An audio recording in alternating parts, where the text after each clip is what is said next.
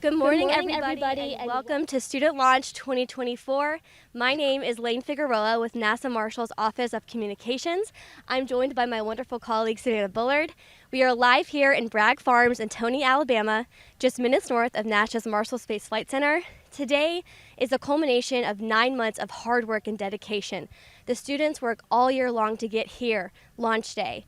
This competition requires students to design, build, test, and eventually launch high-powered amateur rockets. And we have quite a few teams competing today, don't we, Savannah? That's right, Lane. We have over 60 teams that are going to be competing today. The payload component for this year was for them to design a STEMNaut Atmosphere Independent Lander, or SAIL, with a crew of 4 STEMNauts aboard. We've got more on that later. We have a live ceremony to get to now, so let's take a look. 3, 2, 1.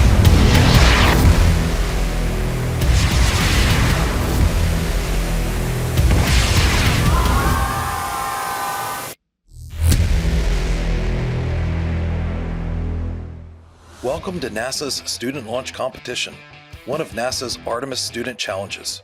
For our student teams, it actually is rocket science. NASA Student Launch is an annual engineering competition designed to introduce students to the exciting world of high-powered rocketry.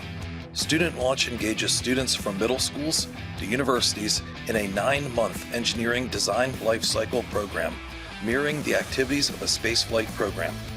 Teams design, build, test, and launch high-powered rockets and scientific payloads. Teams are divided into 2 primary divisions: college, university, or USLI, and middle school, high school, or SLI. Each year, USLI teams are tasked with completing a unique payload or mission objective. SLI teams are permitted to develop a science experiment or engineering payload appropriate to their capabilities and curriculum. How high do rockets go? For our competition, they'll reach altitudes between 3,500 and 6,000 feet.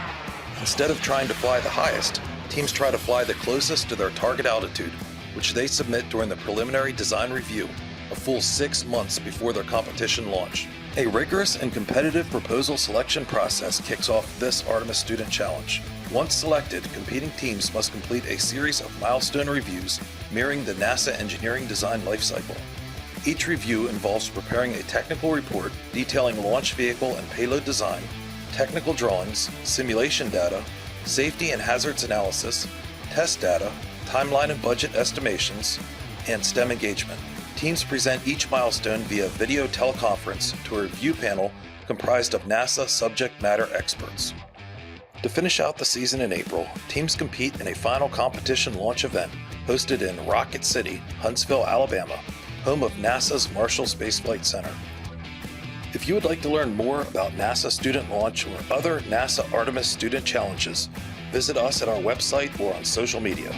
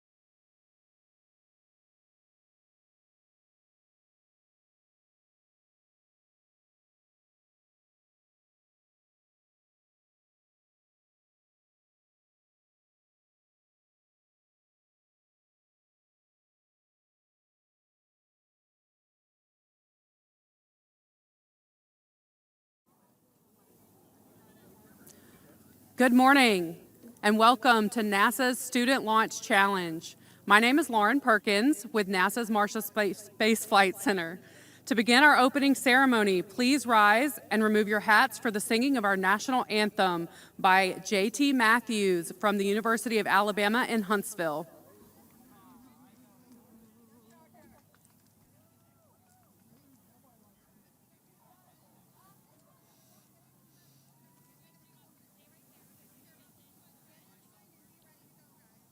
Oh, say, can you see by the dawn's early light what so proudly we hailed at the twilight's last gleaming, whose broad stripes and bright stars through the perilous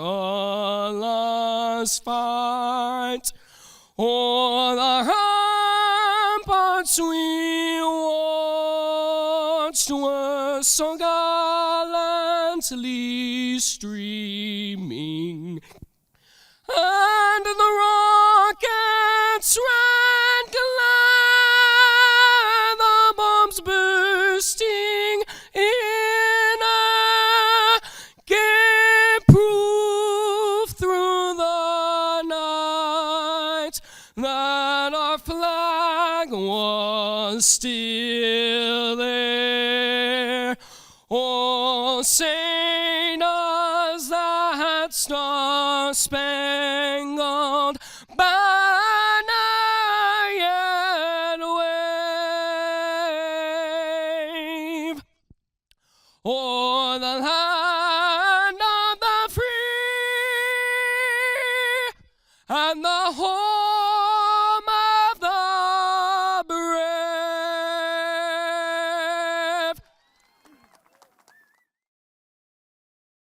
Thank you, JT. Our first distinguished speaker is the director of NASA's Marshall Space Flight Center. Please welcome Mr. Joseph Pelfrey.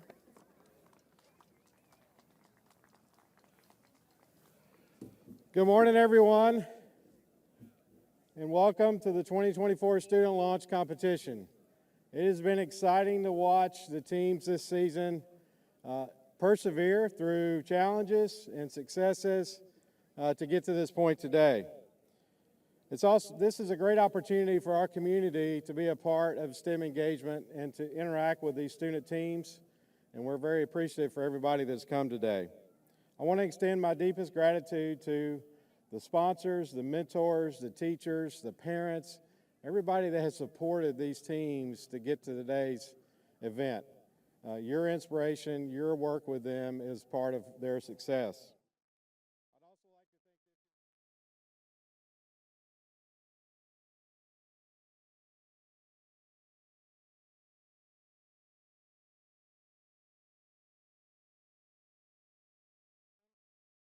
American Institute of Aeronautics and Astronautics, the National Association of Rocketry, Relativity Space, and Bastion Technologies. Without these sponsors, this event could not have been possible, so please give them a round of applause and thank them for their support. So I know all of you teams have been working tirelessly for months and months now to get to this point. I know the excitement is building to see the results of all your hard work. You put in the effort to meet the challenges of the design activity, and we wish you best success today. You're doing what our NASA teams do each day, working together to solve hard challenges, to advance our knowledge, to advance our exploration goals as a nation, and to move us further and further away into the solar system. This generation, you are the Artemis generation. And through this time, we're going to return humans to the moon for the first time in 50 years. Anybody want to go to the moon with us? Yeah? A few volunteers? All right. So your passion for what we're doing in exploration extends through this competition, and we need you to keep that passion and keep working hard because we need you to come work for us, to help us be a part of solving these big challenges, to return humans to the moon and on to Mars one day. You can join us at NASA through many opportunities, including our internships and our Pathways program. which is a application process, and we look for candidates like you guys to come be a part of our team, to learn what we do at NASA, to be a part of our missions, and to learn the experiences you need to start a career after you graduate. So I consider you to join our team, take the experiences you're learning today, and bring those and help us achieve our goals within the agency. So I'm super excited to see some launch today. Let's go make some smoke and fire. Good luck. Thank you, Mr. Pelfrey. Now it is my pleasure to introduce the Director of NASA's Office of STEM Engagement for the Southeastern United States, Mr. Kevin McGhaw.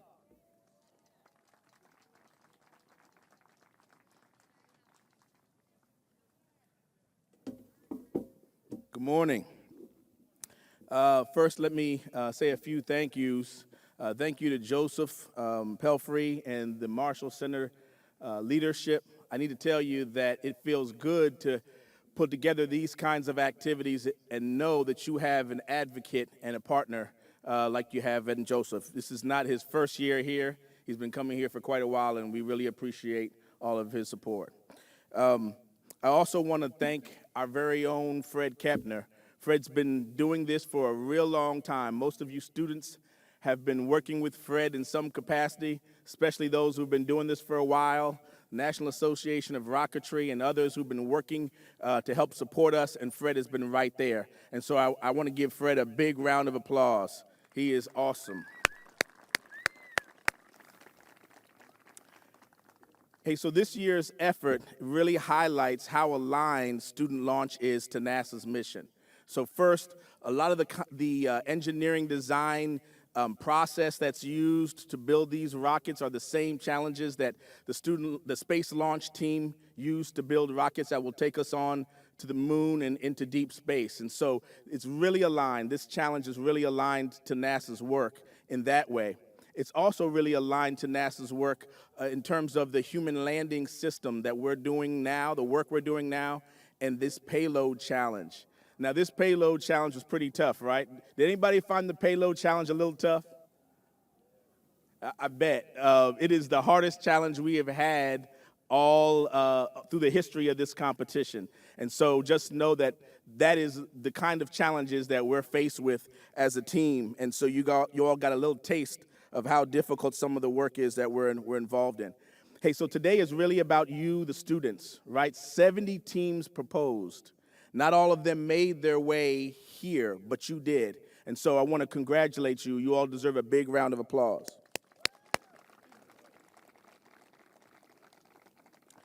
So this is our 24th NASA student launch. A lot of great history here. For those of you all who are wondering, we've been doing this for a little while, and there's a tremendous amount of reward that we get out of it, but we don't do it alone. And so like Joseph said, we have some awesome partners that help make this a reality. And so I want to give Northrop Grumman a big round of applause. This is 17 years that they've been sponsoring us.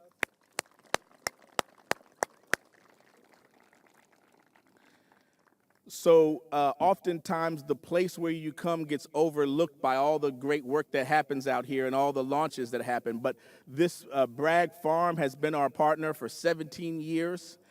This is a working farm, but they make all kinds of arrangements to make this a reality. So let's give it up for Bragg Farm.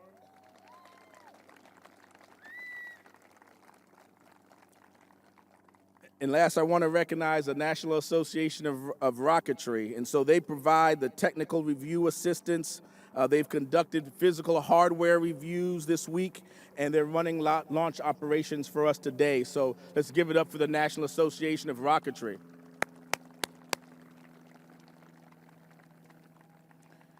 Hey, so this has been 9 months, right? 9 months of hard work, writing proposals and document reviews, the system engineering work that you all put into it, all the design and testing, project management, and then there's this little thing called teamwork, right? Working with your teammates. I'm sure that wasn't a challenge at all. I'm sure that was really easy. But all of these things are what make up this 9-month effort. And so you guys worked really, really hard. We're so proud of you for making it here. We're looking forward to seeing some smoke and fire. And we just are so blessed to have this opportunity to support you all. So thank you all so much.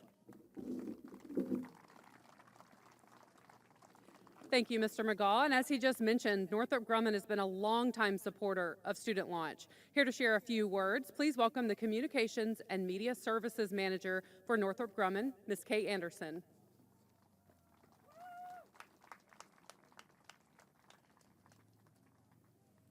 Hi, everyone, and welcome to Launch Day. I also want to thank Chris and Jeannie Harvey and their children, Josie and Wesley, who graciously allow us to come onto their property and launch rockets every year. The first year of Northrop Grumman's student launch sponsorship was 2007. We were ATK at the time. I ran across a few of you this week that still have ATK student launch hats and orbital ATK hats, so there's a collection now. I'm proud to say this is the 17th year of Northrop Grumman's participation as the premier sponsor. Our customer for the solid rocket boosters we manufacture for NASA's Space Launch System is Marshall Space Flight Center. We greatly enjoy that partnership and appreciate working with NASA to sponsor this event in their backyard. I work in Utah, and looking back at our history, I saw that Utah State University won the overall prize in 2008, and we keep trying to get them back, and we haven't been able to yet. Another tie to Utah is that we hosted this competition at the Salt Flats, west of Salt Lake City, in 2014. Was anybody there? Anybody here? It was really an adventure. It was much like this year here, that we were holding our breath, hoping the salt flats would dry out in time to launch rockets. But enough about history. I know you all have work to do to get ready for your launch, so good luck, and let's launch some rockets. Thank you. At this time, let me please recognize each of our sponsors yet again, because they're amazing. Please save your applause until the end. NASA's Office of STEM Engagement, Next Gen STEM, NASA's Space Operations Mission Directorate, Northrop Grumman, National Space Club Huntsville, American Institute of Aeronautics and Astronautics, National Association of Rocketry, Relativity Space, and Bastion Technology. Please join me in a round of applause and appreciation. Our final speaker will now provide the safety briefing. Please welcome from the National Association of Rocketry, Mr. John Lingdahl.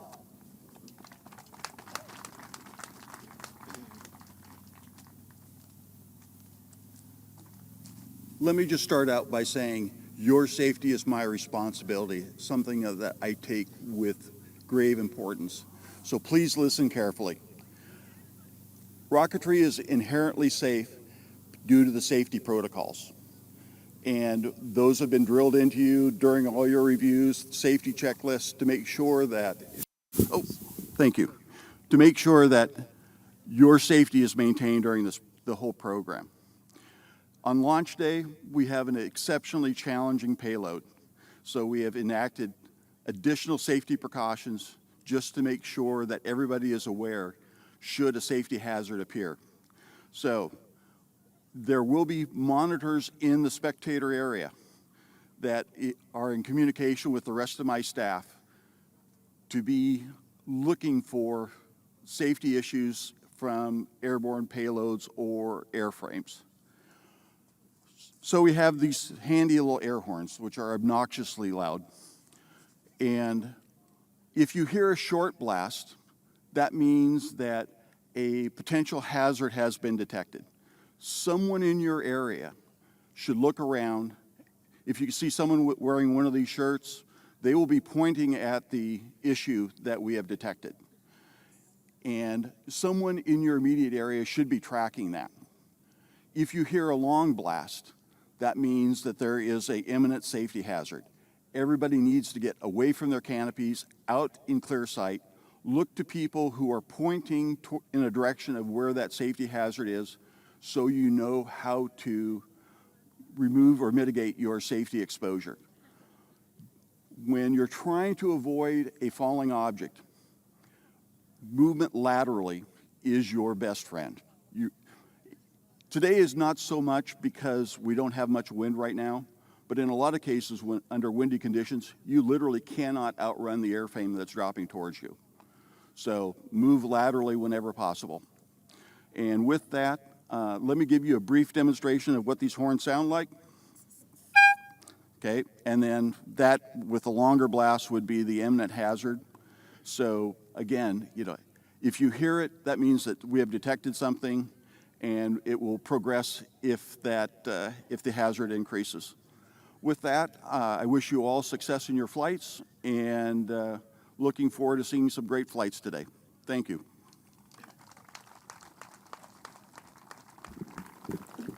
Thank you, Mr. Lingdahl. As a reminder, during the launch volleys, please direct your attention to the PA system, where Mr. Gerald Mew with the National Association of Rocketry will serve as our launch control officer, describing each launch. On behalf of NASA, we wish you the best of luck to all teams. We will now prepare for the first volley of launches. This concludes the opening ceremony.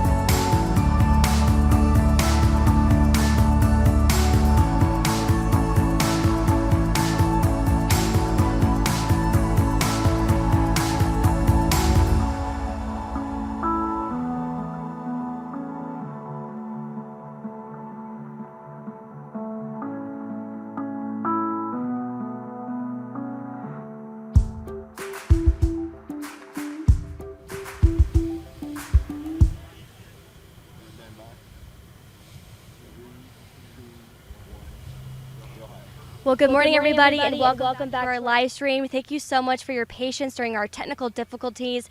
I'm Lane Figueroa with NASA's Marshall Office of Communications. And I'm Savannah Bullard. You have not missed any launches yet. We're prepping for our first volley right now, so stay tuned and we'll get right to it.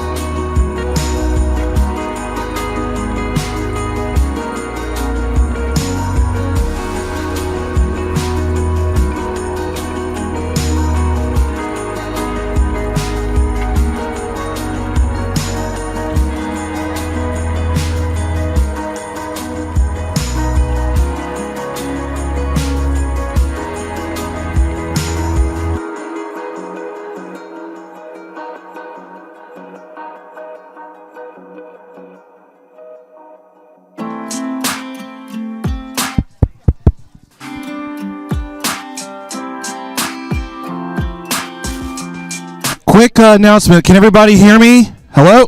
Okay, I think it's working. So quick announcement. We need someone from the Cedarville group to come up to the LCO table quickly. So one of your representatives needs to come up to the LCO table. So since the mic is on, and I wanted to go through just a couple of things from a safety briefing standpoint as we see some of the rockets that are getting close to being finished and ready for this first volley. So first of all, thanks everyone for... Okay, sorry. Want to thank everybody for coming. Again, the key number one focus and factor here is making sure everyone is safe. When we go live on launching the volleys, it's going to be active range, so you want to be in a fully kind of heads-up configuration the whole time, making sure you have connection with your neighbors and make sure you'll be able to stay connected that way. Also, we want to make sure we're having fun out here. This is rockets. This is a cool thing to see and experience, so try to have fun. If you're not having fun, I'm not sure what we can do about it. Do want to just remind everyone also, thank you so much for NASA, the universities that are competing. Thank you, high schools and middle schools. Thank you so much for all the parents that support this for your children to participate in it. This stuff doesn't happen by accident. I know it's a lot of sacrifice, time, money, and all the other fun stuff. So thank you, parents. I know I see a lot of them on the live stream wishing their kids good luck. So we see you, and I'm sure those kids thank you. We want to definitely thank also the sponsors for the event and also the sponsors for the teams that are participating. Again, this stuff does not happen by accident. Want to thank NAR. Want to thank Harrah's, the local NAR section. We want to thank Bragg Farms for being able to use this facility. This is an incredible place to be here for 17 years. And thank you for all the VIPs that are here in the house. So let's give everyone a hand for that. Got to practice our hand clapping anyway. Got to get that worked in. I don't have any jokes, so. And I do want to just, thanks everyone for being here, and then thanks everyone for attending online. I know we have the live stream going for YouTube and Facebook. We see you. I know earlier this morning there was like almost 200 live, and I think just a little bit ago it's almost close to 700 online. So see some nice, positive, encouraging comments. Keep those coming. We all need all the luck we can for the event today, so thanks for sharing those. I did want to share a little bit about kind of what my role here is, talking from the LCO, the Launch Control Officer standpoint. My role here is to kind of keep safety as the number one importance, and also a way to connect the rocket with the team, with the audience here online and here in the house. So we want to make sure that we're able to communicate what we're doing and also the safety aspect of it. One thing I do want to practice, so when we're launching rockets and if something is happening, you want to be able to look, listen, and point. I know as kids we're never supposed to be pointing. It's kind of rude, but in this instance it's okay to point. So we're going to practice. So someone put your hand up and point up in the sky. And if your neighbor's not doing it, nudge them. Say, hey, point in the sky. So if something's happening, that's what we're going to be doing. So we'll be saying heads up. You'll nudge your neighbor. You'll point at the rocket so anyone that's not directly paying attention understands like where the rocket is. Little side fun fact, I did learn in Disneyland and World you have to point with 2 fingers. So that's an interesting fact I learned as well. I also want to just kind of reiterate, I am not a professional, but I have had a chance to talk to all the teams. They have rattled off so many acronyms, some I've never heard of. So I apologize in advance, but I'm trying to do my best and trying to be accurate. But I had a great time talking to all the teams and learning about their projects, the adversity they had to work through, the challenges, the fun times they had. And this is a pretty special thing. Also exciting to hear that this is the 24th year this competition has been running. And that is pretty incredible to see that we've got this 24 years going and continuing on. From a, I'll say, housekeeping standpoint, so I'll say these are some of like the Zach notes I took down the other day. You want to make sure you pick up all the trash around you. Like we're so fortunate to use Bragg Farm. Don't leave trash here. So we might make a couple announcements to pick up trash halfway through. Just makes it easier when we're wrapping up. And just a reminder in the prep area, make sure your phone is in airplane mode. So make sure that that's in airplane mode. Also, stay hydrated, drink lots of water, and make sure you wear suntan lotion. It's a very sunny sky today, even though it feels nice and not too hot, but the sun and UV will penetrate if you're not wearing suntan lotion. Another rule goes without saying, but I'm going to say it anyway, no horse playing during the launch. It's one of the ZAC rules, so no horse playing, especially during the launch. And remember, getting in a heads-up position during the flights. And then when these rockets are flying, I'll kind of start talking a little bit about this now. Some of these rockets have extra special payloads, and what will be happening is these payloads will be jettisoning away from the rocket. So we'll see multiple pieces coming down on own forms of recovery. What you'll see happen is a couple of folks up here by the LCO table will give the go or no go. So if you're expecting one and something doesn't go, it's because it didn't pass the live test, and that'll be around 1,000 feet or maybe a little bit higher. And then those jettisoning deployments should be around between 400 and 800 feet. So you've got some idea of what you'll be expecting. And then the last, I'll say, ZAC safety thing is if a rocket lands really far away, check with John Eckhart first. Don't go get it, because some of these rockets are in other areas and other farms. So don't go wandering off. Make sure you check with John Eckhart first. Want to just kind of get through those quick safety briefings. As you can see right now, we got rockets out there. We're almost ready for the first volley. You can see that our safety NAR crew is put the igniters in and walking away and getting in a ready position. So we should be pretty close to start launching.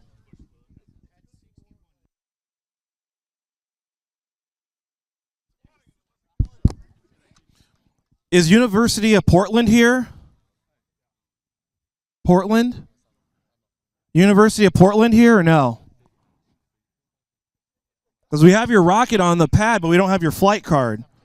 Can't fly your rocket without the flight card. So if you can send a representative up from Portland to bring oh, they're coming? Okay. But we will be getting started pretty soon.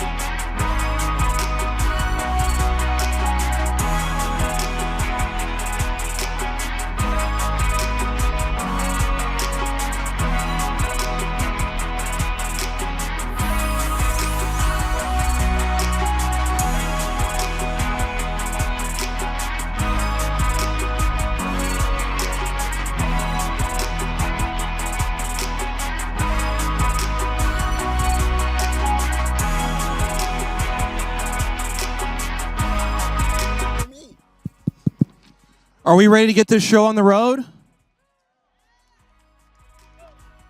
That wasn't very convincing. Are we really ready to get this show on the road?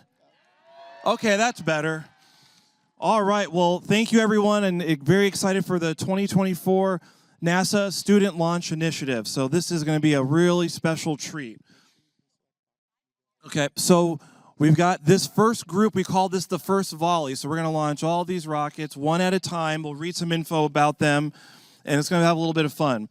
But I did want to just mention, we do have actually a special guest, that's a special VIP that's going to be launching this rocket. So this is the center director of the Marshall Flight Center, Jospeh Pelfrey. So let's give Jospeh Pelfrey a hand. He'll be the one that'll be pushing the launch button first. A couple things I found out about Mr. Pelfrey. He actually did get recently promoted into his role, so let's give him a hand on that. That's pretty cool. Some of you don't seem very excited. I'm kind of excited. And also, Mr. Pelfrey is a graduate of Auburn. I guess there's a saying you say at Auburn. What is that? War Eagle. Okay, I heard it. And he does love his cars and trucks, so this will be fun. He'll be the special one that'll be launching the first one. So this will be on pad 10, right in front of us, the furthest rocket to the left. This is Explorer Post 1010 from Rockville, Maryland. The name of this rocket is called Valley. 15.2 pounds, 4-inch in diameter, 5.1 feet in length. The notes say Project Valley will launch to around 4,000 feet. The entire airframe is constructed out of fiberglass. The experiment information is an auto-reefing control system. Although unable to reef during this launch due to safety concerns, the team is collecting data to simulate the system after the launch. It's got pressure, acceleration, 8 program decisions, and the motor that this is flying on is a Aerotech J800 Blue Thunder. So it looks like this will go off pretty quick. Okay, so we have a clear sky. We have a clear range. Is Explorer Post ready? Okay, I got a couple thumbs up. All right. We are going to launch this rocket in 5, 4, 3, 2, 1, ignition.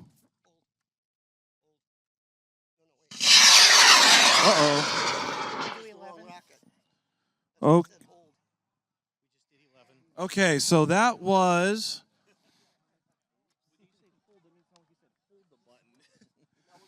Okay, so the rocket that just flew, sometimes there's a little bit of a technical difficulty. So that was team name Dinosaur's Revenge, Immaculate Heart of Cayuga Falls, Ohio, Mayer Middle School. This is Willow. This is a USLI sail lander, an inflatable dinosaur that jettisons at 800 feet and inflates with 4 stem knots inside. One of them will measure G-force. Okay, so we should see a giant inflating dinosaur, and it's supposed to go 4,000 feet, and they actually did follow the USLI rules as a middle school. That motor was a K1000. Okay, it looks like we should be getting pretty close to the 800 feet. There it is. So there should be an inflating dinosaur there, and it's got the little stem knots in it. Oh, yep, there's the inflating dinosaur. How about that? And with this school, they're from Ohio. 12 are on the team, 4 are here. This is the first time they got here, finishing in a top 25 finish from the TARC and was invited. They named the dinosaur Lewis. They said the name just came to themselves. There's no story behind it. They actually used 3 different types of plywood to glue each fin together. So that's interesting on the Immaculate Heart of Mary.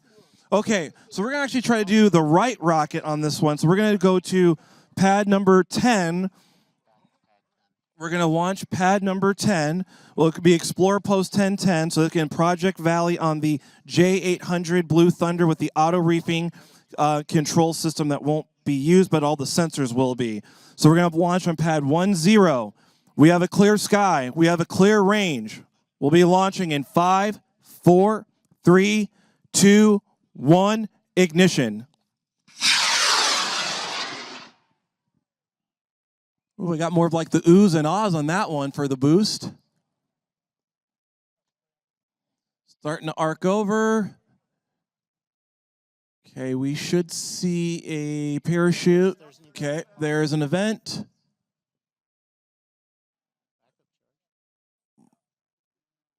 It's got us just probably a really small drogue parachute on that.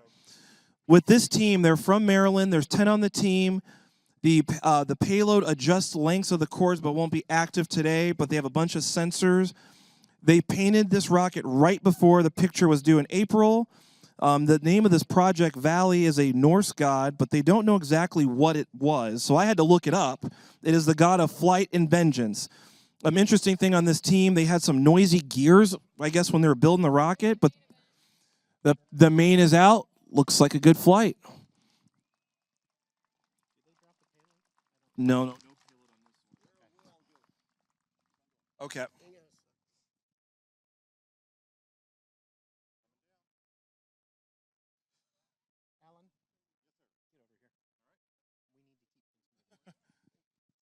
Okay, we're moving on to pad number 12 here, just right by the front of the LCO desk. This is a First Baptist Church of Manchester from First Baptist Church in Manchester, Connecticut.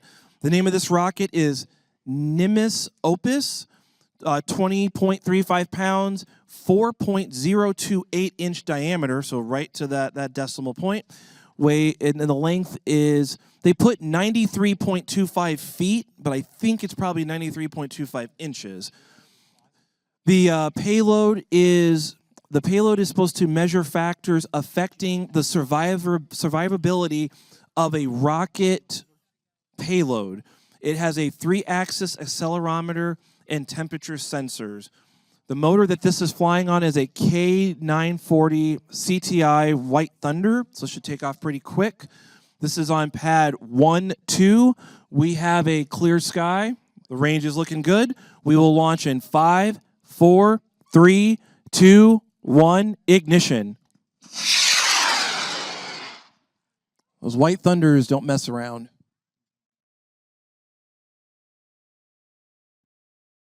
Okay, on this school,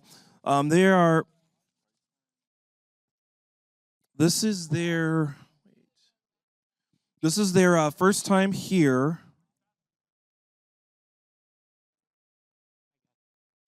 Okay, we see it under the drogue, so we should be seeing see some sparkles on it.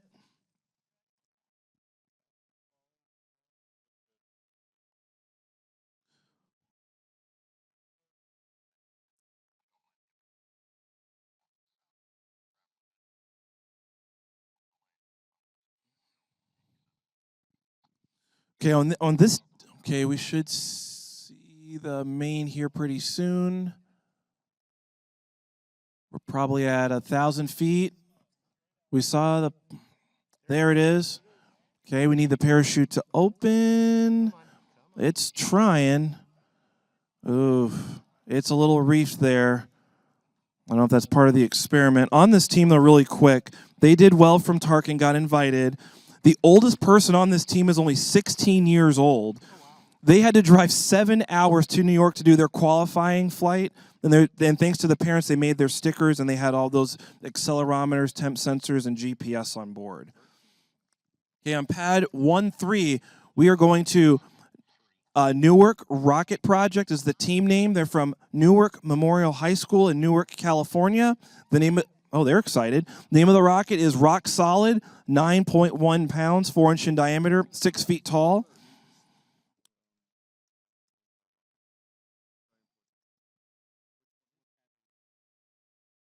Okay, and then this rocket should go 5,000 feet. The science experiment information is called the BIRB or BIRB. It's a payload system, has an Arduino sensor system, tracking rockets, orientation, barometric metrics, altitude, pressure, humidity, temperature throughout flight, and BIRB stands for barometric intuitive rocket body. The additional story the team provided me is the story behind our name for the rocket is in honor of our advisor, Mr. Stone. He can't be here with us because he is fighting a different fight. We thank him for everything. Rock solid, Mr. Stone. We'll give a hand to Mr. Stone. So, and we're flying in his honor on pad 13. Okay, with clear sky, clear range, we are launching in 5, 4, 3, 2, 1, ignition.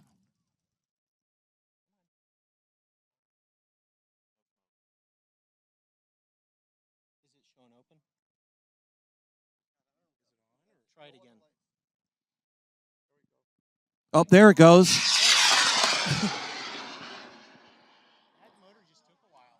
Whoa, that's a good boost on that one. It's on its way to 5,000 feet, it looks like. So with this school, this is their first time here. There's 23 people on the team.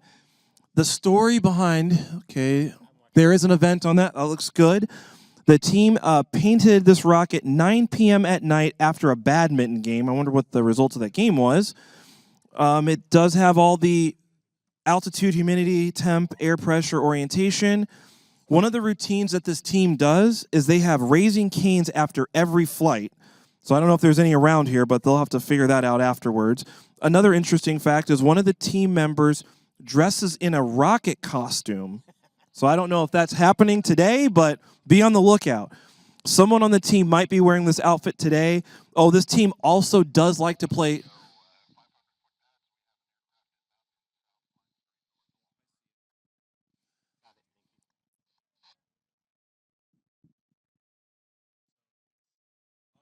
Yep, I still see the rocket under its drogue parachute.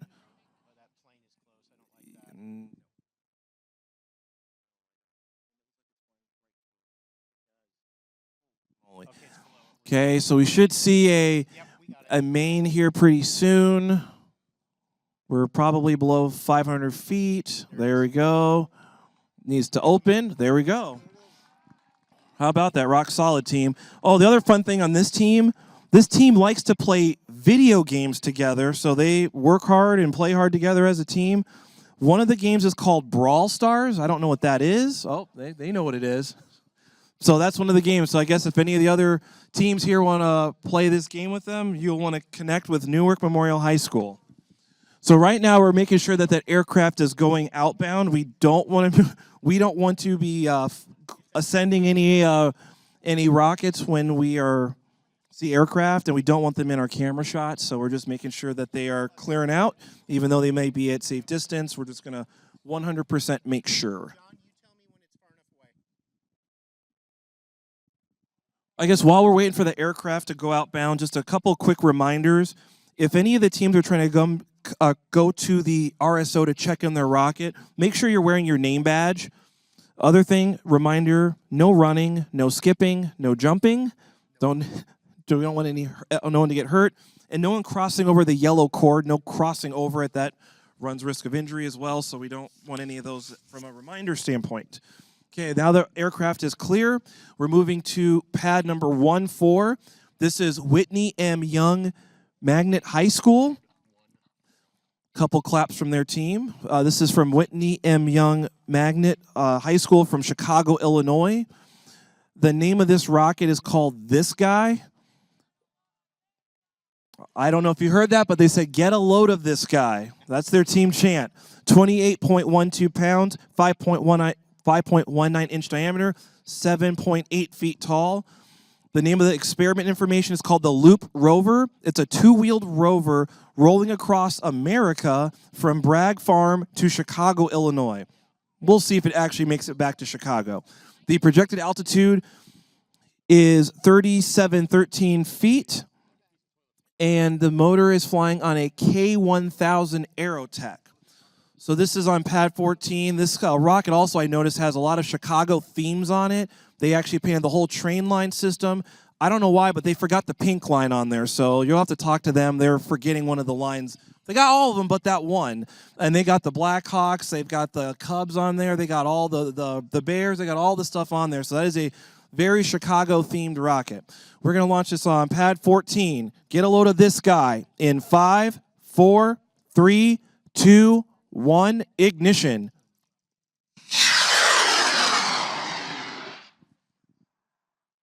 Oh, I hear that nice echo after it burns out. Pretty cool.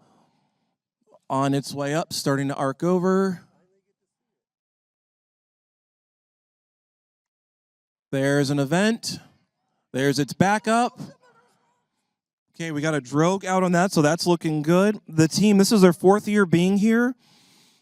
They did do the vinyl wrap, and they had that train system on there, which is pretty cool. Oh, and another fact about this group, this is the heaviest rocket from the SLI group, so they wanted to go with the heavyweight one for this event. Someone's excited about that. So we should see the main here pretty soon. We're probably about under 1,000 feet. Coming up on 7. Oh, there we go. Okay, well, there's enough black powder in there. I heard that. Well, I don't see the parachute quite opening. Come on, open up. Well, there's a piece that came off I saw, and with big weight comes big responsibility, unfortunately, but we get some good, nice golf claps at the end. How about that? Okay, continuing on to pad 15. Team name is NDARR. This is Notre Dame Academy. This is in Los Angeles, California. The name of this rocket is Athena 5. Weight is 28.3 pounds, 5-inch in diameter, 7.75 feet tall. The experiment name is Aegis. It's a 3D printed payload capsule with parachute descent that contains sensors, including baro, gyro, and etc. That will be extracted to make a 3D model simulation of the flight. Should be going about 4,060 feet. This is flying on an Aerotech Case 780 Redline. I did want to call out a couple things with this team I thought was pretty special. So six team members on this team. It's actually an all-girls school that is a humanities-based school. It's their first time here ever being here, and they qualified from TARC, finishing in 9th place. They get all those types of sensors that they got from Spark Fund, and everything on this rocket is carbon fiber except the fins and nose cone. You did hear the name of the rocket called Athena 5, which is their 5th version. Typically, when you hear that, the other 4 don't make it. They actually still have all 4 of those rockets in flying condition. And the Athena itself is goddess of wisdom, and the payload is called Aegis, which is the golden shields for Athena. Okay, so that was a lot of cool stuff. Pretty cool story on that school. We have a clear sky. We have a clear range. We are going to launch pad 1-5 in 5, 4, 3, 2, 1, ignition.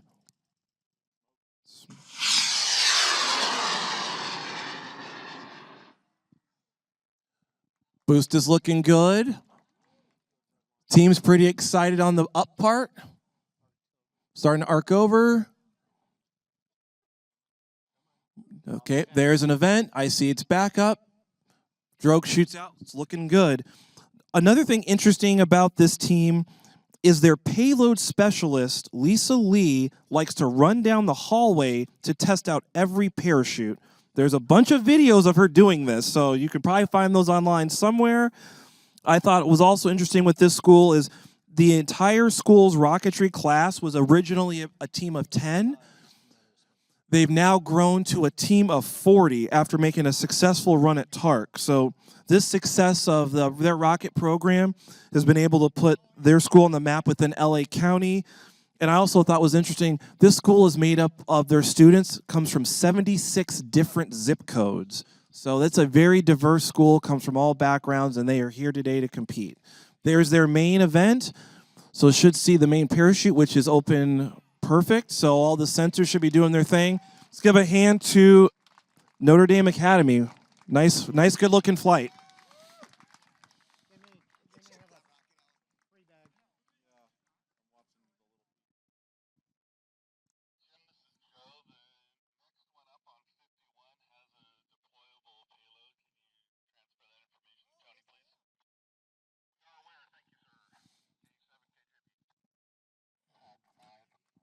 Okay, so now we just finished the front row. So now we're going to the back row. We're going to start with the rocket furthest to the left.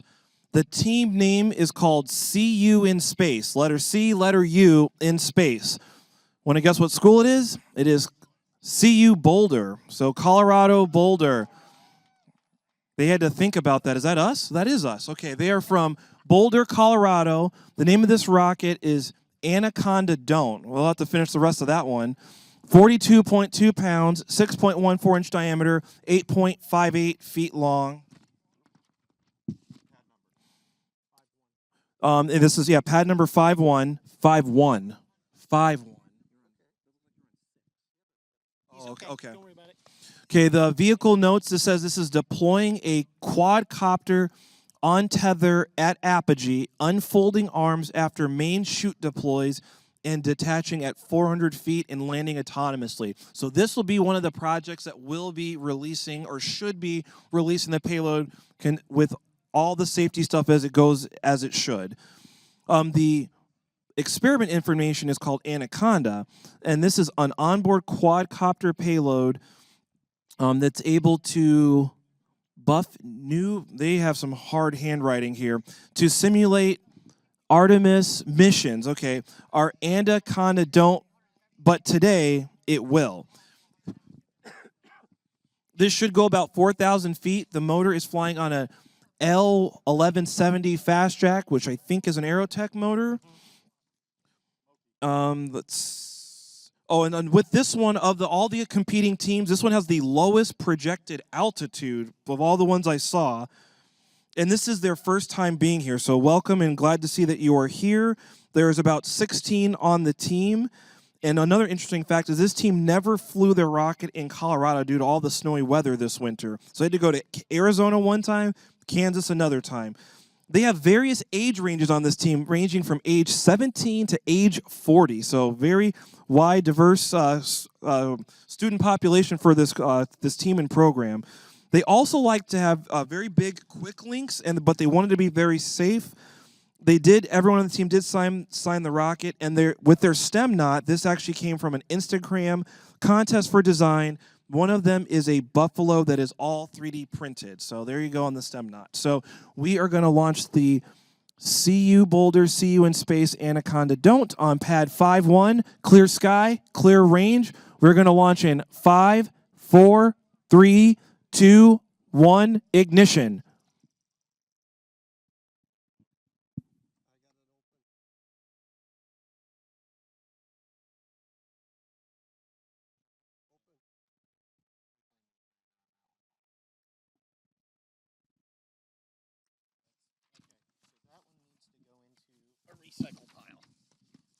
Okay, so on that one, it burned the igniter, but it did not light the motor, so we'll have to come back to that one. So we're gonna continue on to pad 52 or 52. Team name is Rocket Mox from the University of Tennessee, Chattanooga, Tennessee, at Chattanooga. The name of this rocket is Drop Star. Oh, yep, I do hear an airplane. Yep, I do hear it. I see it.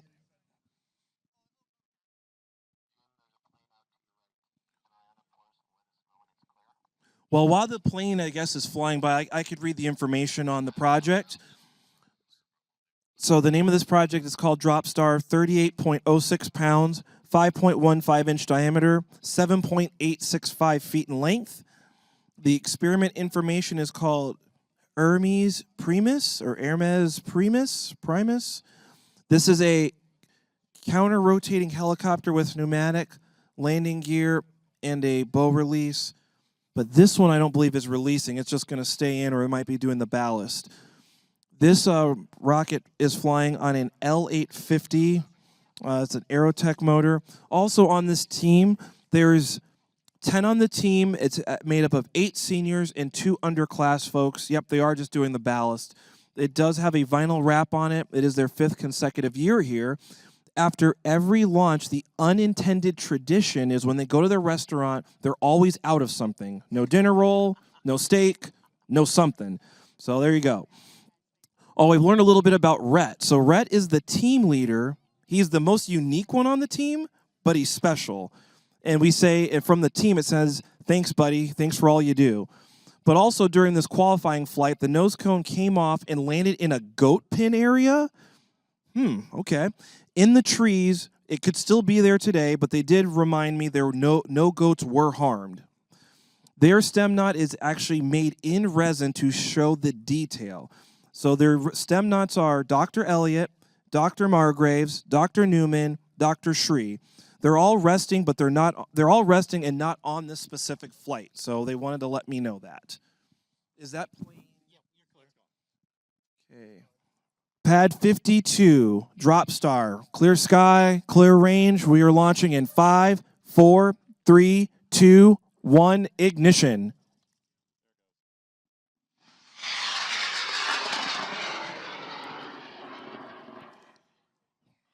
Nice boost on that motor. Looking good. Starting to arc over. We should see a drogue here pretty soon. There it is. Saw the backup.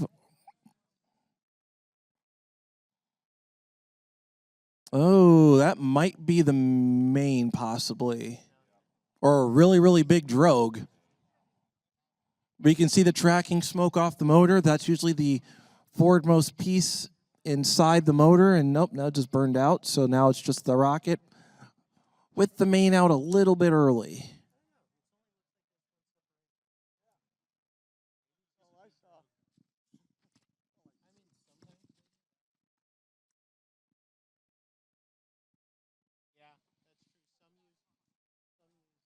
So this would be one of those scenarios where that may land, don't go get it. You'll want to double check with John Eckhart before recovering that rocket. So looks like it's not drifting too much from its position, but that main out a little early.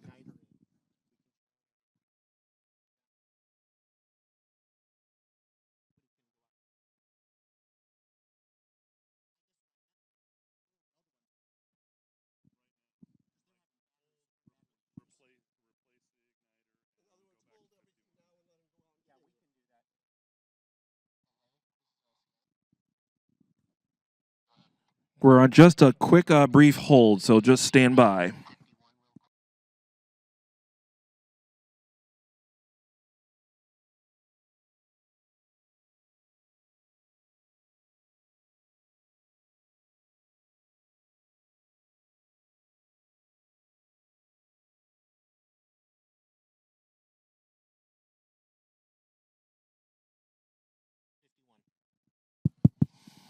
Okay, so while we see this rocket that's under parachute still and I hear aircraft, we're going to take the opportunity to try to put another igniter in pad 51. So our box is safe. We've got a little bit of time.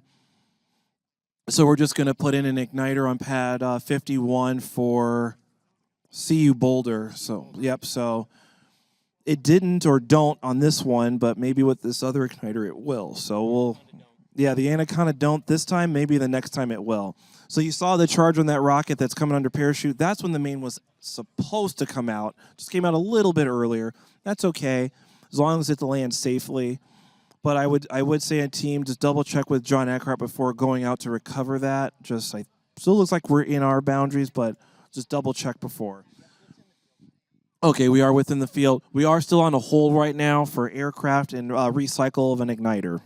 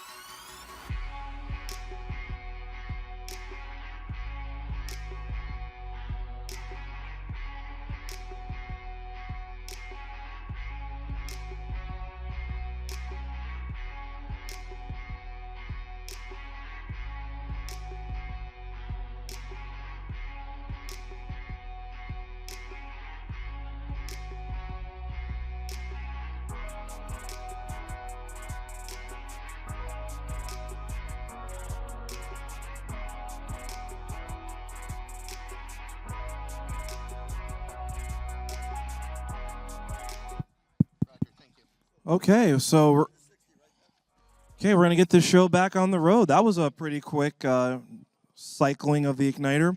So, CU Boulder, are you still here? Oh, okay. Like one person was yelling, so wake the rest of your team up. We're gonna fly a rocket. So this is the Anaconda Don't. This one does deploy the quadcopter on tether at apogee, unfolding its arms when the main chute deploys, and it'll deploy at 400 feet. And landing autonomously. Again, they'll get the go, no-go from our safety crew here at NAR to release. They do have a new igniter in it. Again, this is called the Anaconda Don't. Should go 4,000 feet on an Aerotech L1170 Fast Jack. New igniter in it. Clear sky, clear range. We are going to launch in 5, 4, 3, 2, 1, ignition. There we go.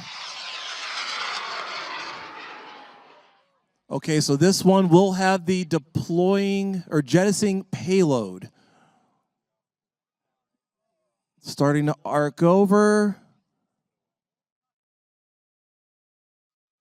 Okay, there is an event.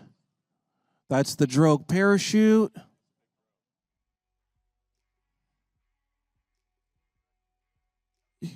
So right now, this is the one we'll be seeing if it does jettison the payload or not. This is a call by the NAR safety crew, so we'll see how all this goes.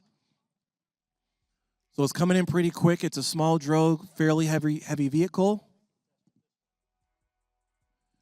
Okay, we're coming in at that probably 1,200 foot right now, probably at 1,000 feet.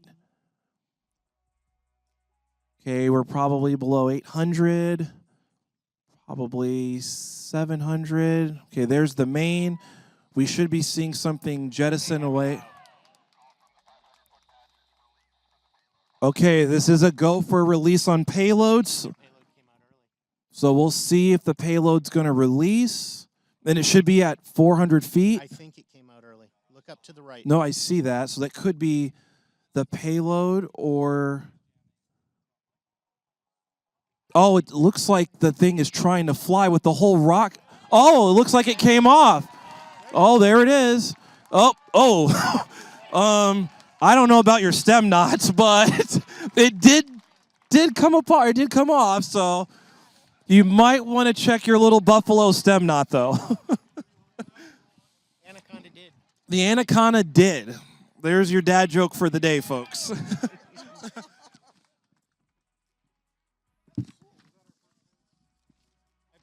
Yeah, that was the first one that'll say jettison. I don't know about success. So you'll have to. Okay, we're continuing on. Pad number 53. The team name is the Daedalus Project. This is from Florida State University, Panama City, Florida. Name of this rocket is Daedalus 1. Okay, this is a 50-pound rocket, 6-inch in diameter, 9.3 feet tall. This should go about 5,280 feet. This is flying on an L2200, which I think is a green. This has got a ballast on it, so no payload or jettisoning payload. Last time this team was here was in 2018, so welcome back. There's 5 on the team. They painted in their school colors. This rocket is called Daedalus 1 because it is the Greek mythology. Greek mythology was inventory. When I looked it up, it says wisdom, knowledge, power. The subscale name was called Icarus, and that's from the Greek mythology from flying too close to the sun. I will say their subscale probably flew too close to the sun. The custom machined block and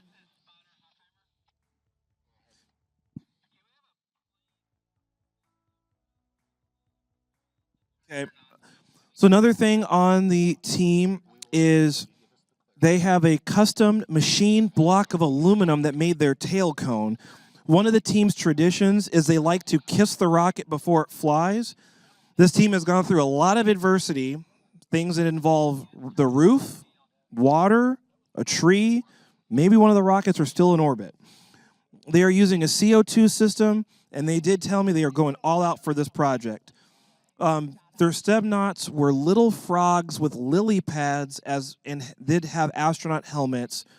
Only one did survive the test flight, but was not activated for flight today. So they're just going to do the ballast. I believe we are on hold for aircraft, so we are just waiting to make sure the aircraft is outbound and at a safe distance. So we are happy to have the Florida State University of Panama City back after being gone for a few years. So we're just holding for just a moment.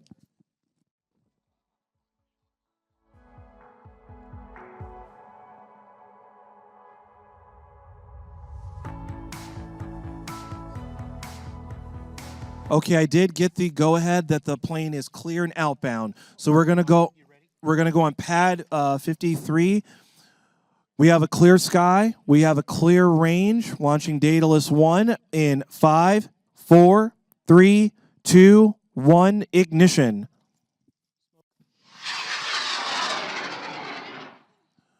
Like those Mojave greens, see a little bit of mock diamonds off of it. Rocket did have some pretty good spin on the way up, so if they had some onboard video, it'll be a little dizzying. As they head to apogee, should be pretty close. Starting to arc over. There's an event. Okay, their drogue parachute is out, so far looking good.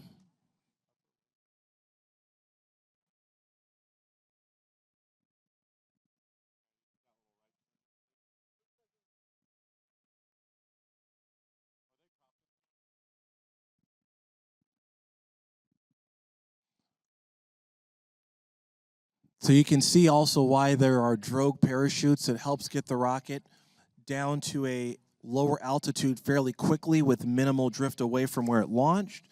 And then when it comes to that main parachute, the big parachute opens up and it lands nice and safely. And it creates no damage on any property or the rocket itself. So that's the reason with the drogue and main configuration. Yep. So we're about probably 1,000 feet, probably 800 feet, so we should see the main here pretty soon. Probably now would be good to give it time for it to open. Okay, there we go. There's the main. All right, that's a textbook flight. Nice job.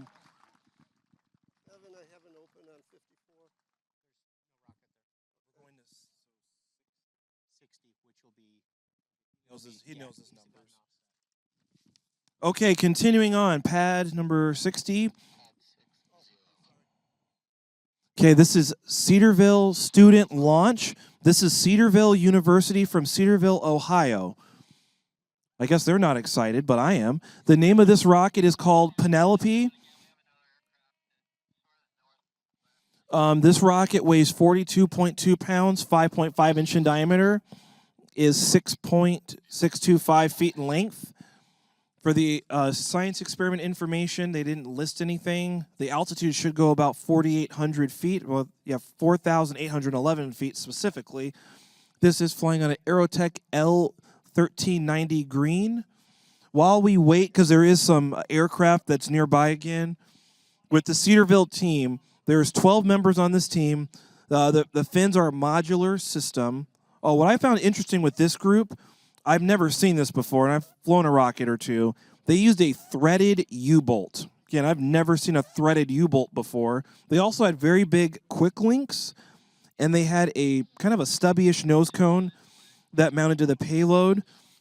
I was also told that the quote-unquote intern painted it. So I don't know who the intern was, but they painted it.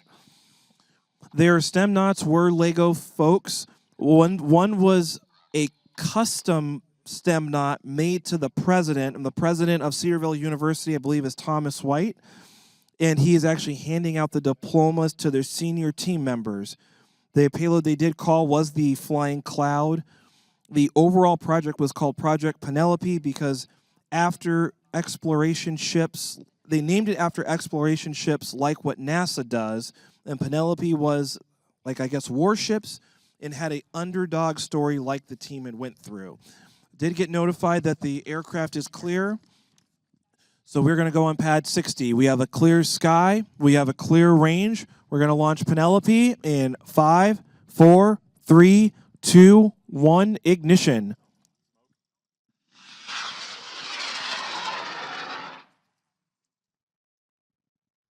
Oh, that's kind of angling in a way I wasn't expecting.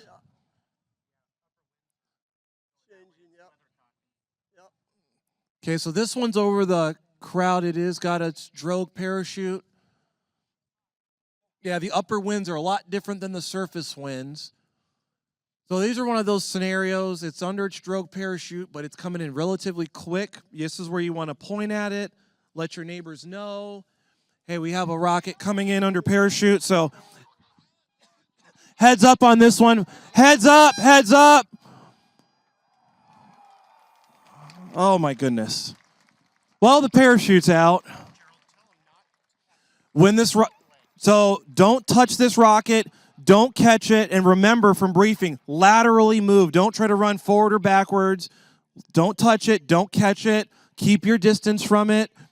It is under parachute. Point at it. Let your neighbors know. Just past the pit area. So if you're under the tents, come out from under.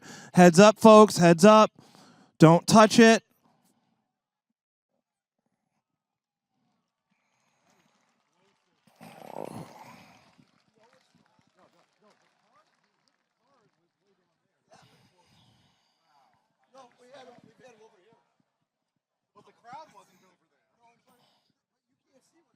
Well, yeah, so good on the communication, everyone. So you're pointing, letting your neighbors know.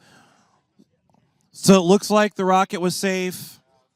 I don't know if my underwear is safe, but we will continue on to the launching.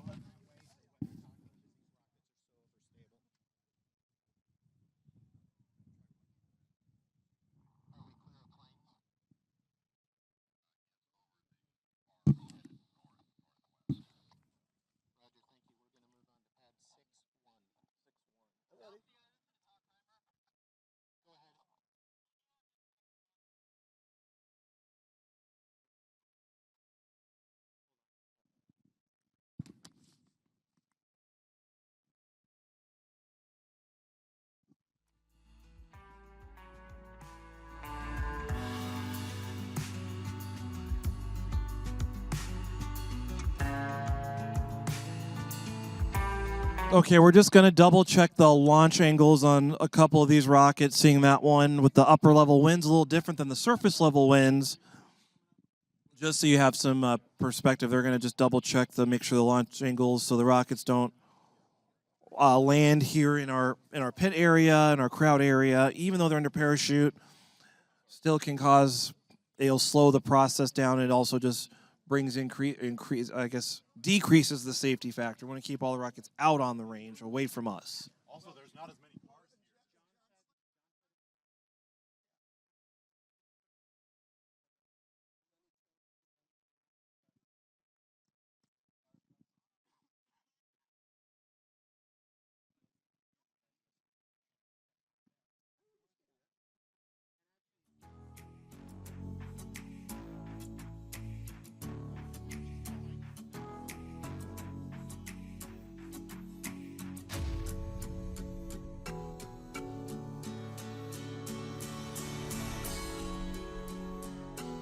Okay, while they're checking the angle on the next one, I'm going to go ahead and read you the information on the next team. So this team name is called Launch Up. The school is the University of Portland in Portland, Oregon. The name of the rocket is called the Lean Machine. 34 pounds in weight, 5.5 inch in diameter, and is 10 feet tall.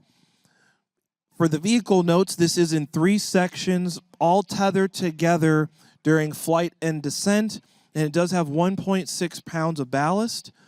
This should go about 5,040 feet and is flying on an Aerotech L1150 Redline. With this team, they did actually have 3D printed mounted bracketed fins for modularity. They called in the rocket the lean machine because it's long and skinny, so pretty obvious on the name. This is the first time the team is here, so welcome. And this is their first year the school rocket program has existed at University of Portland. One of the traditions, though, the team does after every launch is a team dinner. The team does prefer Mexican food, and they do like to make Cameron smell things. I don't know Cameron, I don't know what's going on, buddy, but Cameron likes to smell things. So you'll have to ask him why. Maybe you can make him smell something. They did have a ballast in this project. It was going to be a gyrocopter, and their stem knots are kind of in there. What I would say with their ballast, it's 1.5 pounds of concrete, and the stem knots are cemented in the concrete. So they are one with this rocket permanently. The team is also wearing their prop hats for team spirit and for good luck and fortune for them. So I don't... Yeah.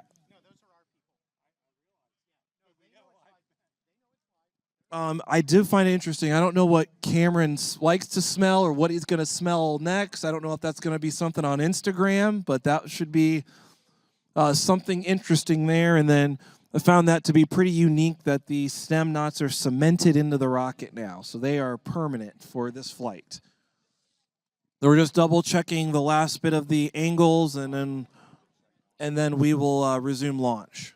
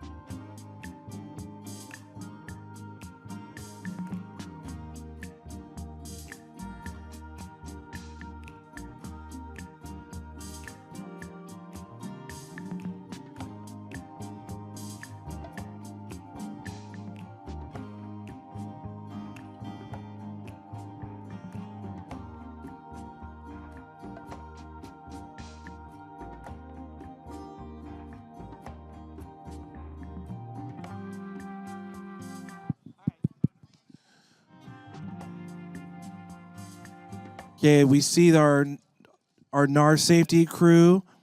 They are clearing out, but we have to still wait for the final go-ahead, so they're in position. And then we will come back to the lean machine. It is definitely leaning.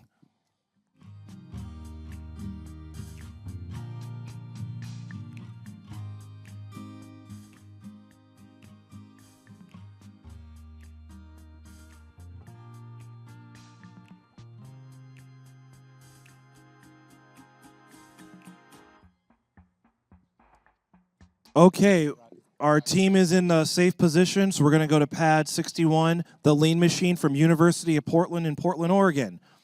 We have a clear sky. We have a clear range. We're launching in 5, 4, 3, 2, 1, ignition.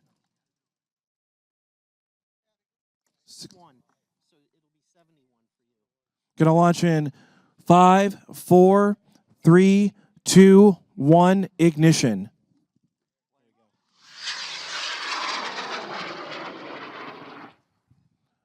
So this one should be going to 5,040 feet. It could be all of it. Starting to arc over. There's an event. There's its backup. Looks like a drogue is out. Okay, so far looking good. The better part is it's nowhere near us. It's out on the range.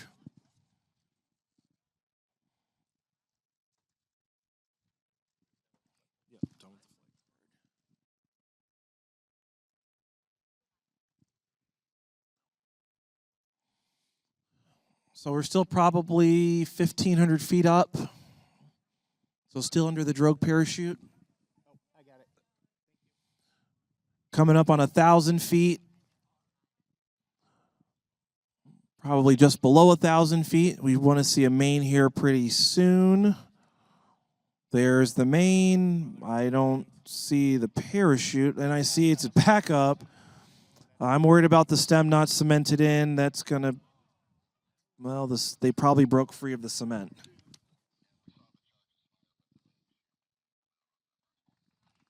It's kind of more of like a sympathy clap, but thanks for everyone for giving them a hand.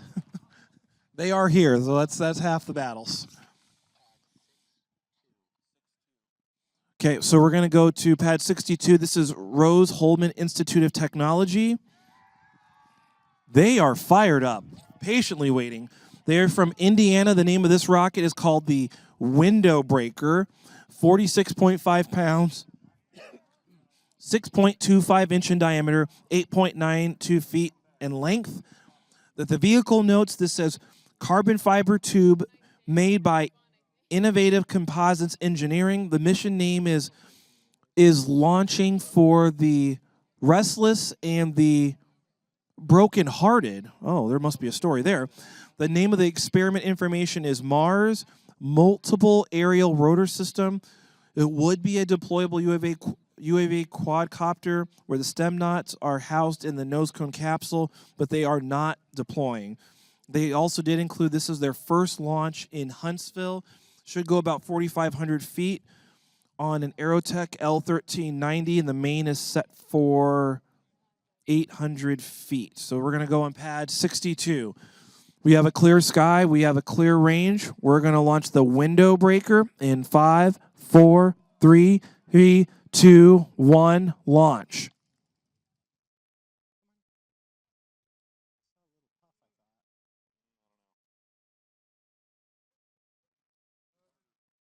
Pad 72.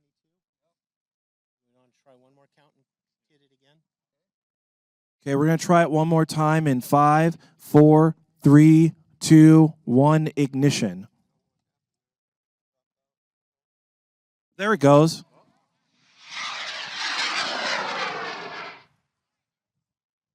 Good boost on that one. That's kind of going in a different direction I wasn't anticipating.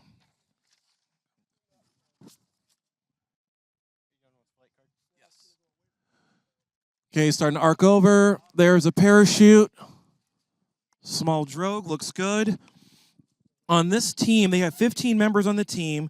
They have a retained payload drogue system. It's staying in.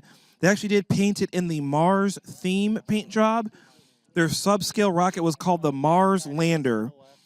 So I asked, why is it called Window Breaker? Well, during a parachute test, they broke a car sunroof. The drag test with parachute was not recommended by some of the team members, but the other team members just did it anyway. The team's superstition is no prophetic names do not want to imply disaster. Well, I don't know about Window Breaker being positive. Last year's team name was called You Only Fly Twice, and there is no main on this one. Ooh. Well, that one bounced. I hope it didn't break a window on that one. But I did find interesting on this team, they actually did have with their stem knots were from the Kerbal Space Program, and they had custom chairs fitted to them. The names of them were Jeb, Val, Bill, and Bob.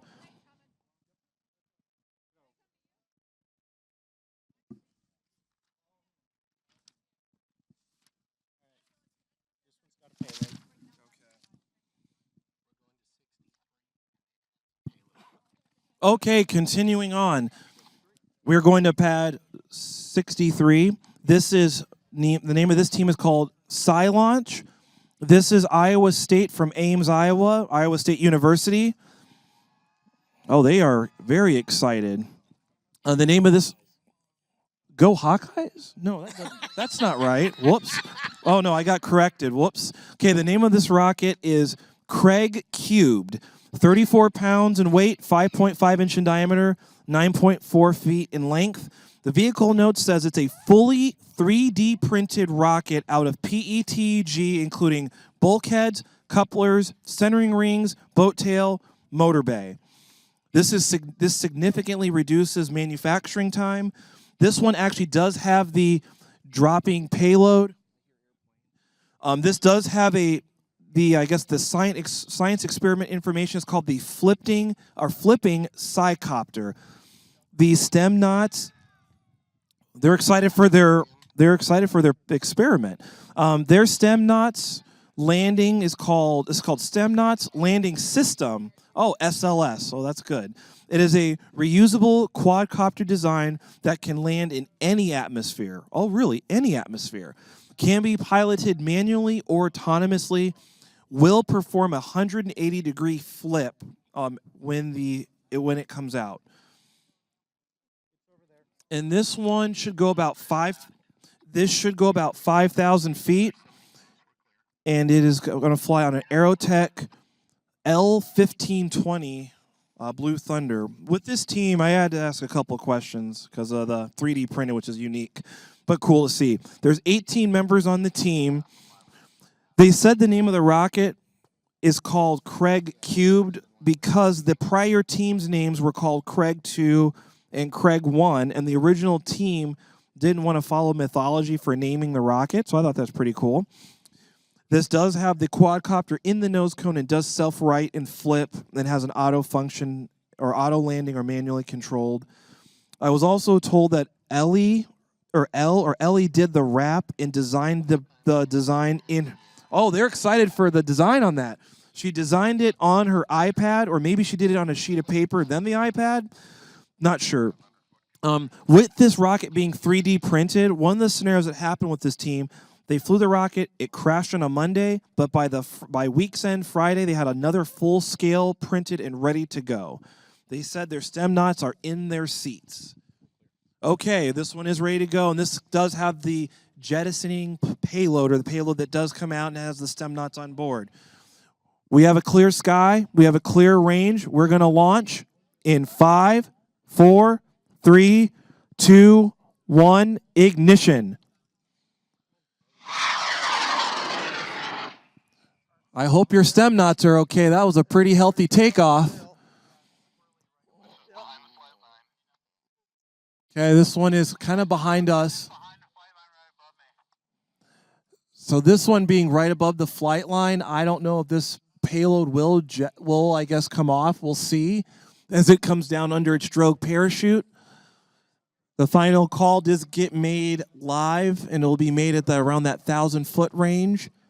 It is coming in under drogue, but it looks like it's getting on the other side of us, but still pretty close.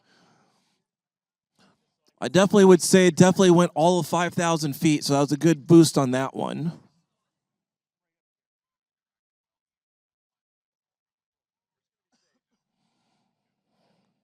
Okay, so far it's looking like it's in a good spot for payload, but I do not make the final call.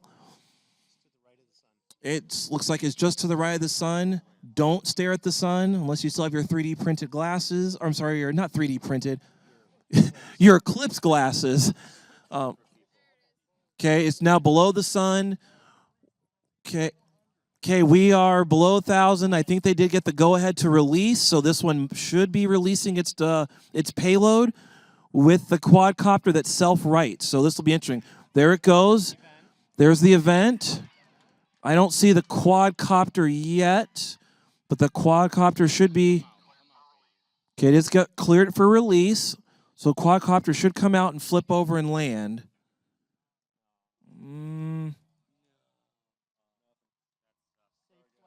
It was a good flight, so congrats to the team. Go Cyclones. Got it corrected. A little bit of a debate here at the table.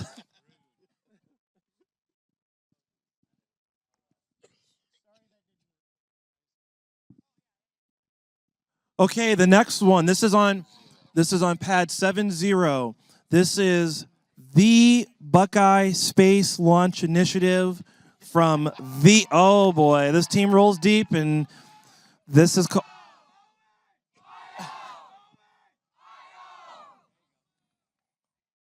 I love the little chant. So this is from the Ohio State University from Columbus, Ohio.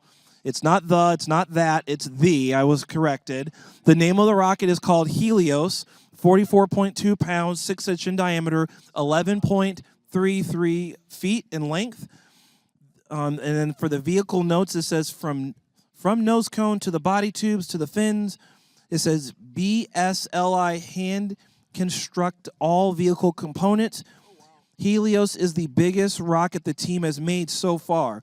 The team would like to thank our professors, mentors, and alumni for all their support. Well, thank you. The name of the experiment is called Helo, which is payload, and then Aeon for Avbe.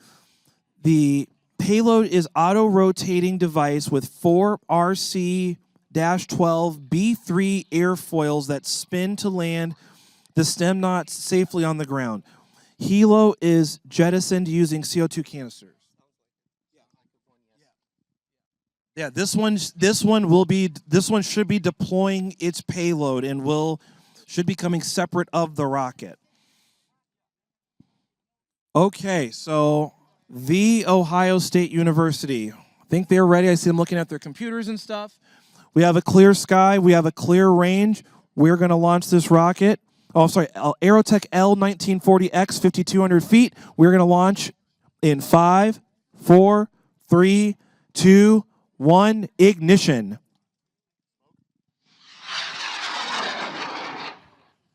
Good boost. It's kind of squirrely there at the end.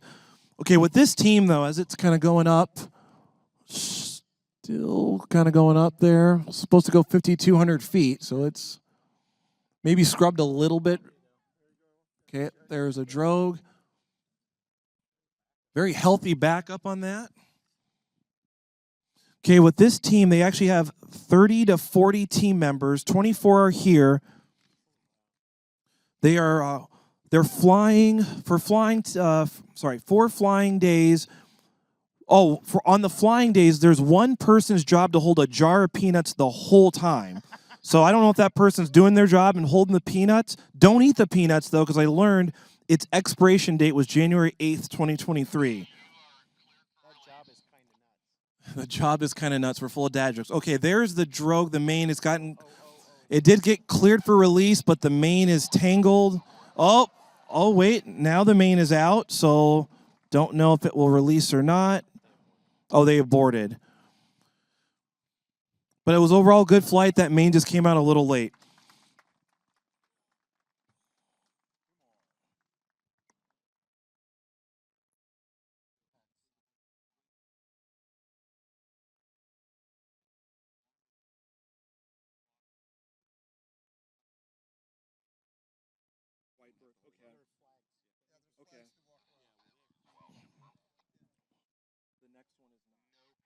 Oh, I just want to make a couple other comments on the Ohio State University. I was impressed. They had marketing everywhere on this rocket, even on the outside of the avionics bay, which are typically under the body tube. So they had marketing all over it. Last year, this team did have the record for the most wires I've ever seen in a rocket. They did do a U-turn. They did not use as many wires. They said they were being more efficient, but I did not get to see these wires, so who really knows? Their stem knots were from the Lego Saturn V, and they were the smallest stem knots I've seen for this event. Those stem knots are really, really tiny. Okay, we're going to pad 71.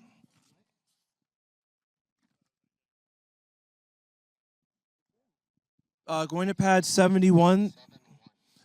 This is WU Rocketry, Washington University in St. Louis, Missouri. The name of the rocket is called, there's a little bit of a delay there. Yep, you're up. The name of this rocket is Washoe Rocket. That's tough to say. Yeah, they're just a little bit on a time delay, it sounds like. The rocket does have spy cameras powered by Pi 0 Lucky Llama stickers. Oh, there's all kinds of notes. 36.8 pounds, 6-inch in diameter, 7.25 feet in length. This is their second built full-scale rocket. Team learned a lot about safety and why each component is necessary for rocket. Yep, that usually is important. Brendan got sleep this year.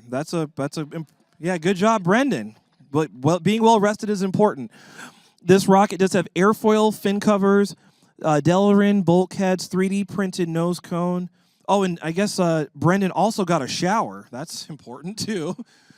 No one would want to ride with him. Okay, the experiment does have no payload flying today, but it was a quadcopter using a Speedy Bee computer with looks like Ardocopter Arducopter software. Experimented with a metal or pedal gear air brake system. Didn't make the rocket because they needed to minimize the mass. So this is going to go to 5,100 feet, flying on an L-1520 Blue Thunder, main set for 600 feet. So we're going to launch this on pad, it says 71. So we have a clear sky, we have a clear range. We're going to launch Washoe Rocket in 5, 4, 3, 2, 1, ignition.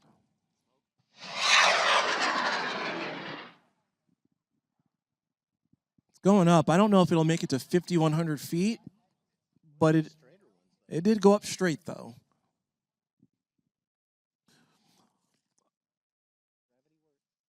On this team, there is an event on that one. Real small draw because it's coming in pretty quick. On this team, they had 57 on the team. They doubled from last year, so there's 32 here. 32 are here. Fourth year as a team competing.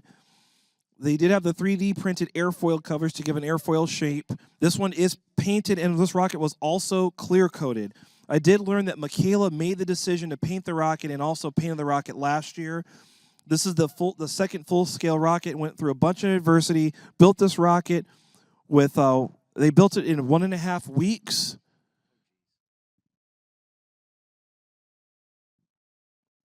Okay, so we should see the main here pretty soon. That's a pretty small drogue. There's the main. Good main. That one's a little far out there. I would double check with John Eckhart before recovering. This rocket also was their underdog story. They did have sparkly paint on it with the galaxy look. Oh, the team does like to go bowling every year as a team. And before their road trips, they do a Kahoot tournament to prep themselves to get ready to be answering any line of questioning. So I don't know who won the Kahoot game, but they do that every year. Their stem knots were 3D printed. One was an astronaut. One was a creeper. I guess just in a general sense, a creeper. Then they had a dog and a cat. Oh, it's a Minecraft. It's a Minecraft thing. They said that the stem knots were not in this specific flight. They're just having a little bit of a break. This team, I also did notice they had printed off a bunch of stem knots. So if you want to collect some stem knots, go to Washington University in St. Louis. This team also was very excited for their rocket. Other ones seemed to be more nervous. They were very excited to be here and fly. Okay, well,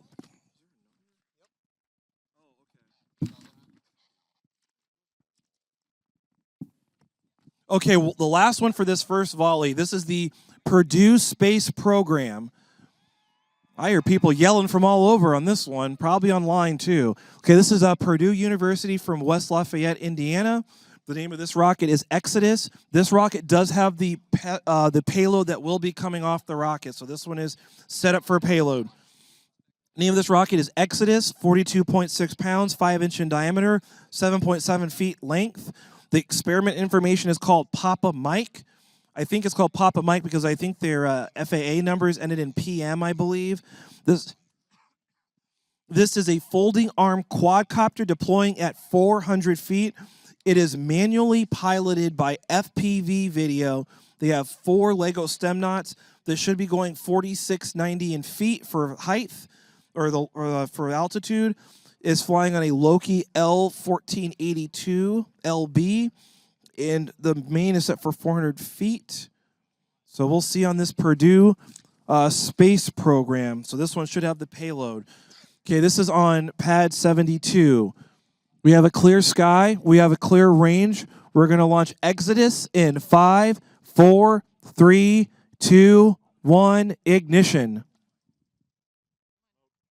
Smoke. Good boost on that one.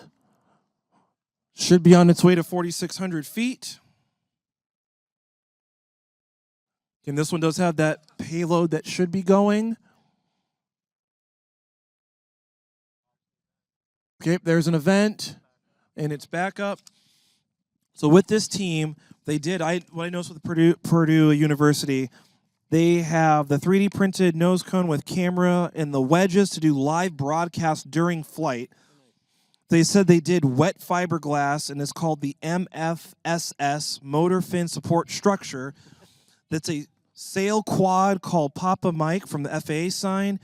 Everyone on their team I did see also had their own name badges.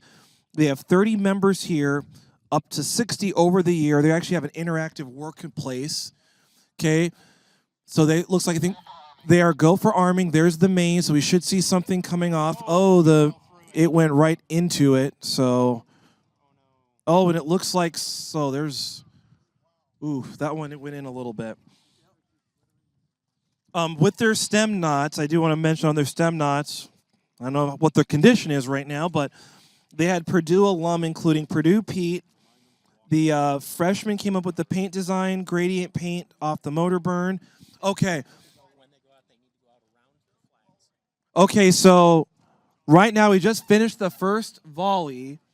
When you're going for teams, when you're going out to recover your rockets, do not walk through the range where you set up. You want to walk around.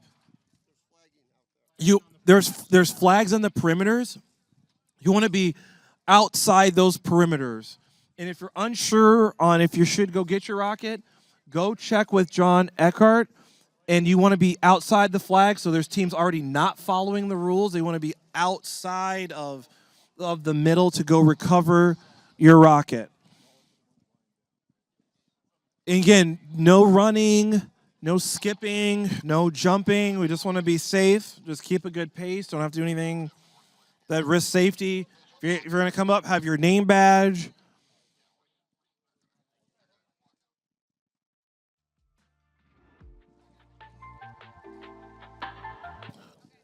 While I know folks are going out to recover and starting to set up the next volley of rockets, the Purdue University team gave me lots of additional info. They said, this team, which I found to be really interesting with Purdue, the Purdue Space Program, half the team leads for Purdue University Space Program for this group, half the team leads are women, and overall strong representation of other minority groups. The PSP actually has its own DEI board, and the overall PSP has over 500 members, 7 tech teams, and the SLI team is the longest-running technical team on campus. They also want to let me know that the rocket was 1 Zach Eady length in height, and I think Zach Eady's 7'4", so the rocket might have been just a little bit taller. They did build that rocket at the Purdue airport, and they saw a lot of the team members flying in and out of their airport. One of the things they did do is to drop test their drone, they flew it up to 350 feet with another drone and drop tested it for success. So that is one unique way of doing it. And for some that don't know about Purdue University, this university actually has 26 alumni that are astronauts that come from Purdue. They actually call it the Cradle of Astronauts, and astronaut Beth Moses did sign the rocket. Hopefully with the landing, it wasn't scratching up her side. So it looks like I'm seeing more teams going out to set up.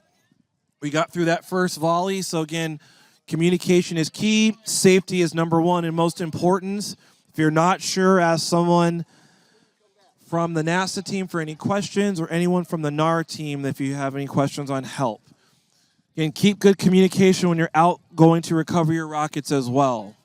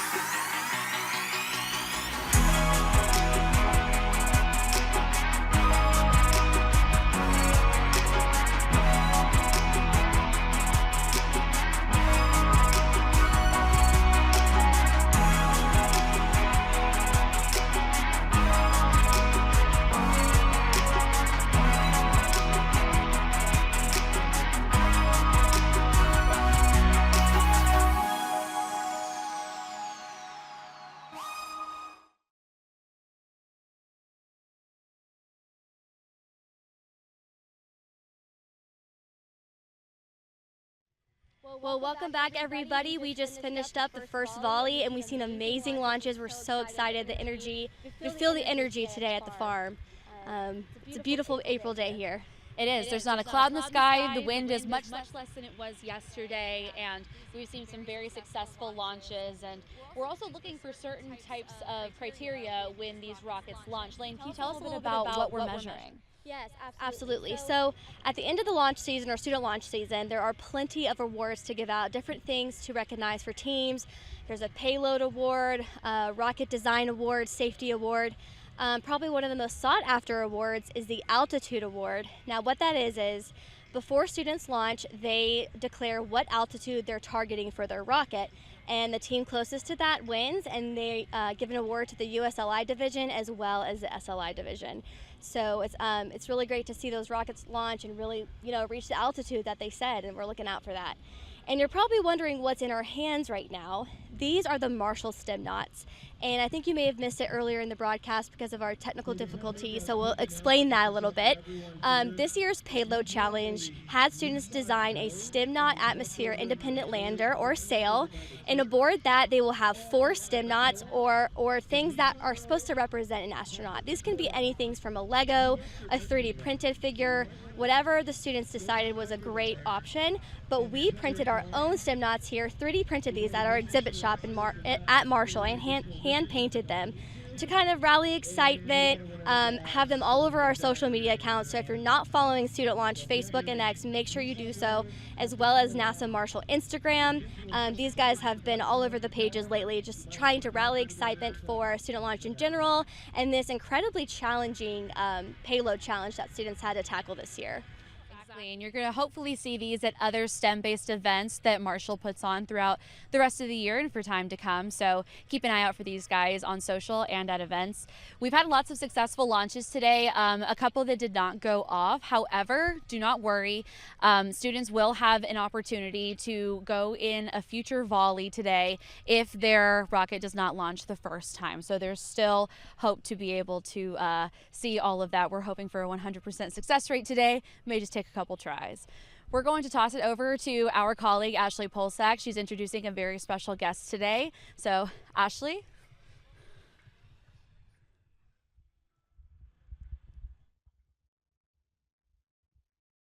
Savannah. I'm Ashley Polzak with Marshall Space Flight Center Communications, and I am here with our director, Jospeh Pelfrey. So, Jospeh, what has been the thing that you've been most impressed with today? Yeah, thanks, Ashley. Good morning, everybody. It's a beautiful day here.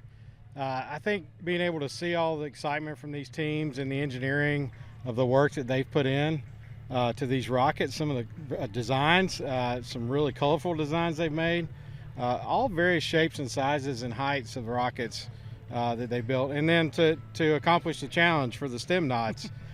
Different ideas. We saw an inflatable dinosaur that deployed to bring the STEM knot home. Yeah. Very unique, and it was very successful.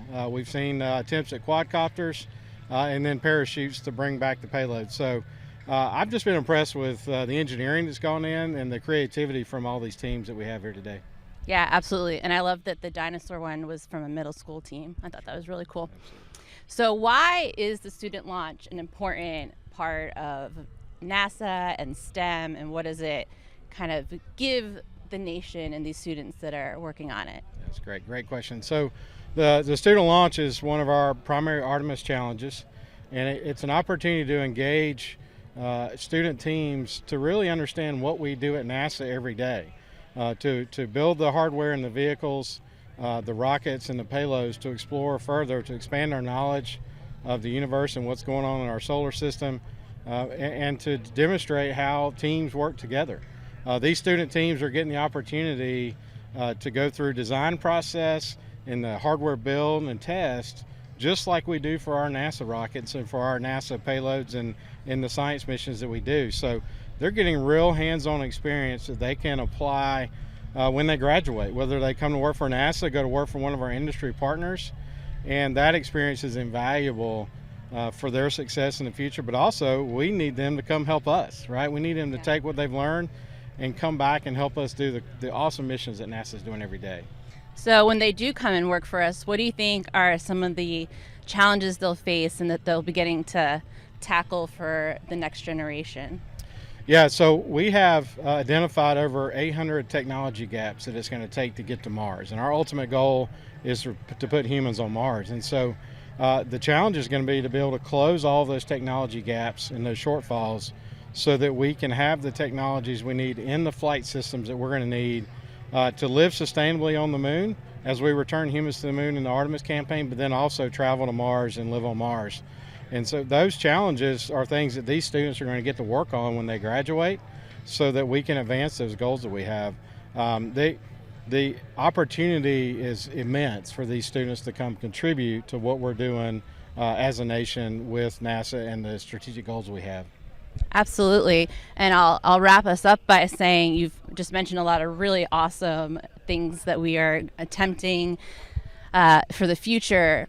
As someone that has been with NASA for a few years, what is the coolest part about your job or something that you have gotten to be part of?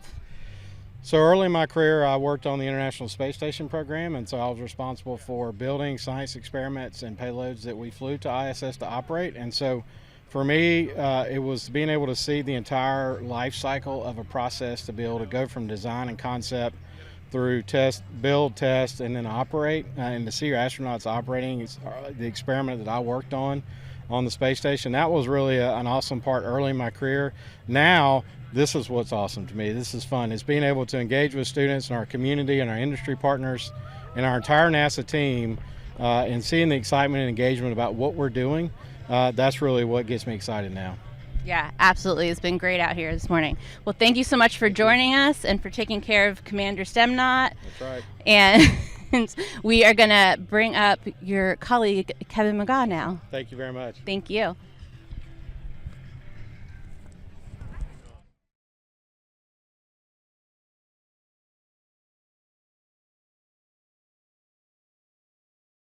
here with Kevin McGhaw, and I'm going to title because it's a little long. You're the director of NASA's Southeast Regional STEM Office. So with that title, can you tell us a little bit about your involvement with what's going on today? Sure. So I consider it a blessing to be able to lead a team of super passionate STEM engagement professionals, the ones that pull this activity together. They're the ones that really are the brainchild for what the challenge will be, what the payload challenge is this year, what nuance, what new hooks that we can kind of throw at the students to challenge them, to make it even more challenging than last year. And they just do an incredible job from designing the challenge to implementing it and giving the student the most valuable experience they can have. Yeah, absolutely. You can see how excited everyone, the volunteers, the employees, the kids are here today. What has been your favorite part so far? Let's see. I'd have to say that it's the passion from the students. So this is a culmination of we call it launch week, right? And so student teams arrived over the last few days, and they had a whole series of opening ceremony activities and breakout sessions where they learned about some of the work that NASA's specifically doing in certain areas, and internship programs and job opportunities and all kinds of stuff. And then there was the rocket fair that took place yesterday afternoon, where you could actually walk through the Von Braun Center and talk with the teams about the work that they're doing, why they chose the design that they chose, why they chose to address the payload challenge the way they did, and just to see them light up and describe all the cool work that they've done, how they arrived at their designs. That's just something that just kind of touches you deep inside.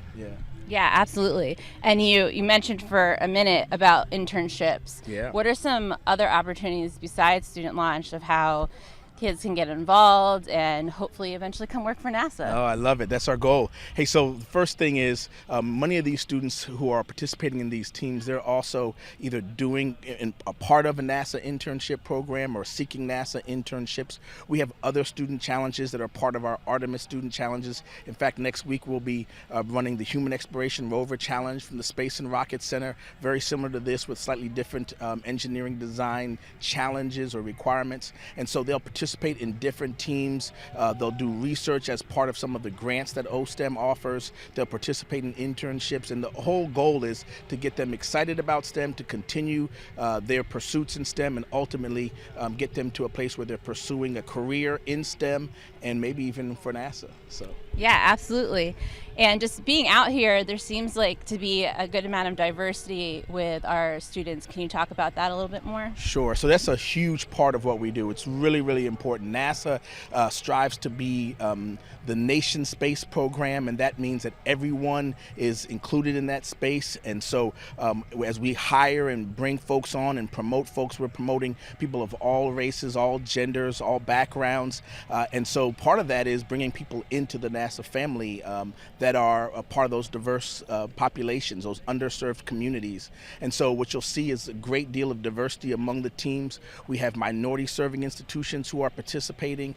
We have women colleges. We have a team that we saw this morning that launched. That was an all-girls team. And so we just get really excited about that. It's really important to what we do. NASA has a long way to go in terms of creating that diverse workforce that they're striving to create, and OSTEM is a big part of that. And so we see engaging diverse students as a top priority to help NASA along in its diversity, inclusion, and equity goals.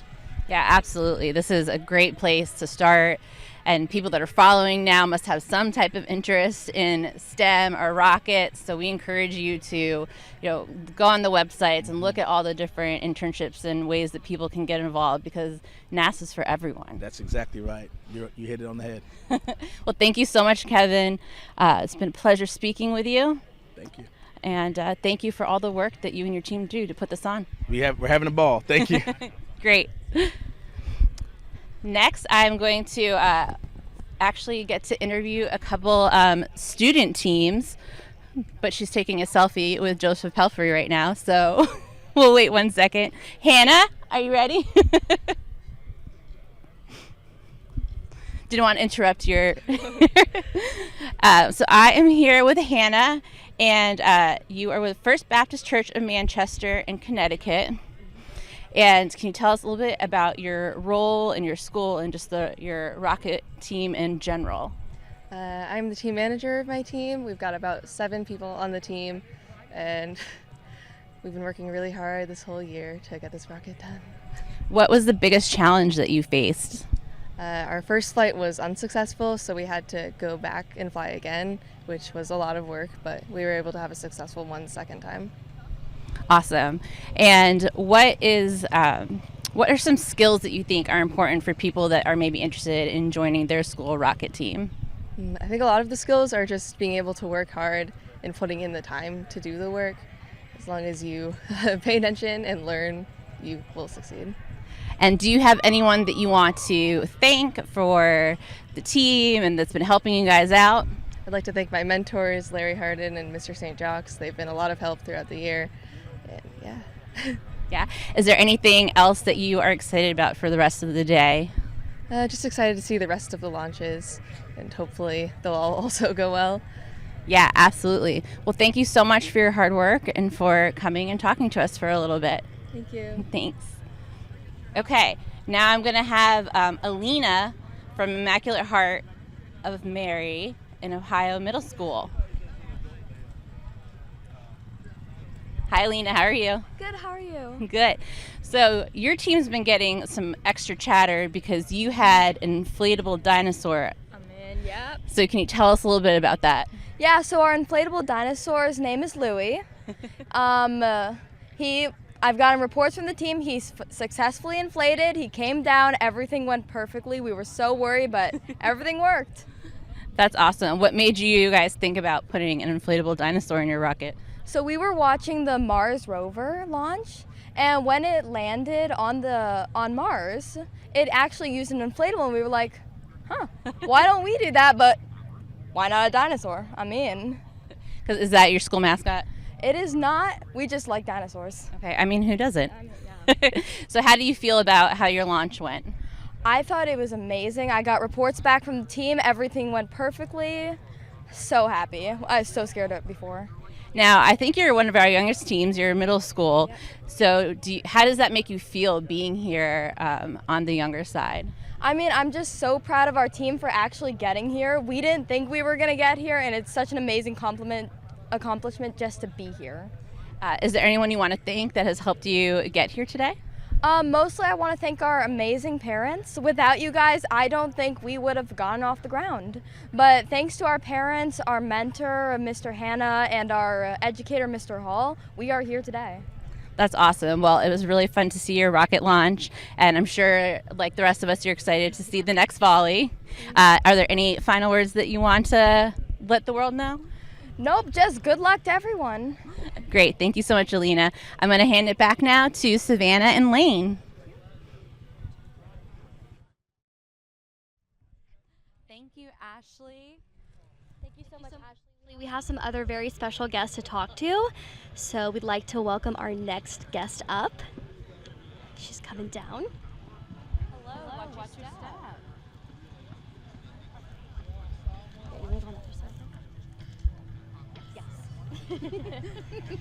Well, hi there. Can you introduce yourself, tell us who you work for, and your role on the team? Yes, so I'm Jill Askew. I work with Northrop Grumman. Coming up on my 37th anniversary, I manage the local SLS Resident Management Office for Northrop Grumman.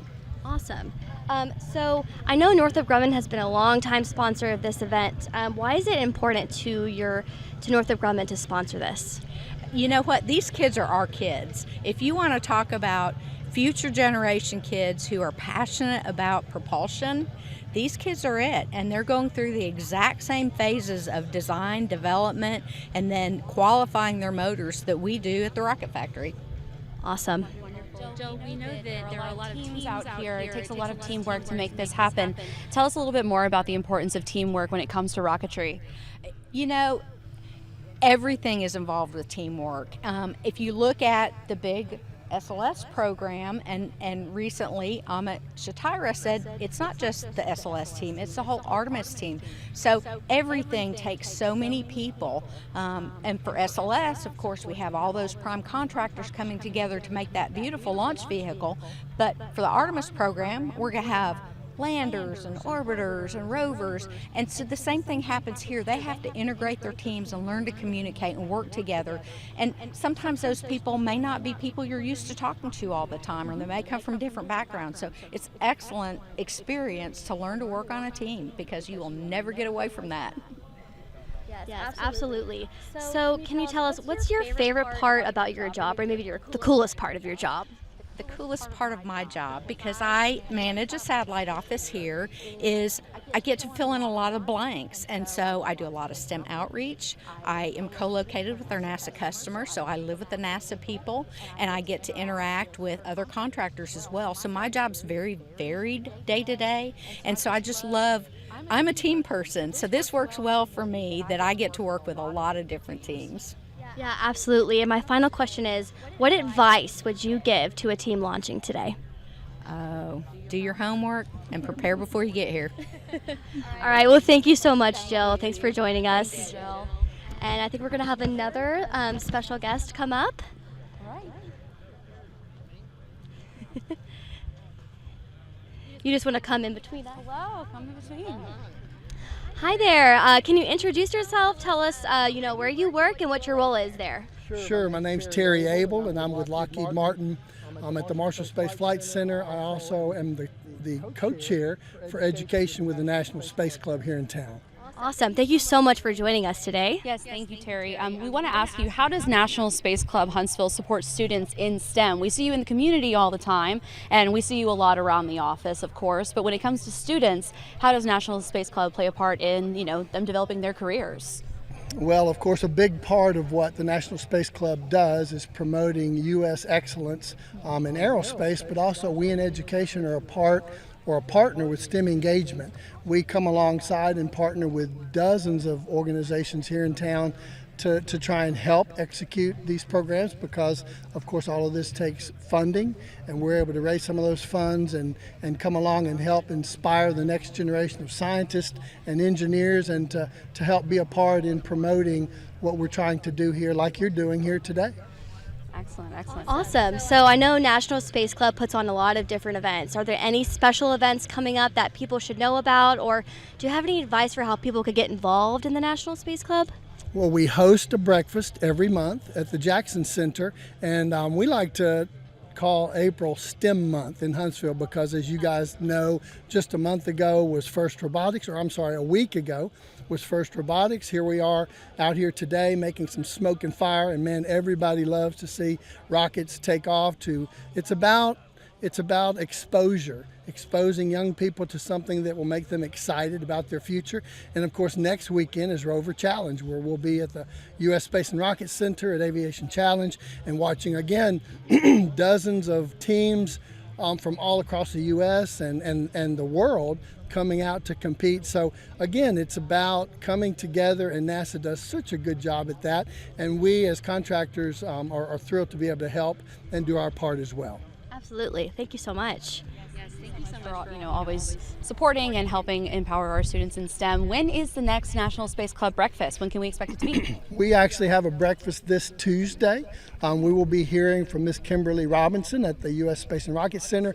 She'll share a little bit about what's going on at the center, and of course we'll be talking about Rover Challenge and the things that we're up to. The Space Club has just finished selection of about 16 scholarship winners from 50 candidates that we'll be recognizing later in the spring. Of course, those awards will happen before the next fall term, and our big event is of course the Von Braun Memorial Dinner, which is where we raise the funds. The Space Club will invest about $200,000 this year, and we will impact probably 12 to 15,000 students from middle school, high school, and college to help do exactly what we're doing here today. So we're thrilled to be a part with you guys. Wonderful. A lot to look forward to. Thank you so much for being here. Thank you for having me. Yeah, thank you so much. Thanks for talking with us and being here. Like you said, this is a fantastic event, and it's just a great energy. Thank you. Thank you so much. Okay, and we have another VIP joining us. Welcome, Bruce. If you want to come to the middle here. Hello, sir. Can you tell us your name, your job, and your role at that job? My name is Bruce Tiller, and I am the manager of the Space Launch System solid rocket boosters. Awesome. Well, thank you so much for being here today. Can you tell us what is your favorite part about your job? Oh boy, it's working with, I'd say, the best team at NASA, both the contractors and on the government side. it's a fantastic group of people, and we're just making a really great rocket, and we're a key part of that rocket. First 2 minutes is all us. First 2 minutes is all us. Power. Love it. Y'all got the power. And tell us, how does events like Student Launch prepare students to support something like SLS? It's perfect example of having to develop something that really has to work, and you're going to have failures, and you're going to have parts that work, and you got a big team, you got to work with a lot of people, and you have to get money, and there's a lot of other things involved besides just launching the rocket. And it looks like a great experience to me for them to get ready for exactly what we do. Absolutely. So we had a question on social media about the kind of fuel that these rockets are using today. And from my knowledge, it's very similar to the boosters on SLS, right? Solid rocket fuel? It is. It's when you say solid rocket fuel, you mean you've captured the fuel, which is typically aluminum and some kind of oxidizer, into a rubber-like substance. So you don't have liquid tanks and you don't have valves, it's all there. So you guys just have to light it, and away it goes. So it's great for missiles and great for solid rockets like this. Yeah, absolutely. And what piece of advice would you give a student team competing today? Oh, wow. Have a great time. Really enjoy yourself. Thank your teammates, and really treat everybody that you meet well, kind of the golden rule thing, because you're going to meet these people again. Hopefully you're going to get in this industry. You may be working for somebody that you meet here today. So enjoy it, and that's what I'd say. Yeah, that's absolutely right. This is definitely a networking opportunity as well, not just implementing or learning new technologies and engineering. So that's a great piece of advice. Thank you so much. You bet. Wonderful. One more thing before we let you loose. We've been talking a lot about the STEM knots and the importance of a payload. As someone who's probably dealing with this a lot at work, tell us a little bit about y'all's approach to the importance of payloads when we're thinking about sending a rocket to the moon. Well, I personally am not directly involved with payloads as much, but I know that the environments are very important. It's a really hard job, because your payload has to survive not only the launch, but it also has to survive whatever environments when it's released and as it lands, and all the systems and electronics and avionics. It's a really complicated, it's not just go for a ride and then jump out. It's really complicated. So it's a good experience. Yeah, these payloads are no easy feat, and these students are completing it. So really inspiring. Yes. It is inspiring and impressive. This is a good crop of kids, I'm telling you. There will be some good ones there for our future. It's very, I'm very optimistic seeing this many people being involved in this level of development. It's very good. Absolutely. You never know who will become your coworker. That's exactly right. Awesome. Thank you so much. Thank you so much for joining us today. It was wonderful speaking with you. Okay, thank you. Okay, and I think we're going to have some representatives from a student team join us. Welcome. Hey, guys. Wonderful. Can you introduce yourself, tell us what team you're from and your role on the team? So I'm from Iowa State University, as well as Catherine. My name's Stephen Mann, and I'm the technical lead. And I'm Catherine Jacobson, and I'm the project manager. Okay, have you guys launched today yet? You're still waiting to launch? What's your status? Right, so we just launched. We were near the tail end of that Volley 1. And we had a fantastic launch, went straight up, came right down over there. We were cleared to fly our payload, which we're incredibly proud about and really excited for. Unfortunately, it didn't come out when we were expecting it to. Didn't come out at all, actually. But we were able to actually go take it over there and take it up for a short little hop after the flight. So it was all intact. Everything worked out really well. We think we hit our apogee pretty spot on for our target. Oh, congratulations. That's fantastic. Seems like a really great success. So great job, guys. For sure, for sure. You guys are definitely an inspiration to future students who want to participate in Student Launch. Tell us, what kind of different classes or skills would you recommend to students who want to get involved in a program like this? I definitely think one of the biggest things that I had coming in was just taking all of your courses and learning, just the drive to learn something new. I know when we started, joined SciLaunch 3 years ago, like I knew nothing about rocketry, and just being able to be like, rocketry is really cool and I want to learn, and diving deep into it and being like, we don't know anything, but we're going to learn stuff. I think that was the biggest thing that I had coming in, and the biggest thing that people can take into Student Launch in the future. Wonderful. Yeah, absolutely. That kind of goes into my next question is, what would your advice be for maybe a new team launching this year? Sure. So for a new team, I think the biggest thing is do your research. I remember our first year when we first were trying to do this. We were researching altimeters, which are supposed to set off black powder charges. And I was like looking up these little tiny little guys that would just tell you your altitude, like then that's it. And so just really do your research, talk to your mentor, talk to other teams if you can, talk to people in industry who have done this type of thing before. NASA is obviously a great resource. Your mentor is a fantastic resource. They've done this so many times, and they've got really great information on any subject you could want, or could point you to someone who has that information. Don't be afraid to ask questions. Definitely. And speaking of mentors, before we let you guys go, is there anybody that you guys want to thank for getting you here today, for helping you along the way? Now's the time to, give your Oscar speech, if you will. Yeah, for sure.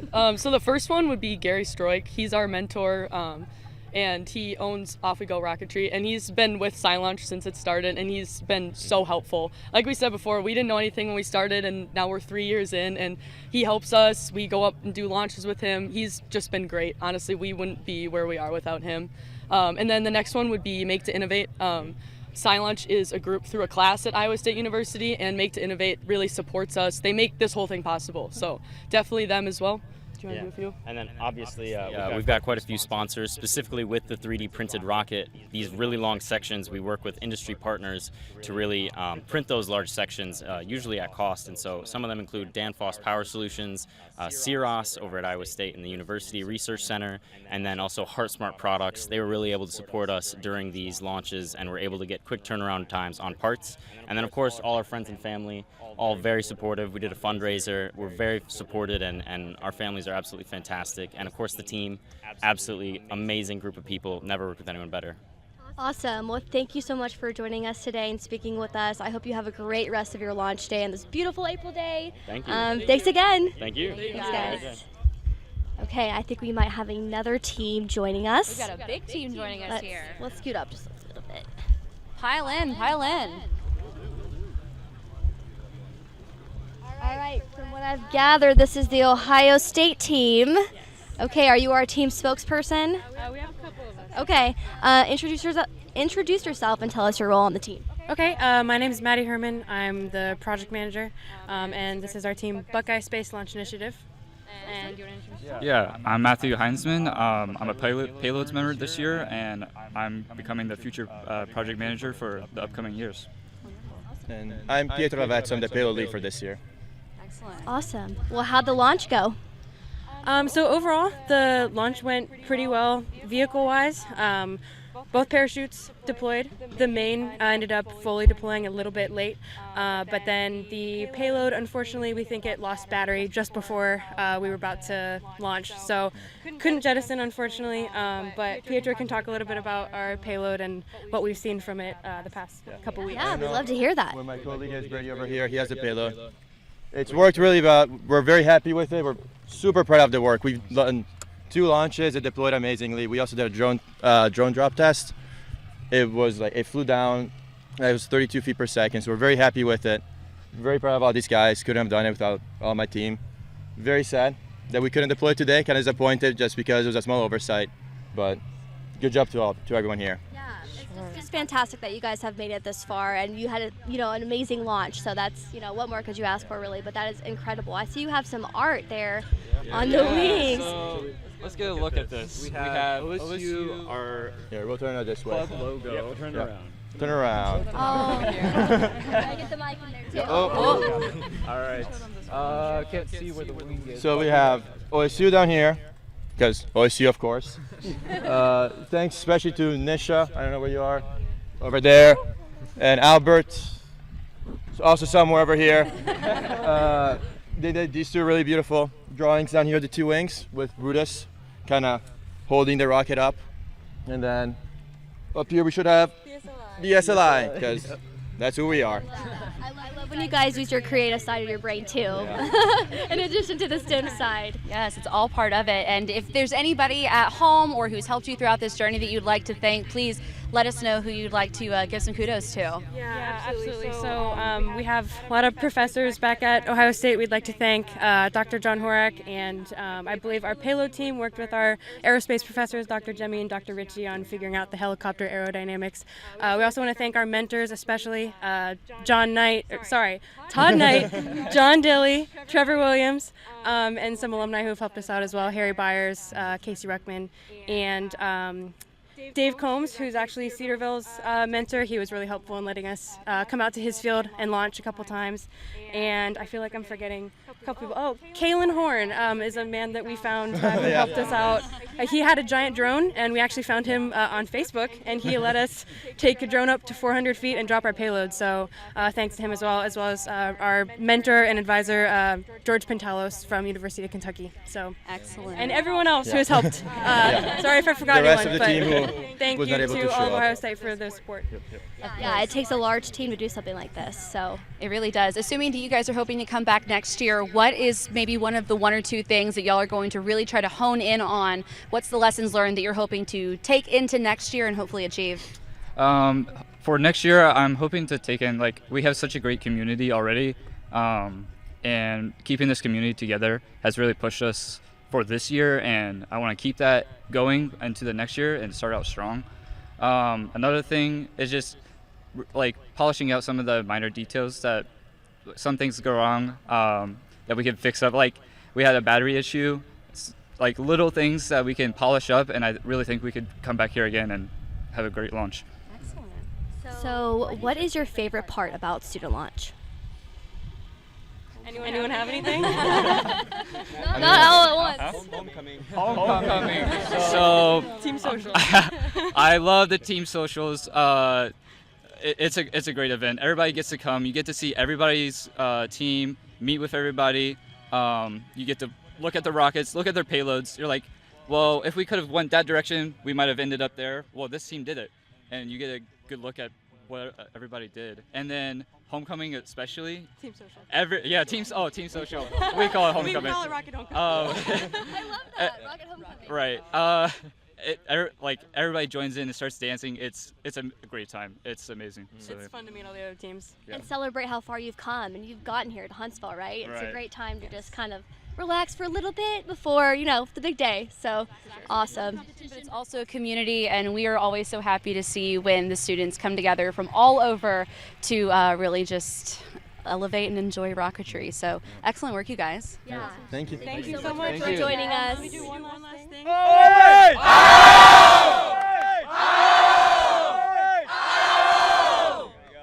right, awesome. Thank you so much, guys. Enjoy Student Launch. You too. Enjoy the rest of the day. Okay, well, that was awesome. It's so wonderful to talk to these brilliant, awesome students who just love rocketry. You can really feel the passion and the excitement. It's true. They're fabulous. They're impressive. I don't know if we have eardrums anymore, but we have a lot more coming. So stay tuned for the next volley coming up soon.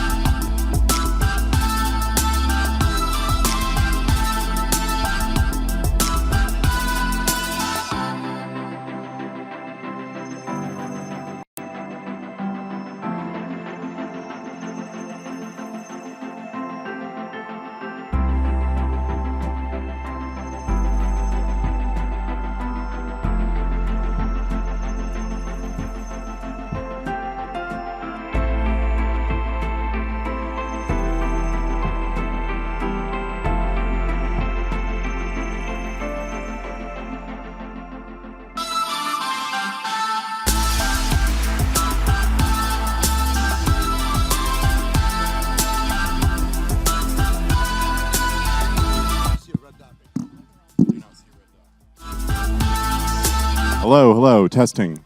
Lamar and Auburn, we do not have your flight cards. Pads 50 and 73 have no flight cards. Bring them to the LCO table, please. Thank you.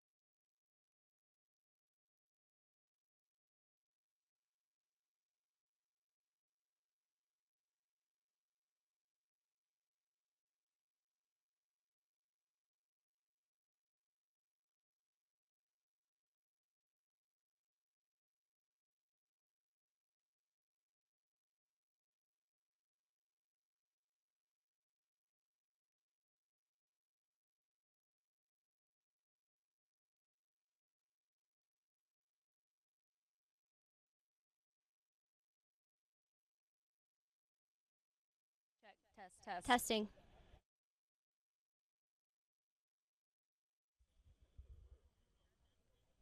Testing.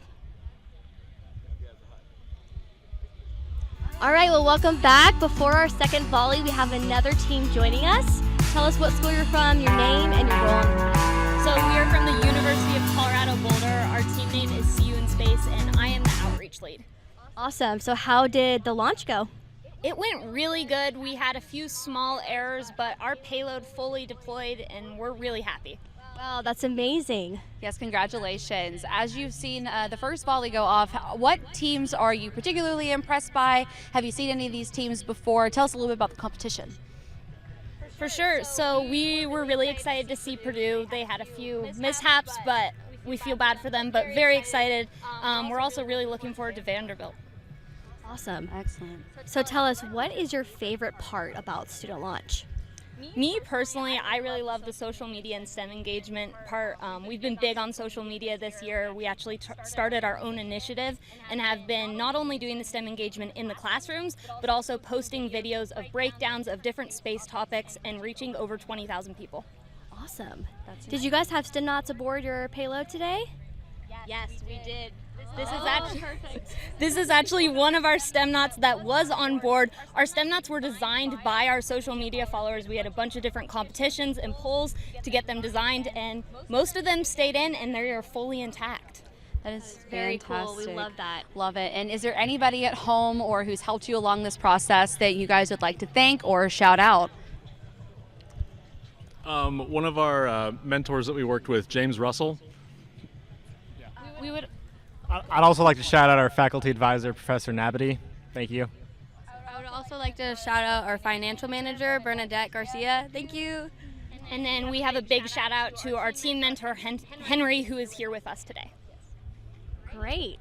So what piece of advice would you give a new team who was at Student Launch? How many times has your school competed? This is your first time. Wow. Okay. Well, tell me how it was being a first-time competitor.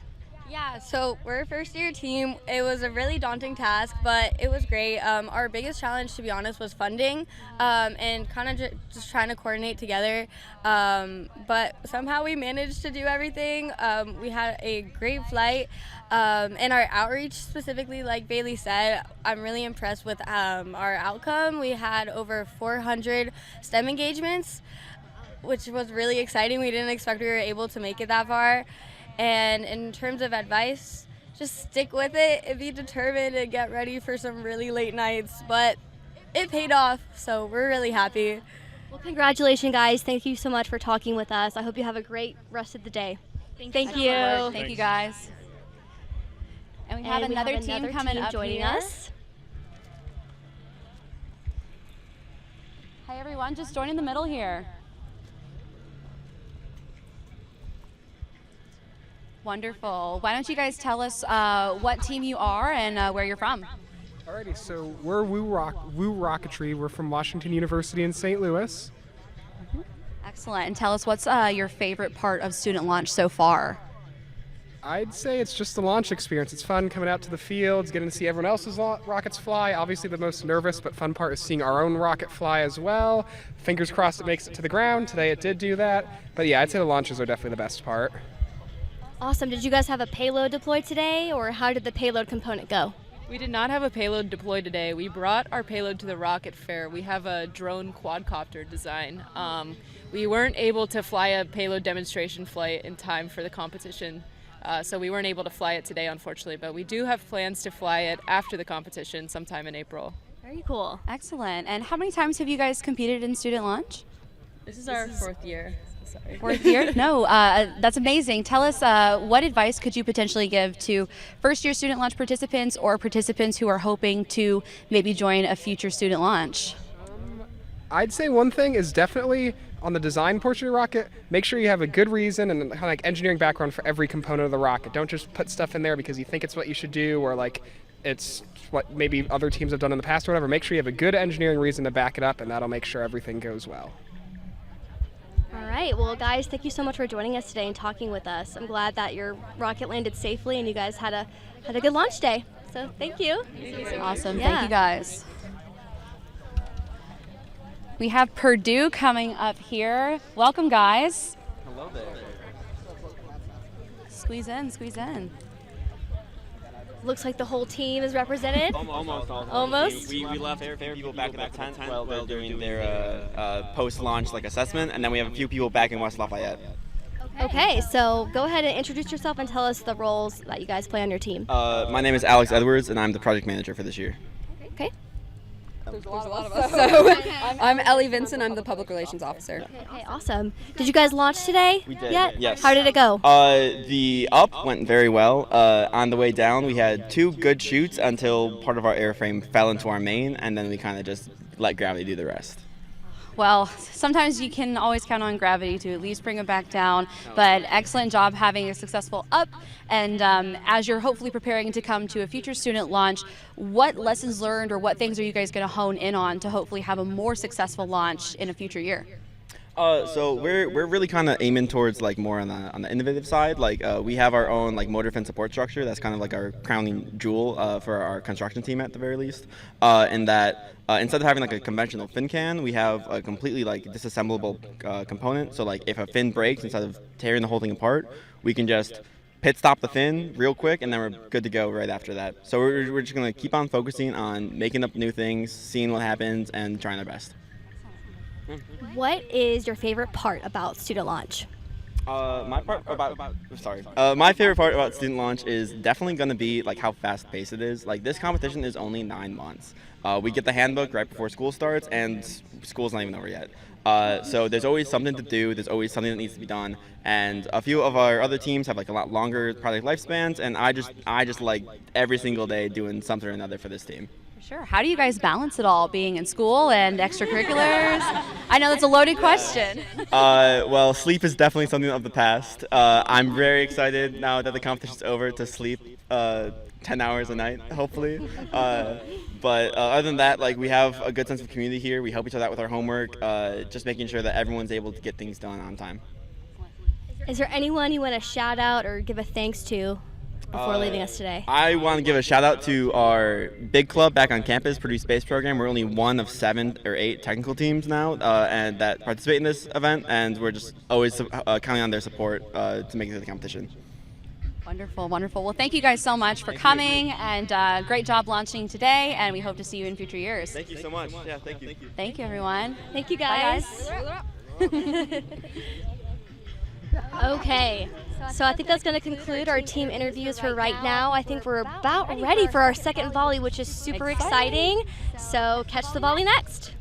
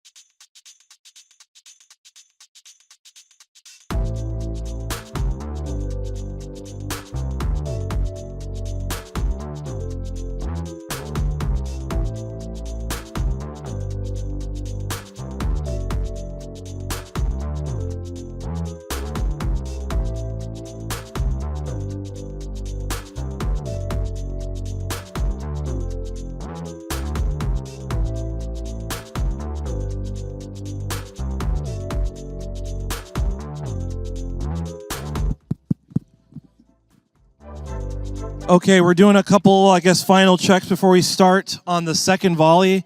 How's everybody doing so far? Okay, we're still there, still with us. I know some of us had a chance to get some food and support the local food trucks and vendors to be here, so thank you for that. I do need one representative from Lamar University. Please come to the LCO desk. Someone from Lamar University, please come to the LCO desk. Okay, one thing I do is want to reiterate from a safety standpoint. So when we have stuff that's coming under parachute, maybe in our area, we want to do like a, hey, heads up, look at it, point at it. So let's practice that one more time. Someone point your hand up, look up, let your neighbor know. I see like Derek talking, his hand's not up. I can see him, I'm looking right at him. He's having a conversation. Look up, point up, let your neighbor know. And those in the prep area, the same thing. When we start flying rockets, we'll be in a heads-up configuration. So you want to make sure that when we're talking, you're able to communicate, because I don't know if everyone came out from under their easy up. So we want to make sure we got that practice down. I saw like one person put their hand up, so we'll have to do a little bit more work on that.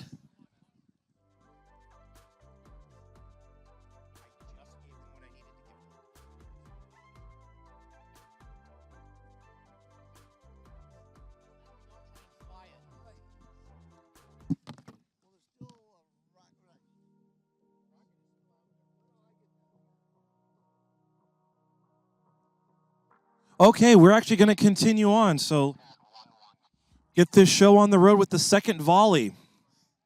Okay, on pad number 11, the closest one to us here at the LCO desk, the furthest one to the left. This is Cedar Falls High School from Cedar Falls, Iowa. The team is here and representing. They are happy and excited to be here. The name of the project or rocket is called Project VOR. 28 pounds, 5-inch in diameter, 9 feet tall. VOR is the Norse goddess of intuition and wisdom, specifically for women. Lots of female leads this year. Past years have also been a tribute to Norse gods. The name of the science and experiment information is called Kerbal, which is, it looks like it's I guess an acronym, Kinetic Evaluation of Rockets Bracing Against Landing. Our payload will be landing vertically via landing legs, including sensors to collect survivability for the Kerbal. So this should go about 4,000 feet. It's flying on a CTI K-1440, which I believe is a White Thunder. The main is set for 600 feet. I think we're going to be good. So we have a clear sky and clear range on pad number 11 for Project VOR. We're going to launch this rocket in 5, 4, 3, 2, 1, ignition. Those K-1440s are a very healthy motor. They will get them up quick. So this one does have the landing legs and should be landing upright. The payload section. There's an event. Drogue is out, looks good. So at this school, this is their 5th year here, 24 total team members, 9 are here. The payload has very long landing legs. The team designed and did actually a nicely done wrap for the whole rocket, and actually the design of it came from a note card. They used a thing called ballistic gel, and they named the stem knot Allison. The ballistic gel came from a giant T-Rex, and they just take chunks off of it to make Allison. That's them taking their budget into consideration, folks. Okay, we're getting close to the main coming out at 700 feet, so we're about 1,000 feet right now. We should see the main come out. There's the main. Okay. We should see some giant landing legs. I see all kinds of... Oh, yep, okay. Oh, okay. And then also with this, the payloads to measure survivability of G-forces, 10 Gs at landing. I hope it's not landing at 10 Gs. And the nose cone lands upright. And they wanted to change it up with the team name. So let's see if it landed on its legs. I'm not sure. Maybe. overall, looks like a good flight. Everything did what it was supposed to do when it was supposed to. So nice job, team. Cedar Falls High School, folks.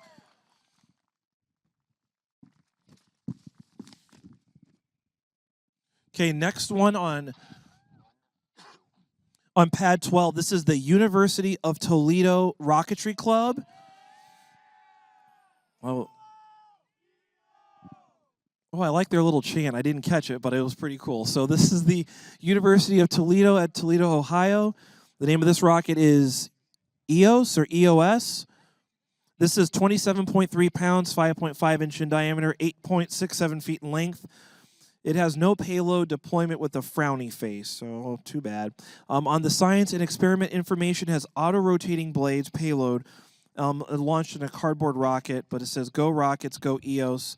Should go about 4,200 feet, flying on an Aerotech K1000 Blue Thunder. Okay, so this is on pad number 12, the blue rocket with the yellow nose cone. Painted in school colors, clear sky, clear range. We're going to launch in 5, 4, 3, 2, 1, ignition.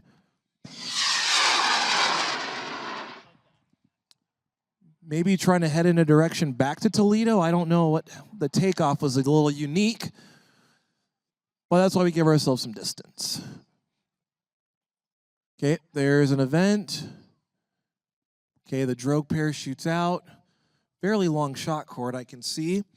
From this team, there's 26 members on the team. They painted it midnight blue and gold, and Brody just decided to do it. That's what it says. And this is the name from the, I guess, project name EOS, from Greek goddess, the personification of dawn, and the team is back from the pandemic times. One of the things the team does like to do, okay, there's the main parachute. Okay, there we go. It's like a good flight. So one of the team traditions that they like to do here at University of Toledo is they like to go to Sheetz when they're traveling to rocket launches. So I think they're going to try to hit up a Sheetz on their way home when they leave on Sunday. The also thing with this team is they have very diverse majors represented on the team, and actually have 2 astrophysics majors on the team. Their stem knots are 3D printed and sat on a load cell. Nice flight, team.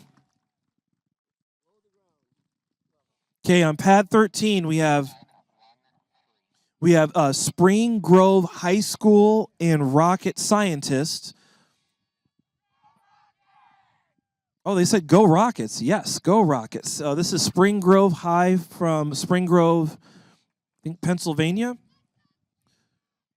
The name of the rocket is called Papa Tate, 29.13 pounds, 4 inch in diameter, 11 feet tall. So Tate stands for, which is the experiment, temperature across time experiment. Has 4 thermistors in 4 different colored capsules sealed off from each other, measuring temperature to find infrared absorption and emission at different altitudes. Folks, this is a high school team. I don't even know what I just read, but it sounds really cool. So this is going to fly on a K-820, flying to 3,800 feet. The main is set for 700 feet.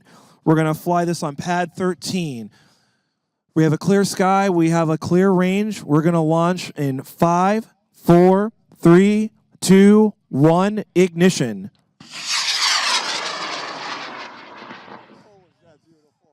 Wow, a nice straight boost on that one.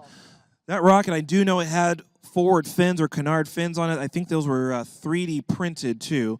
This team is made of, let me see as it starts to arc over. There's an event. Back up. Drogue parachutes out, so far looking good. So with this team, there's 7 members on the team. They're all sophomores and just 1 senior. They came from TARC to this level in 2 years, and they're going all in. And they had the 3D printed fins and canards. And from all the SLI competitors, this was the tallest rocket from the SLI group. It also was a tie for the longest shot cord length in total, for like 100 feet in total shot cord length. So, just below the sun. So you should see that's 50 feet of cord there, and there should be 50 feet on the main. So we're coming up on 700 feet.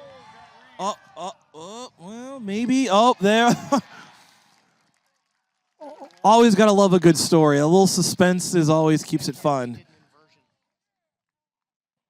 So that's a good flight. So hopefully it does what it's supposed to do and use all the thermistors to measure all the temperatures and see if the different colors have a different effect on that rocket.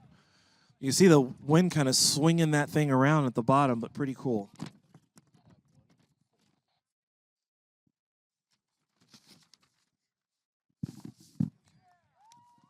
And the rocket is down. Looks like a good flight.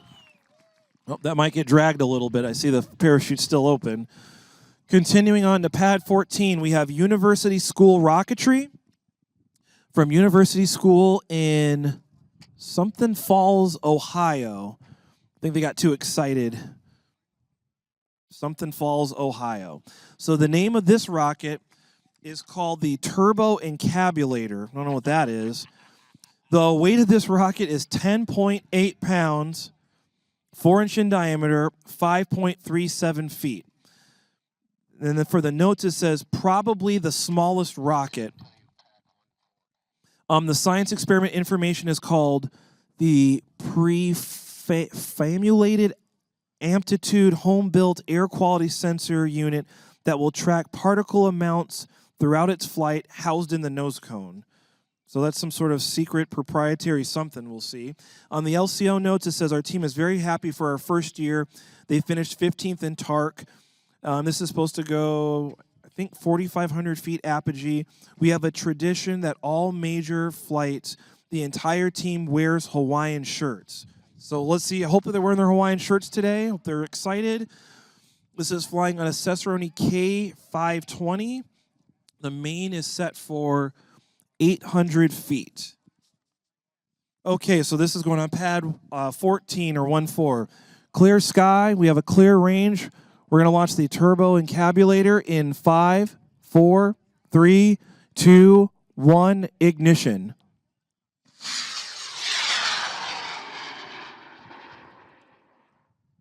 That was a nice good burn on that one.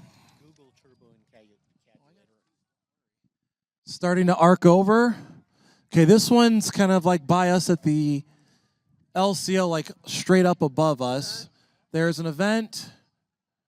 The wind should blow it back out into the range. So with this team, there's 15 team members here. There's 30 in total. Okay, one of the things that team members told me, they said Tommy's the loud one. So I don't know what's the story on Tommy. He's the loud one, though.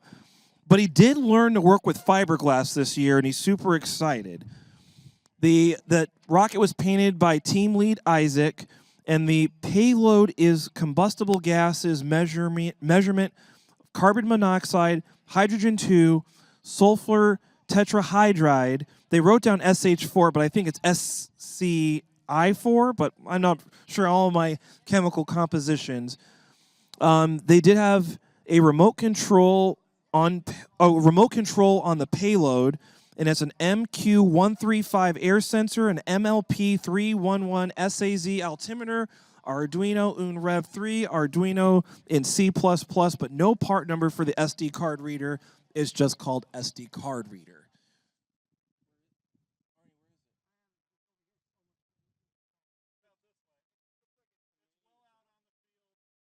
Is the main out or no?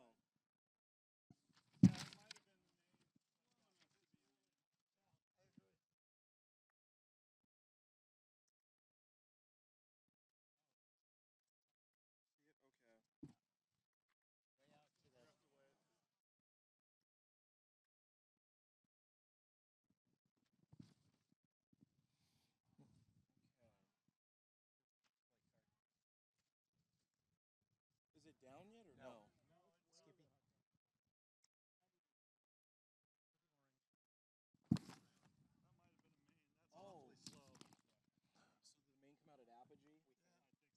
Okay, so I think on that one, I think the main maybe came out at apogee, so you can see it's still hanging up there. So I think on this one, team, you'll want to check with John Eckhart before you go out and get it, because that might be in another field, so don't just go out and try to recover that one. But it's a ways out there. Yeah, I still have it. Do you see it already? If you go halfway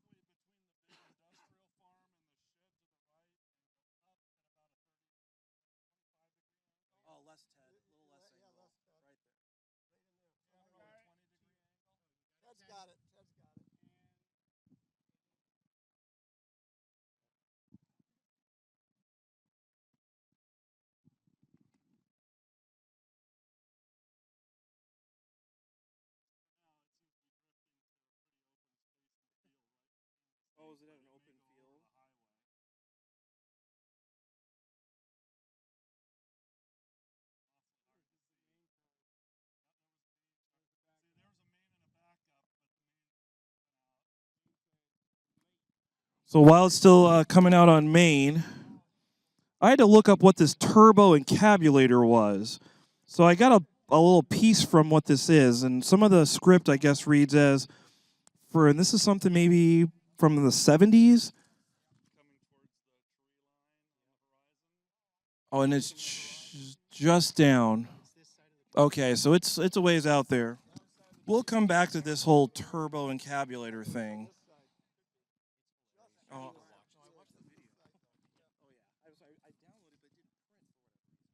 Okay, continuing on pad number 15, we have the University of North Carolina at Pembroke.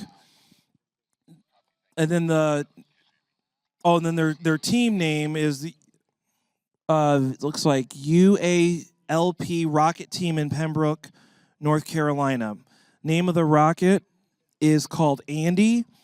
It's 14 pounds, not very heavy. It's a 5.5-inch diameter and 8.33 feet in length.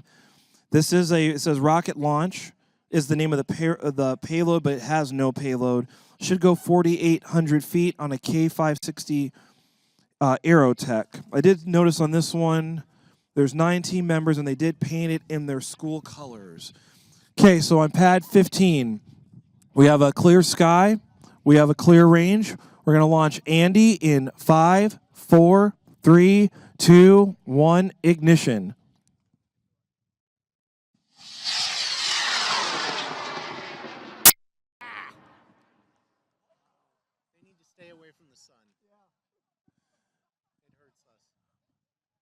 Don't stare in the sun. Listen to your parents. Don't stare in the sun. Looks like a good boost on that one. Should be all of the 4,800 feet, I'd say.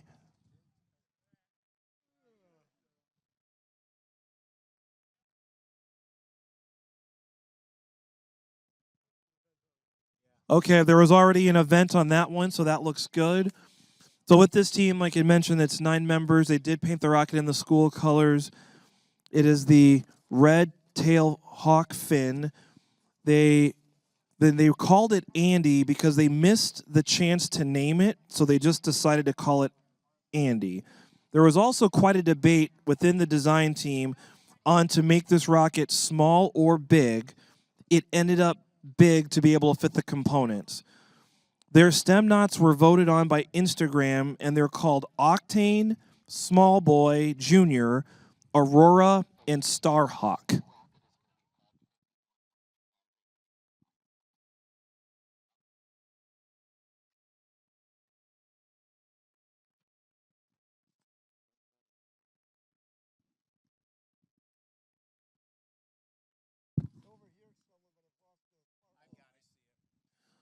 So the rocket still is under drogue. It's just under a big drogue.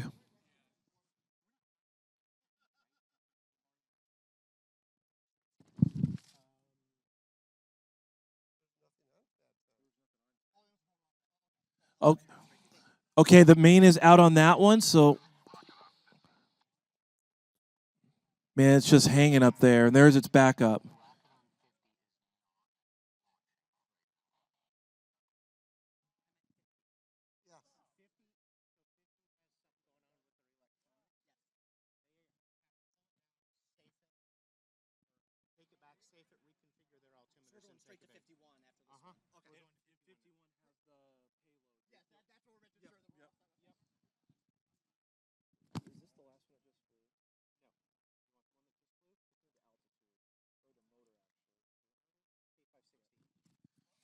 So we're still waiting on that one. Very big parachute, probably going for K parachute duration. Not a competition yet, so they're trying to, I guess, set the bar on that one. Hopefully, it doesn't catch the thermal and start going up. It almost looks like it's thermal. It's hovering. Yeah, that's what I'm saying. Yeah. Very slow descent rate. Will be good for their stem knots. Oh, and some folks have asked, like, what are we saying when we're saying stem knots? It is a play on words for astronauts, so they are the stem knots, and the stem does represent something, but not the stem that we're thinking. I'll have to come back and figure out what that acronym was, but that's what we mean when we're saying stem knots. I think the other question I saw online is, so what is the mission and the project? So for some of the USLI teams, they're trying to have the payload come out of the rocket and then be able to recover on its own by not using a parachute, because as we're simulating going to the moon and Mars and not having atmosphere, a parachute won't do any good, so you have to use different methods and techniques to be able to land on different surfaces that's not on Earth. So hopefully that's my attempt trying to be technical, and I think I just snapped out of it and I'm back into normalcy right now, right as the rocket touches down. Oh, and it looks like that parachute wants to maybe take back off. We'll see what happens. Okay, continuing on. So yeah, pad 51. This is Team Carnegie Mellon Rocket Command. The school is Carnegie Mellon University from Pittsburgh, Pennsylvania. The name of the rocket is Andrew, but there's an ampersand there in the middle of.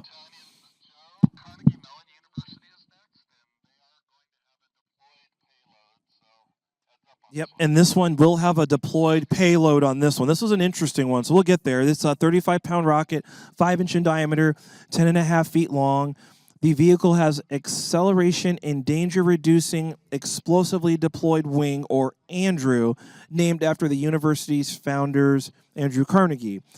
Flying with USLI payload and does have air brakes. If you saw the pre-flight video, it's got some pretty cool air brakes that will actually operate during ascent. The payload airbender is a passive glider to be released at 500 feet. The stem knots named one fish, two fish, red fish, and blue fish. Sure, we've heard that one before. They all collect acceleration data, and the airbender is fully 3D printed. It's a pretty cool looking flying wing that's all the nose cone all integrated. Should go 5,000 feet, flying on an Aerotech L1150 on pad 51. So it's the second rocket from the furthest left on the back pad. So not the furthest one, it's just the one right next to it. That one's a stand down. Pad 51, we're going to launch Andrew in 5, 4, 3, 2, 1, ignition.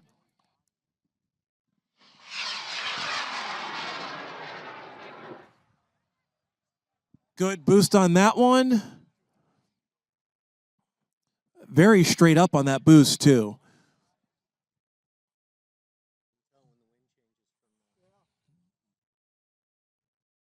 Probably all the 5,000 feet there.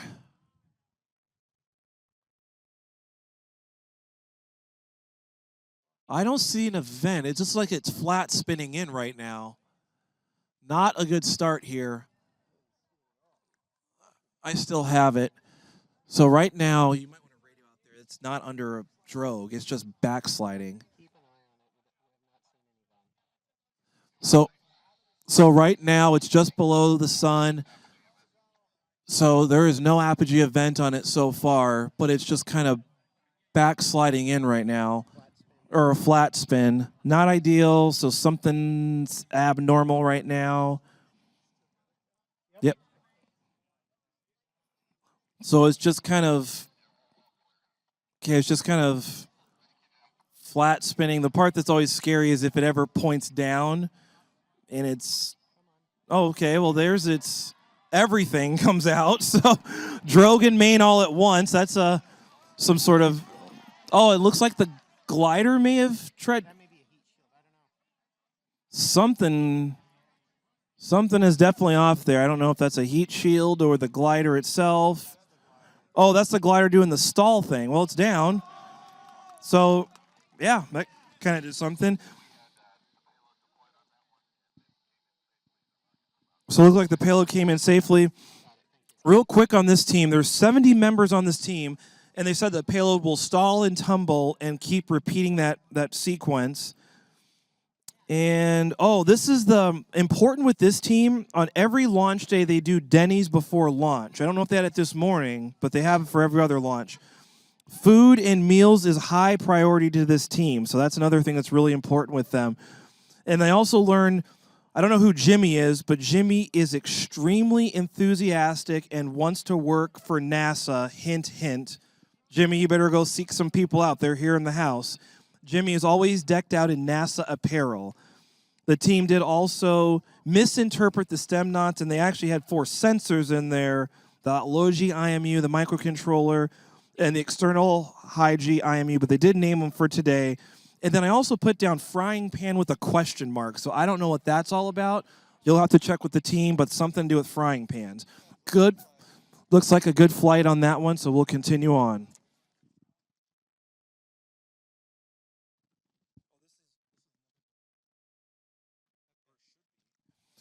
Yeah, for the asterisks. Okay, on pad 52, this is Vanderbilt Aerospace Design Lab. This is Vanderbilt University from Nashville, Tennessee. The name of the rocket is the Stork with an exclamation point. Give birth to the payload. Okay. 43.2 pounds, 6.125-inch diameter, 8.08 feet in length. The experiment information is a coaxial drone for planetary landing. Rocket deploys a drone that will land through a semi-autonomous control system, safely descending to the surface and deliver STEM knots, and they put 4 of them. Hopefully there are 4. The altitude should be 4,300 feet. Is flying on a Cicerone L1720, the main set for 950 feet. This does have a deploying payload, so this one will have a separate payload on this one, as long as you get the go-ahead from the NAR safety crews. Okay, so we're on this is on pad 52. So we have a clear sky and a clear range on the Stork. We're going to launch on pad 52 in 5, 4, 3, 2, 1, ignition. Well, a little squirrely on the up part. I hope the stem knots are okay. Might be a little scrambled to start. Right in the sun. Don't stare in the sun. Okay, there is an event. Really small drogue and a very long shock cord. So with this team, it's a 10-team senior design team. It's got the coaxial drone with the counter-rotating blades and thrust vectoring gimbals. They have a dragon plate for fins, they told me, which I've never heard of before. Oh, another form of carbon fiber. Okay, this one's coming down. So this has got the, I think, okay. So the main is out. So we should see a separately deploying payload here pretty soon on this one. The main is out. Very long. Okay, so this one might be deploying the payload, so it should be. Oh, there it is. Okay, it looks like it's trying to slow down. Oh, well, it's down. I mean, it could have gone faster, I guess, but it was okay.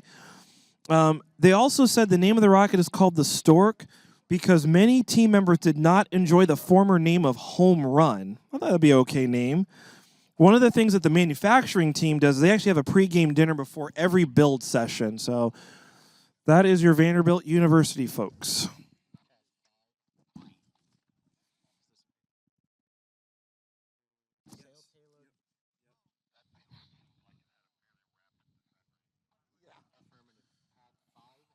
Okay, continuing on to pad 53. This is North Carolina State University. There, okay, someone's alive. They're excited. And this is the Tacho Lycos.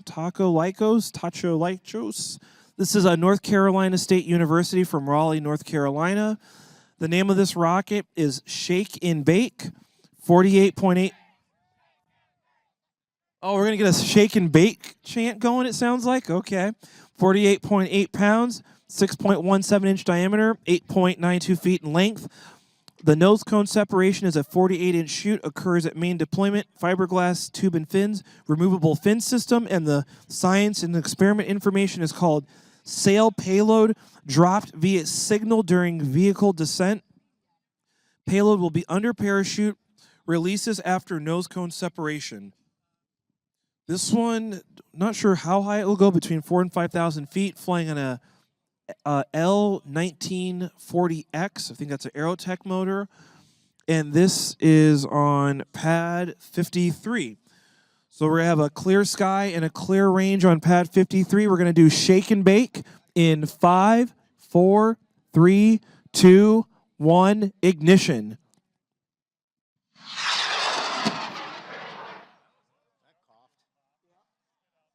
Yeah, maybe a little bit of casting tube action. So that's some of the material that gets to the throat of the nozzle, and then you hear that inflection in sound.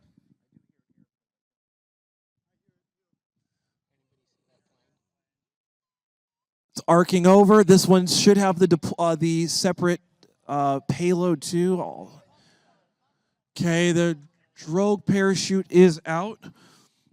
On this team, there's actually 40 to 50 people on the team. They have RF command for their payload. They have something called LFS. I don't know what that means. LFS technology. Don't know what that is, but some sort of acronym I'm not aware of. We're about below 1,000 feet. So it sounds like they got the okay to arm the payload. There's the main, and then there's the payload.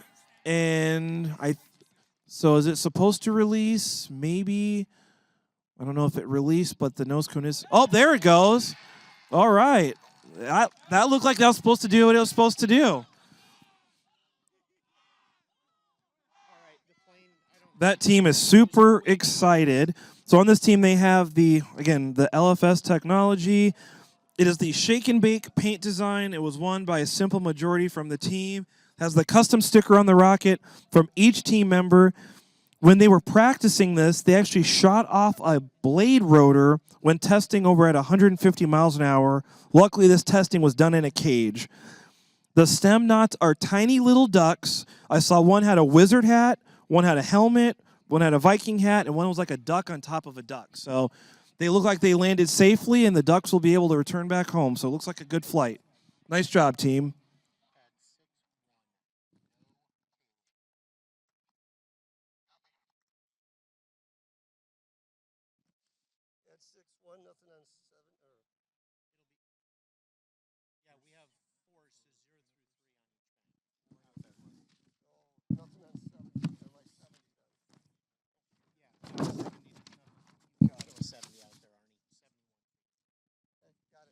Okay, continuing on. This is called Swamp Launch Rocketry Team from University of Florida, Gainesville. Oh, this is the Gators. Yeah, they had a lot of team spirit. The name of this rocket, there they go. The name of this rocket is called Fasten Your Seatbelts. 39.1 pounds, 5.5-4 inches, 11.1 feet tall. On the vehicle note, it says transition, where forward section has a 5.5-inch diameter. Oh, and then a 4-inch diameter on the aft side. So it's got a transition. The experiment is called Put Your Tray Tables Up. It was an RC airplane with rollable carbon fiber wings. It deploys the rocket forward section at 400 feet and is flown manually by a team member, but it actually is not going to deploy today. So it's just going to be in there, but it's not going to be functioning. Should go 4,600 feet and is flying on an Aerotech L1150R. So on pad 61. We have a clear sky. We have a clear range. We're going to launch Fasten Your Seatbelts in 5, 4, 3, 2, 1, ignition.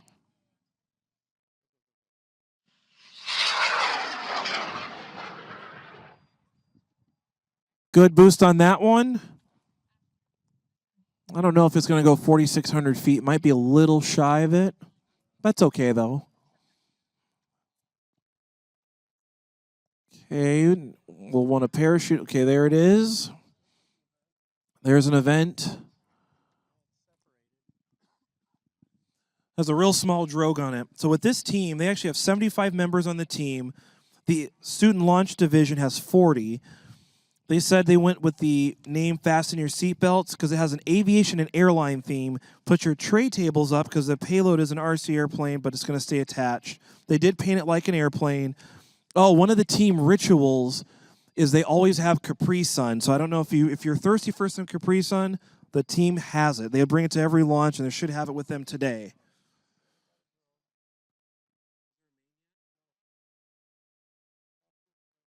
Oh, there's the main. Oh, it kind of. All right, it's out. Looks like a good flight.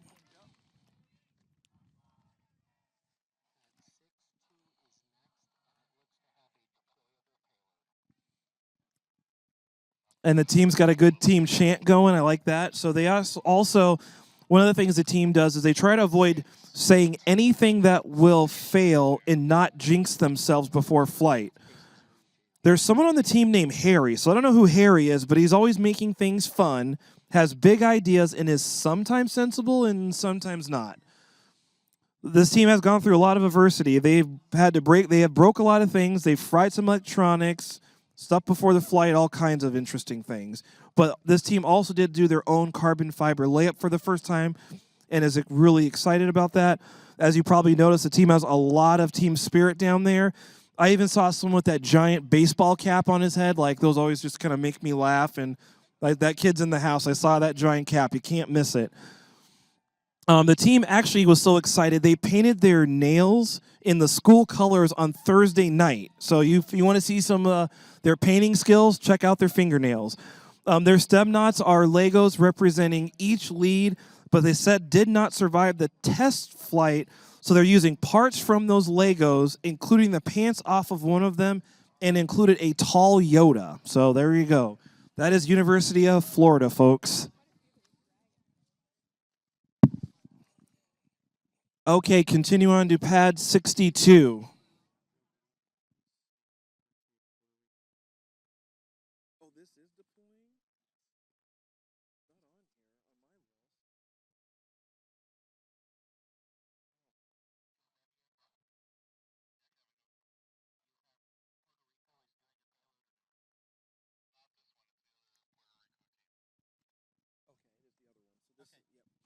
Okay.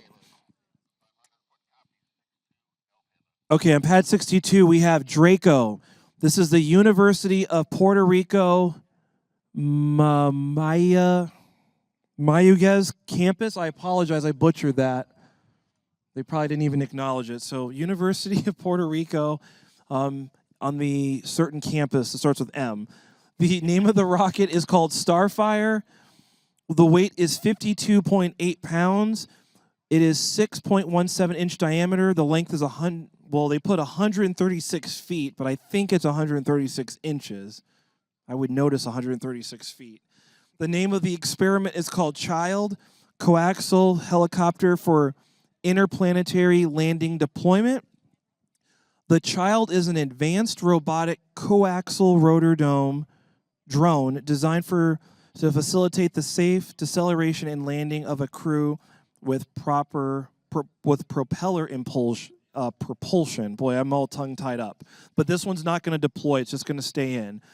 This is supposed to go to 5,300 feet, and it is flying on an Aerotech L2200. So is the University of Puerto Rico here? Are they excited? I didn't even hear anyone.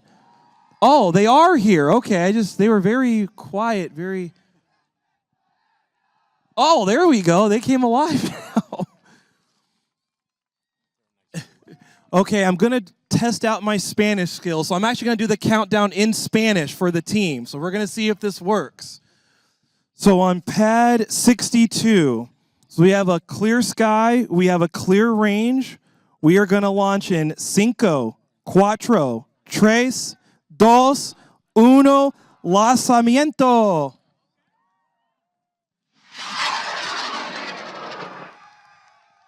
The team is pumped.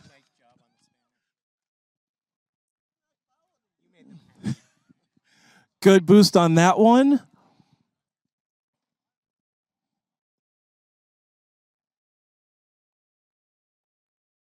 Okay, we'll want an event here. I don't see anything yet. So these are the situations we don't want to see.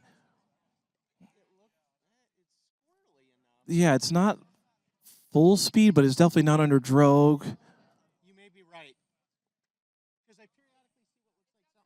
It's got it does have a small drogue on it, but it's below 1,000 feet now, and it's going pretty quick. Oh, there's the main. Oh, boy, they are pumped. That might be the most excited team out here.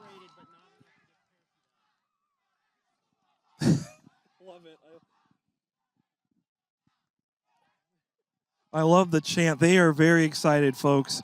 With this team, they actually had a lot of 3D printed parts, except batteries, motor, hardware. They actually did their own software. This rocket did have their own software done in-house, has a CO2 deployment system, and they actually called it the Draco Constellation Draco, but it changed the meaning within the team. They actually have 36 team members, including business members, outreach division, and other non-technical divisions. I did notice they have a very big bulkhead. It was over a 1/4 inch long, thick aluminum, so that was pretty interesting. They also, when they did some testing, they tested in some very serious mud and actually had to have a tractor pull them out. And then this team also had to negotiate with a 4-foot-long iguana that liked their rocket, and they had to use a mop stick to get it out of the way. The team dog also wanted a piece of it, so it was quite a situation that I think was not in the rules, but they had to go through. So then their stem knot, they had one stem knot, and it's called Bad Bunny. So their stem knot was Bad Bunny. Don't know what that is, but I think it's an artist. But that was the University of Puerto Rico, folks. That was a good flight.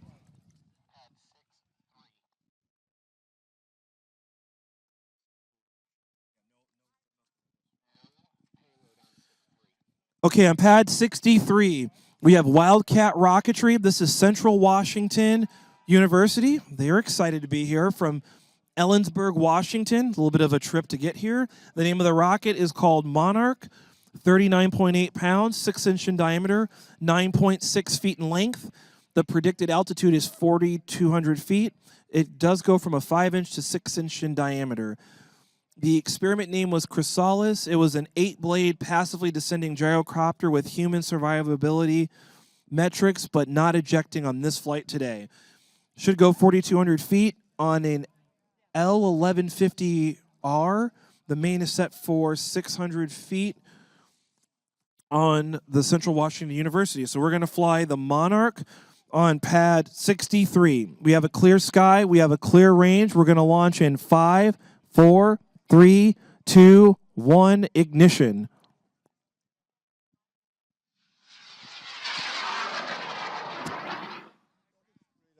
Another straight up boost on the Monarch. If anyone did notice, that is a Monarch pertaining to a butterfly. So if you looked up it close.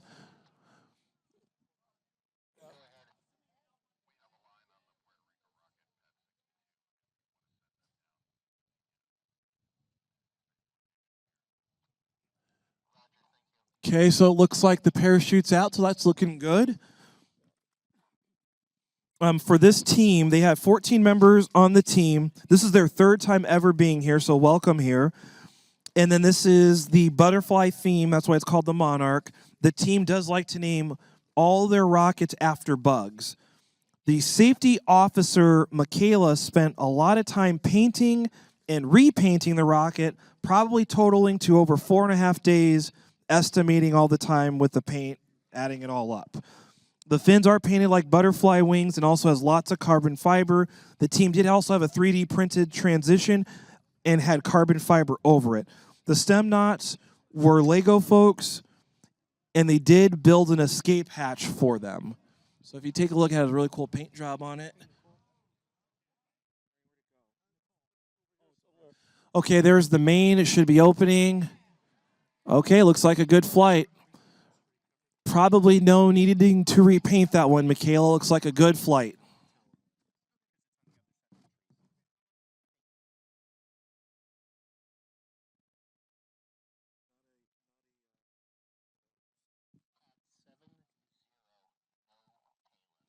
Okay, the next one on pad 70, this is North Carolina A&T State University.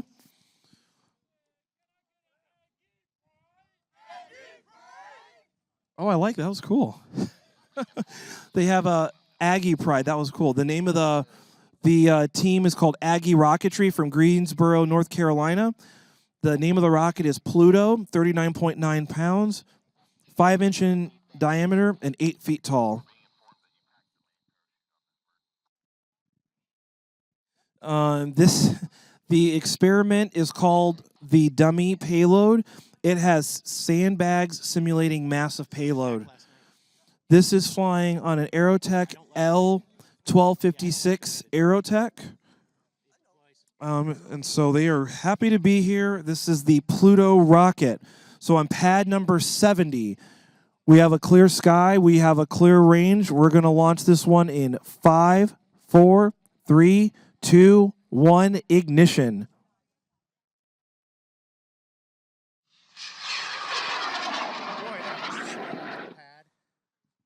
Nice slow and slow off the pad, but going straight up. Starting to arc over. There's an event. Yep. So with this team, they have 10 members on the team. Did notice the fins were really small in the rocket, but as you just saw, it was perfectly fine on the boost because they had a lot of weight in the front part of the rocket. I did find out many of the team members like to skateboard, and one of the traditions the team likes to do is see who is the fastest runner to the rocket once it lands. They have a race. Ben usually gets there because he cheats, but the last time King got there first. Oh, but today we're not running, okay? So you have to do some simulated running when you get back to the hotel. The rocket is called Pluto because many of the team members... Oh, and the main is out, so good flight on that one. Also, this rocket is called Pluto. The rocket is called Pluto because many of the team members like the artist Future, and I guess he makes many references to Pluto in his music. And then the stem knots are Amongst Us characters. I didn't know what that was, but it's that thing when you see like stuff is sus or whatever. It's those little creature things. So I learned something. I don't feel like a boomer anymore. I feel like I'm hip now. But it looks like a good flight. Nice job, North Carolina. I've never played it. I never heard of it. Amongst Us? Among Us, okay. Is that landed in the thing or is that on the ground? It's on the ground. Okay. It did land on it.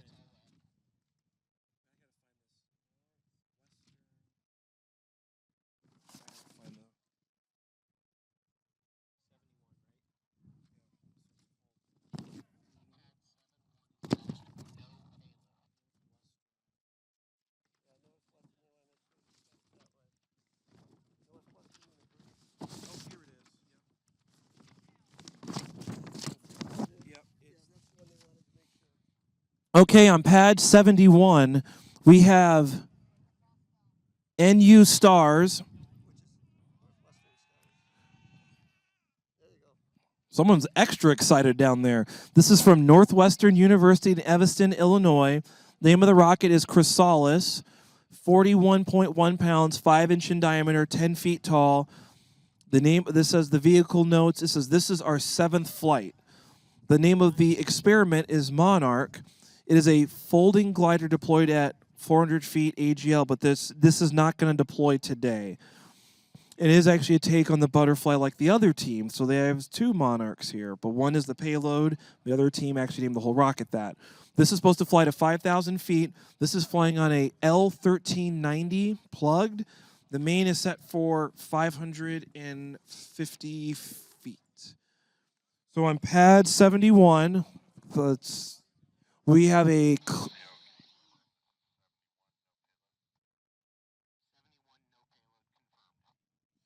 Okay, we have a clear sky and clear range on pad 71. We're going to launch this one in 5, 4, 3, 2, 1, ignition.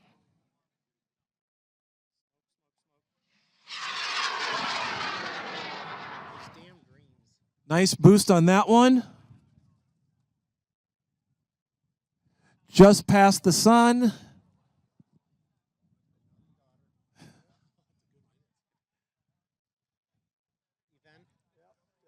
Okay, there's an event. Drogue parachutes out. Looks like a good flight so far. There's actually 25 members on this team. They just painted this rocket on Tuesday, so it's got a fresh coat of paint on there. One of the team traditions is they like to have Culvers after every launch, whether it's successful or not. I did see there is a Culver's nearby, so you'll be able to live that tradition. The team has, someone said, let's go to Culver's. Yep, I'll take a concrete mixer. Okay, lots of late nights staying up, but bonding through shared experiences. They had lots of debates if the glider would actually work. Not testing it today, but they had a lot of debate over it. I did see their fins actually had a pretty sleek modular system, and their stem knots are 4 Lego folks right on top of their nose cone, accessible right on the hatch. Looks like a good flight.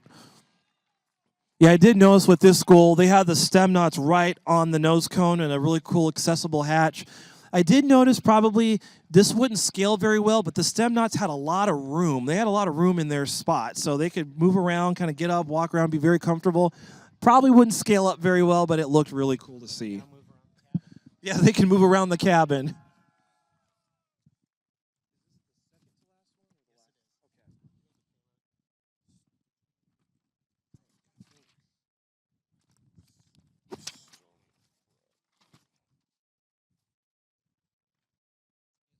Yes, it does. It does.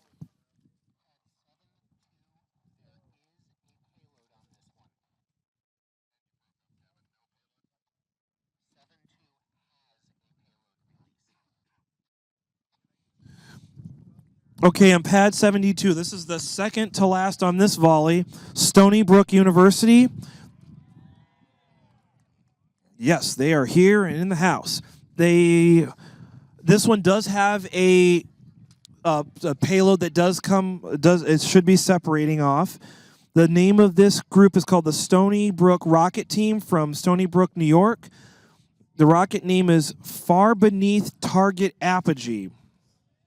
Yeah, 40.5 pounds, 7.5-inch diameter, 8.81 feet in length. This says the material is phenolic cardboard reinforced with fiberglass. The deployment system is a hatch that opens up on the side using a linear actuator. So this is a very unique way of going about it. The science experiment name is called Heads Up. Okay, well, I'm going to be watching. It is a quadcopter that has both folded arms and legs. The entire body is 3D printed. The stem knots are 3D printed as well. For our qualification, the drone was rebuilt in 1 day. Should go 4,000 feet, flying on an L850 White Lightning. And again, this has the separate deployment payload on this one. It comes off the side of the rocket, so not out the top in a traditional sense. Pad 72, we're going to launch Far Beneath Target Apogee carrying the Heads Up. We have a clear sky and a clear range. We'll launch in 5, 4, 3, 2, 1, ignition.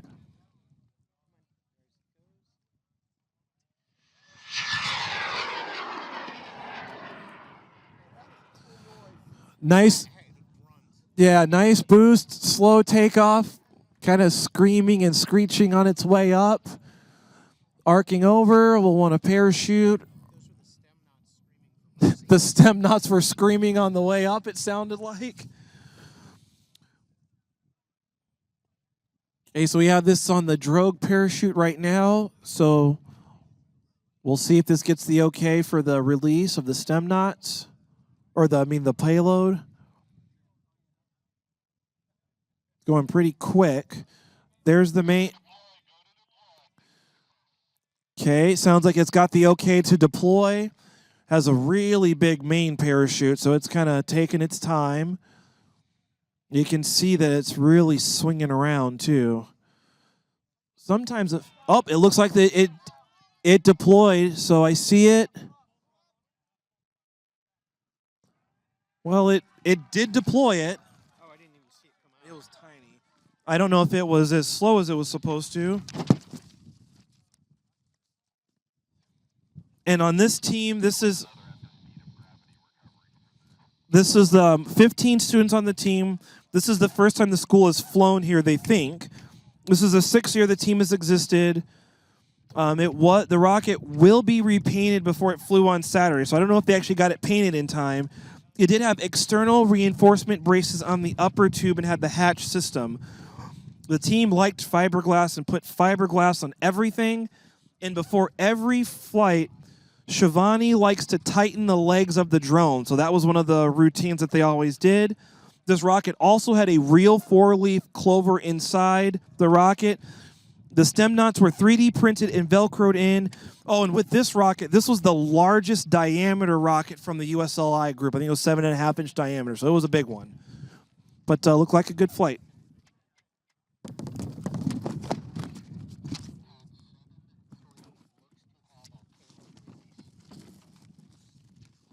Yes, it does. Okay, the last one of Volley 2. This is Auburn University Auburn University Rocket Association. And this is Auburn University in Auburn, Alabama. The name of this rocket is the Ship of Theseus. 50.3 pounds, 6-inch in diameter, 11.2 feet in length. On the vehicle notes, it's our advisor's 10th year working with the team.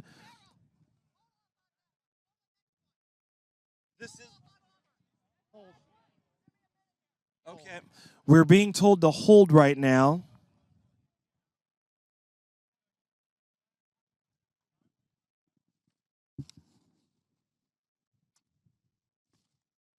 We're just holding for a moment, going through some technical difficulties.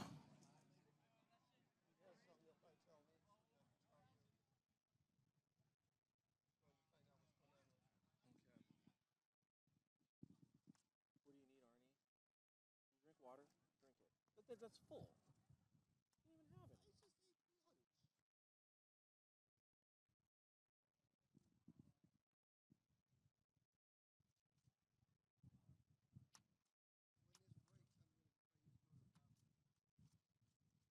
You better send that whole bottle of water.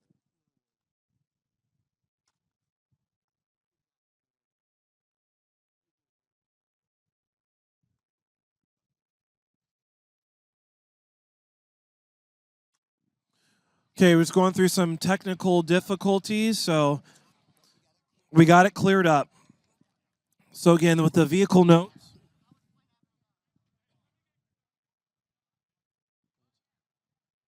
Again, with the vehicle notes, it's the advisor's 10th year working with the team, Dr. Eldon Triggs. So thank you, Dr. Eldon Triggs.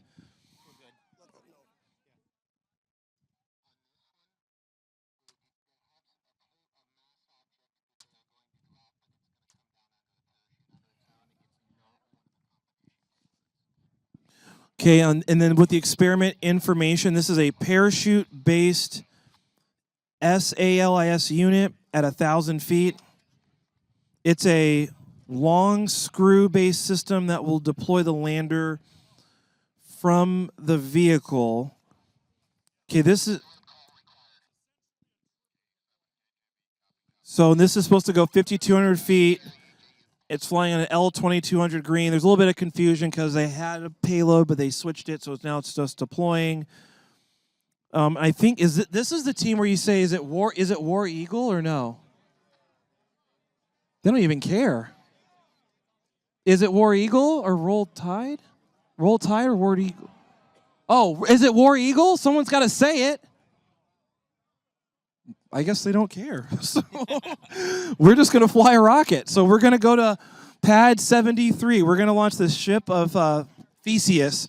We have a clear sky. We have a clear range on pad 73. The last one of Volley 2 will be going in 5, 4, 3, 2, 1, ignition.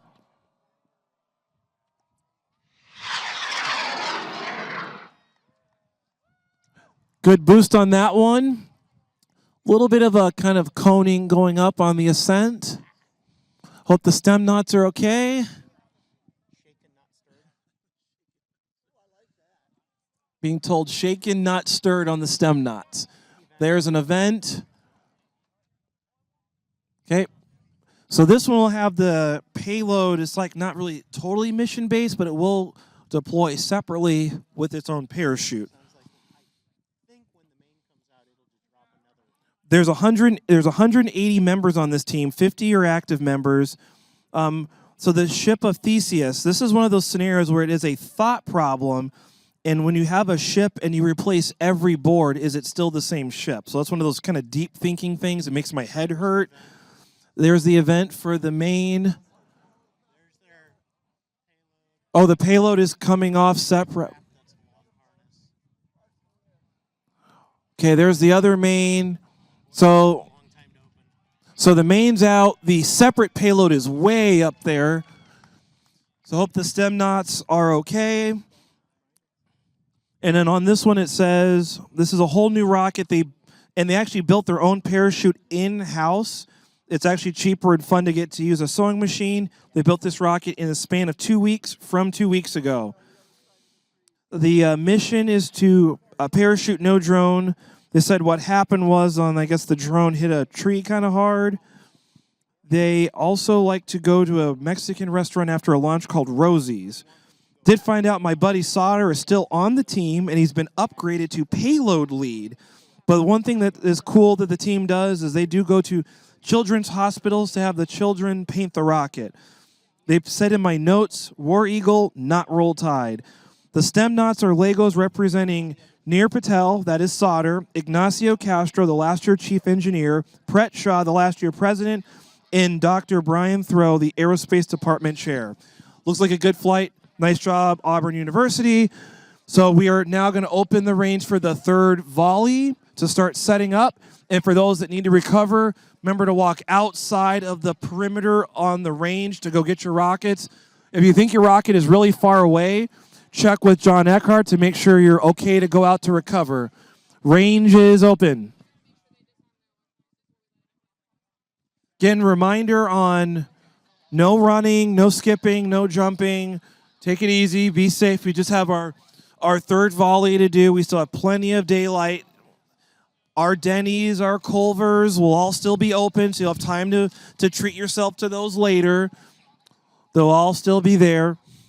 And we just have, I think, that 15 to 17 more flights for the third volley. And excited to see what comes in store coming up.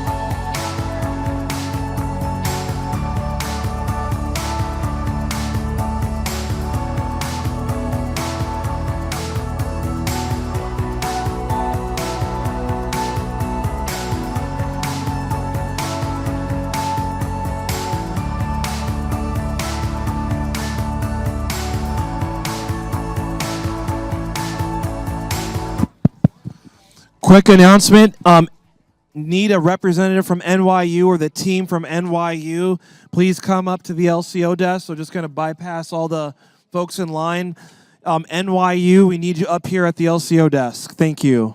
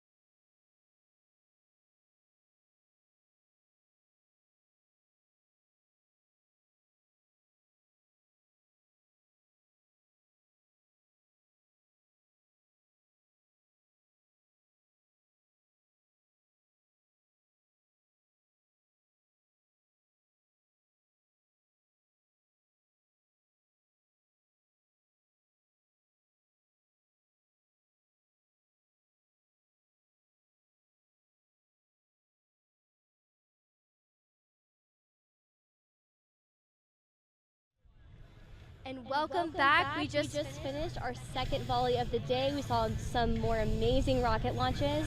And now we're going to be joined by some more teams, get to know them, and see how their launch day is going. So we're going to welcome the first team up with us. This is a very special team because this is an all-girls team joining us right now. Welcome, ladies. If you want to come into the center here. Hello, how's it going? Okay, so tell us what school you're from, your name, and the role on your team. We are from Notre Dame Academy, Team Endar, and my name is Hannah, and I'm the captain and airframe lead. Awesome. So I heard that your airframe is carbon fiber. Can you tell me a little bit about that and like the decisions behind why you made it that way? Yes, so actually originally we were attempting to do the USLI payload challenge, and that includes it being 5 pounds. And so we were struggling with having enough thrust power for using only a K-class motor because we are high school students. And so by using a carbon fiber airframe, it made it way lighter and actually allowed us to attempt the USLI challenge. Unfortunately, we did not end up doing that though. Okay, cool. Still very impressive. We want to ask, what did you guys have to do in order to qualify for this competition? So actually every single year we compete in the American Rocketry Challenge, which is a high school and middle school model rocketry challenge. And last year we went to nationals and placed 9th, which qualified us to submit a proposal. Awesome, congratulations on that. Thank you. Have you guys launched today yet? Yes, we were in Volley 1. Okay. And so how'd the launch go? It actually went great. All of our recovery worked really well, and our payload deployment was perfect. Awesome, that's good to hear. So you guys are obviously an all-girls team, and that's so amazing. I love that. So tell me how important that is to you and kind of what that means, especially in like a STEM environment. So we've definitely faced a lot of challenges throughout our journey as an all-girls team. Even when competing in the American Rocketry Challenge, when going out to launch sites and practicing and such, there were like stereotypes and biases against us. So being able to come here and compete in this competition against a bunch of prestigious schools and teams and students, I feel like we're kind of setting a pathway not just for like girls at our high school and in our community, but just in general. And we're hoping that us doing this is going to make an impact to allowing more girls to be interested and motivated to join the STEM fields. Absolutely. Thank you so much for sharing that. Yes, it's so inspiring. Awesome to be able to see, women kind of leading the charge as we try to diversify STEM even more. So kudos to you guys. Do you have anybody at home or who have helped you along the journey that you guys would like to shout out? Yes, we have plenty of supporters at home. First, we'd like to thank Miss Petzold, our principal. She has been our biggest supporter. And then also all of our donors, especially Christine Landis. She's actually an alum from our high school. And then also, lastly, we'd like to give a shout out to our mentor, Mr. Richard Choi and Mr. Manny Guardado. Awesome. Well, thank you ladies so much for talking with us today. I hope you have a great rest of your launch day and great job on your launch today. Thank you. Yeah. Good job, ladies. Okay, and I think we're going to have another team joining us. Swapping out here. Come on, gentlemen. How's it going, guys? Going well. How are you? Good. Okay, so tell us what school you're from, your name, and your role on the team. We're from Northwestern University in Evanston, Illinois. I'm Kyler White. I'm a senior, and I'm the payload electronics sub-team lead. Yeah, I'm Shashir, also part of the team, and I am the launch vehicle lead. I'm Elliot. I'm a freshman, and I am a member of the Have you guys launched today? We have launched today, yes. How did it go? It went successful. It did everything we wanted it to do. Awesome. So tell us, did you guys have a payload? Did it deploy today, or? We do have a payload, yes. It is a fixed-wing retractable glider. It unfortunately did not get to launch today, though. Yeah, this has been a very, very, hard challenge for the really teams. difficult, but yeah. How did the overall launch go? Like, did your parachute deployed and everything went smoothly? Everything went very smoothly. Dro came out at apogee, and then main came out right when it was supposed to, and yeah, it was great. Congratulations. Thank you. It's very impressive. We know the payloads are a huge learning curve, and you guys are just knocking it out of the park with the attempts you guys have been making. Tell us, what's your favorite part of Student Launch so far? I think it's meeting all the people here. Everyone's in the same boat right now. Like, even if they didn't get to deploy their payload, we've learned so much on this experience. It's honestly great. Wonderful. And is there anybody that you guys would like to shout out who are at home or who might have helped you guys along the journey? Yeah, can I shout out my brother, Eloic? Yeah. Shout out our mentor, Judy. It's technically her rocket, but she's really responsible for giving us all the knowledge in making the rocket in the first place. Yeah, and shout out our team leads, Andy and Tara. They've put their blood, sweat, and tears into this whole project, and it's been really impressive and inspiring to see how hard they've worked. And also all the members of the team that didn't get to come to the launch. It was a great year. Hello, other team members. Thank you for watching. And my last question is going to be, what advice would you give to a team who maybe is new to competing or competing next year? Just be passionate about rockets and this competition. It's a lot of hard work, and it's a lot of adversity. As we've talked to our teams, everyone faced a lot of troubles, so you really have to enjoy doing it and be passionate about it. But it's a lot of fun, and it's really rewarding. Yeah, awesome. Well, thank you guys so much. We really appreciate it, and I hope you guys have a great rest of your launch day. Thank you so much. Thank you. Thank you guys for coming. Okay, and we're going to have another team join us again. Come on over. Welcome, guys. Thank you.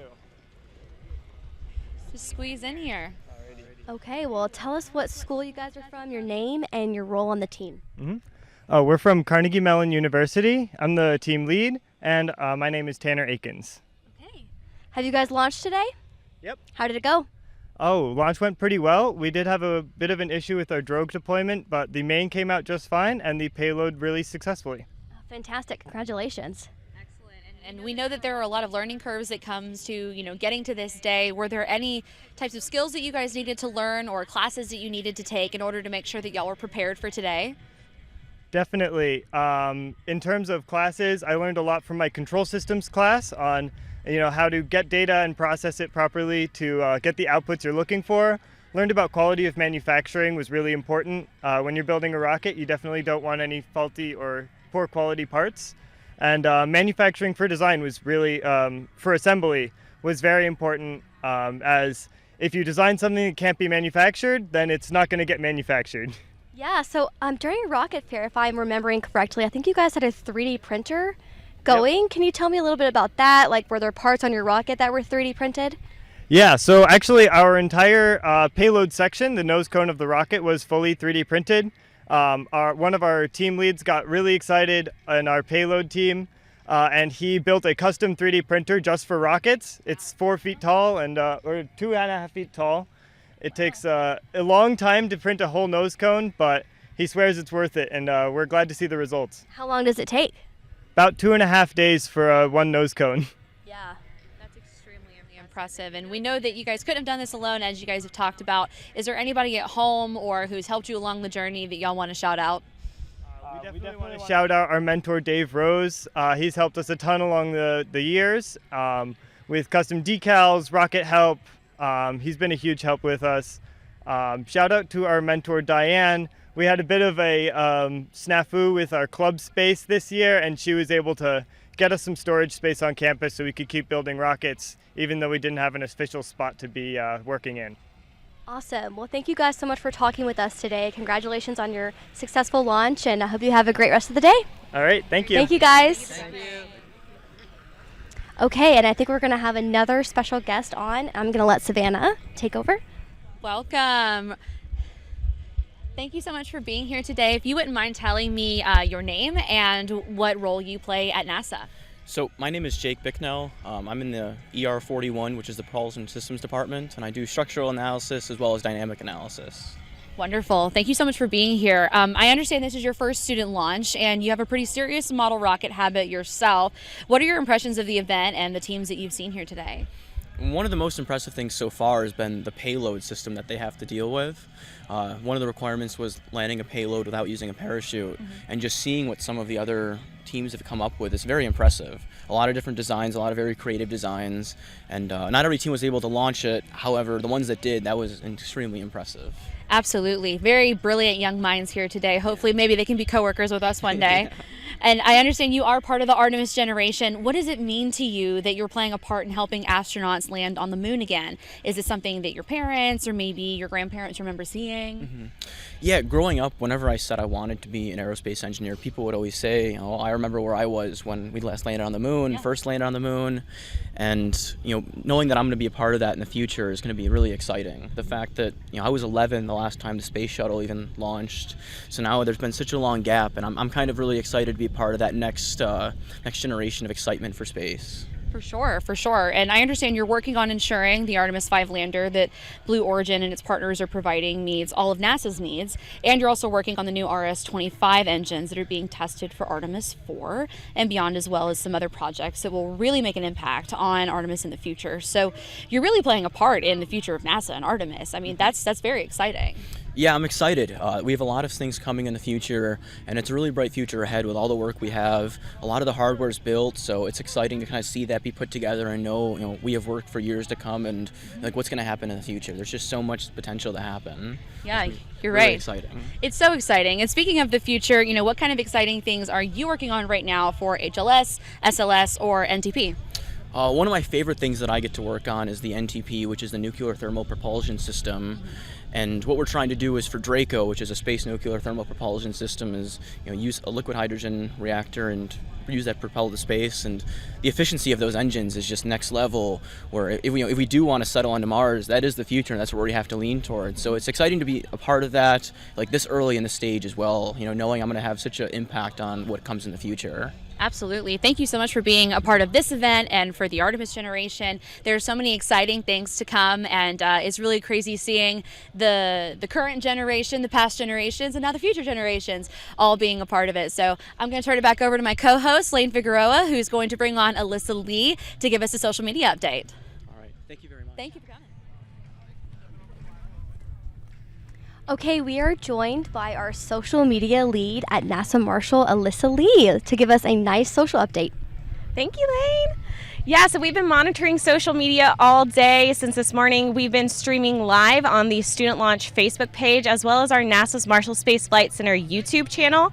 And we're also taking questions on those platforms. So if you have questions, you could drop those in the comments of the live stream.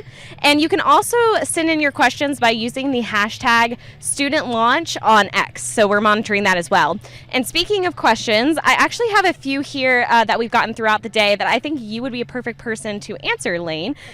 So I wanted to ask you, can you explain a little bit more about the payloads? I know we've talked about it some throughout the day, but people are curious. What are these payloads? What are the STEM knots? Yeah, absolutely. So just a little bit more background information. The university teams are required to attempt the payload challenge, while the high school students have the option to kind of decide what they want to do for a payload. This year's payload challenge had students design a STEM knot atmosphere independent lander, or SAIL, so basically a mini lander, if you will. And inside that lander, there are supposed to be 4 STEM knots, or things that represent astronauts. It could be Legos, they could be 3D printed characters, and these landers are supposed to land without the help of a parachute. They are allowed to have, of course, an emergency parachute in the case that it's not going to land safely. But there are other methods that they could use, maybe a drone, or almost like a kite type situation as well. So it kind of reflects what we're trying to do, right? We're trying to land humans on the moon, the first woman, first person of color. So we really tried to tie in with HLS and Artemis for that payload challenge. And we, as I mentioned earlier this morning, Marshall printed our own STEM knots, which are actually a little bit bigger than most of the student STEM knots, just to kind of rally excitement for this amazing payload challenge, but also just to represent STEM in general. Yeah, I love how these payload challenges are totally centered around Artemis and our current goals as an agency. So those are really cool. Another question we got is, are they actually measuring the exact height that these rockets are reaching? Yes, they absolutely are. Within their rocket, there are sensors that are measuring altitude. And to my knowledge, there is a primary altimeter, and then there is a secondary in case that one does not work. This serves to, of course, measure the altitude, but it also tells the rocket when to deploy that drogue and the main parachute. So we definitely have exact numbers, exact data to show how high those rockets are flying. Very cool, thank you. And speaking of how high they're going, how do these students win this competition or win this challenge? Yeah, absolutely. So there are many different awards that students can win. As I mentioned earlier, when we have our virtual award ceremony, there is, of course, the overall winner. I think there's a lot of factors that go into that, how well their rocket launched on launch day, how well they did their review cycles, how much STEM engagement they did within their communities. There's a lot of different factors that go into that. There's, payload awards, rocket awards, safety awards. There is a STEM engagement award. So there's many different ways to recognize all the hard work that these teams are doing. I love it. I love that they can win multiple things and not just rockets. That's really cool. Yes. All right, and I think I just got one more question left for you. How many years has this competition been going on? So this competition started in 2000. So it's a really easy way to calculate how many years it's been going on. So this is the 24th year of Student Launch, which is super exciting, which means next year is our 25th. So that's going to be a big anniversary coming up. Awesome. Well, thanks for letting me give a social update. We are still taking questions on social. So again, you can leave your questions in the streams on Facebook and YouTube, or you could use the hashtag Student Launch. Thanks, Lee. Awesome. Thank you so much, Alyssa. And I think we're going to pass it off to our other, before we pass it off to our coworker, I just wanted to give a huge shout out to all of the sponsors of Student Launch. This competition could not happen without you. You are an integral part of this competition, and we just really want to recognize them and thank them. And with that being said, I'm now going to pass it to my colleague again, Ashley Polsak, and she is going to interview some more teams.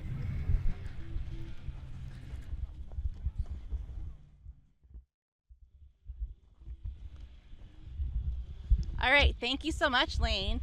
I am here with Camus from the University of Portland, and can you tell me about your role with the team? My specific role within the team, I was the team safety officer. I was chosen for that role because I have some previous experience in aviation, so we thought I would be fitting to handle the safety stuff and write the checklist and whatnot. Yeah, so did everything go well when it came to the safety parts? Yes and no. All of our team, we're a first-year team in this competition, so we had to do a lot of learning, and safety was one of those big things that we didn't really know a whole lot about. And we had to rely a lot on our mentor to fill some of those gaps. Okay. A great example is on our flight today. It went up great, drogue deployed, but the main, it got stuck inside our forward section and didn't end up coming out. So we have a little bit of damage sustained to our airframe because of that, but it's nothing that can't be fixed. But we learned a great lesson on the importance of the safety aspects when it comes to rocketry, especially from the inspection with the NAR. Mm-hmm. So lots of great lessons learned there. Well, that's a good silver lining. So I was talking with you earlier, and as you mentioned, it's the first year that your team's done this. It's a smaller team than some others. So can you tell me how that makes you guys feel being here and representing the school? Honestly, the only word I can use is blessed. We are so lucky. We've only done 3 launches with our full-scale vehicle. The first 2 were completely successful with minimal damage. This one, less successful, but the silver lining is that we got within 16 feet of our target altitude. So just as a first-year team and getting to interact with the other teams here to find out that it's relatively difficult for a first-year team to even make it to the competition, we're truly lucky, and we can't be more thankful to be here. And the rocket launch, so that's awesome too. Mm-hmm, indeed. What has been your favorite part of today and interacting with other teams? I think it's just seeing all the creativity. Some of the designs and the way they paint their rockets, just so much fun. People are having a great time with it. The way they're naming them, we had fun with our name too, calling our rocket the Lean Machine. It's just great to see all the passion that there is for rocketry. Yeah, absolutely. Now, the hard-hitting question that I think is on everyone's mind is tell me about these hats. Okay, so the hats are inspired by our payload design. We designed our payload to use a gyrocopter / helicopter style recovery system, where as it would fall, the blades would start to rotate and generate some lift so it descended safely. Unfortunately, we weren't able to fly that in the competition today, but to show up and represent our idea, we all thought it would be fun to wear the hats that have the propeller on them, not only because they look goofy, but because they memorialize our payload. Yeah, absolutely. And they make you stick out. Yeah. We've had a lot of people come and ask us questions, which is great. Yeah. Is there anyone that you want to thank that's helped you get here? There's such a laundry list of people, but a few that I want to identify. First, the Oregon Space Grant Consortium. Without their funding specifically, we wouldn't have been able to travel to Huntsville. So we're very grateful for everything they provided, as well as our engineering school, the Shiley School of Engineering. All the faculty, they provided so much wisdom and support, as well as financial support for this competition. Very grateful for that. And the last person I want to thank is our mentor, John Thompson. We would not be here without him. Our team knew nothing about rocketry going into this, and he has helped fill those gaps and get us up to speed. And it's been a great experience, and we could not be more grateful for having him as a mentor. That's awesome. And is this all of your first times in Alabama? I've been here before. First time. Okay. Well, we loved having you guys come over from Portland and be part of this competition. Do you have anything else that you want to share with the world? No, I don't think so. We're grateful to be here. Great. Well, thank you so much for being here, and I enjoy getting to see your rocket take off. Thank you very much. Yeah. You can go now.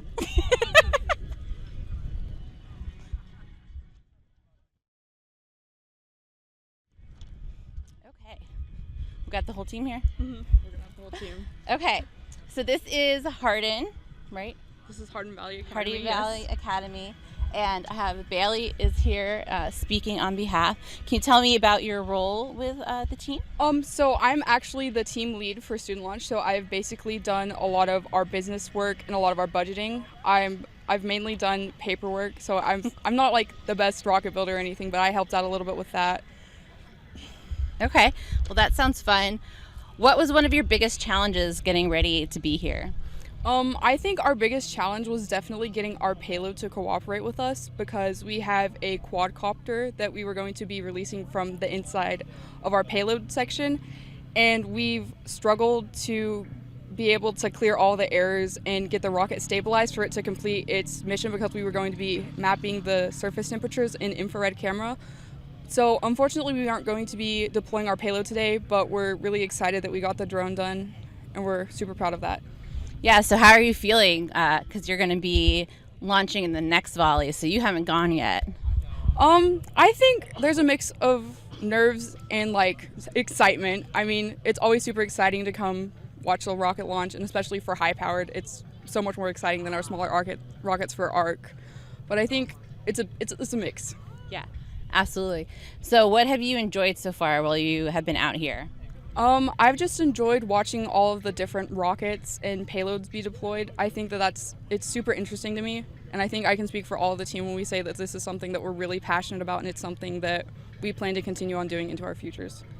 Yeah, that's awesome. NASA is always looking for people, and this is a big reason why we do this competition. Is there anyone that you want to thank that's helped you guys get here? Anything like that? I'd like to primarily thank like our adult educator and mentor, Tim Smurl and Toney Alomar. They've done so much for us, and especially all of our families. They're super supportive of what we're doing. And then Amish Elegance has been like our main sponsor, and that's Tim Smurl's parents-in-law. So we're super grateful for them and everything they've done for us. Awesome. Well, thank you so much for being here, and good luck with your launch. Thank you. Thanks. And it looks like I have one more team coming on over. And they have part of a rocket, so that's awesome.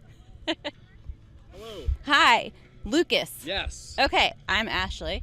Nice to meet you. Can you introduce what team you're with? Yes, we're the University of Toledo Rocketry Club, and we just finished our launch in the second volley today. Awesome. Can you tell us how it went, and did it meet your expectations? It was a little bit lower than our expectations, but we're so glad to be here, and we're so glad that we can represent the University of Toledo here in Huntsville. Yeah, absolutely. So what has been one of your favorite things that you've done today besides your launch? It's really nice being able to put the whole rocket together and cheer on other schools here today. And, it's really nice that we're able to bring so many members down here today, especially all the way from Ohio. So being able to work together, build the rocket, and then cheer on other competition. Yeah. So is this your whole team, or do you have a bigger team that's at home cheering you on?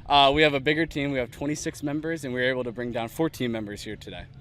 Okay, awesome. Do you have anyone that you want to thank that has helped you get here? Yes, we want to thank our corporate sponsors, SolidWorks, Franz Paskey, Jay Nagy, who is our a member back before the COVID days, okay. And the University of Toledo and the College of Engineering. We also want to thank our mentor, Andrew, who has been helping us out the entire year.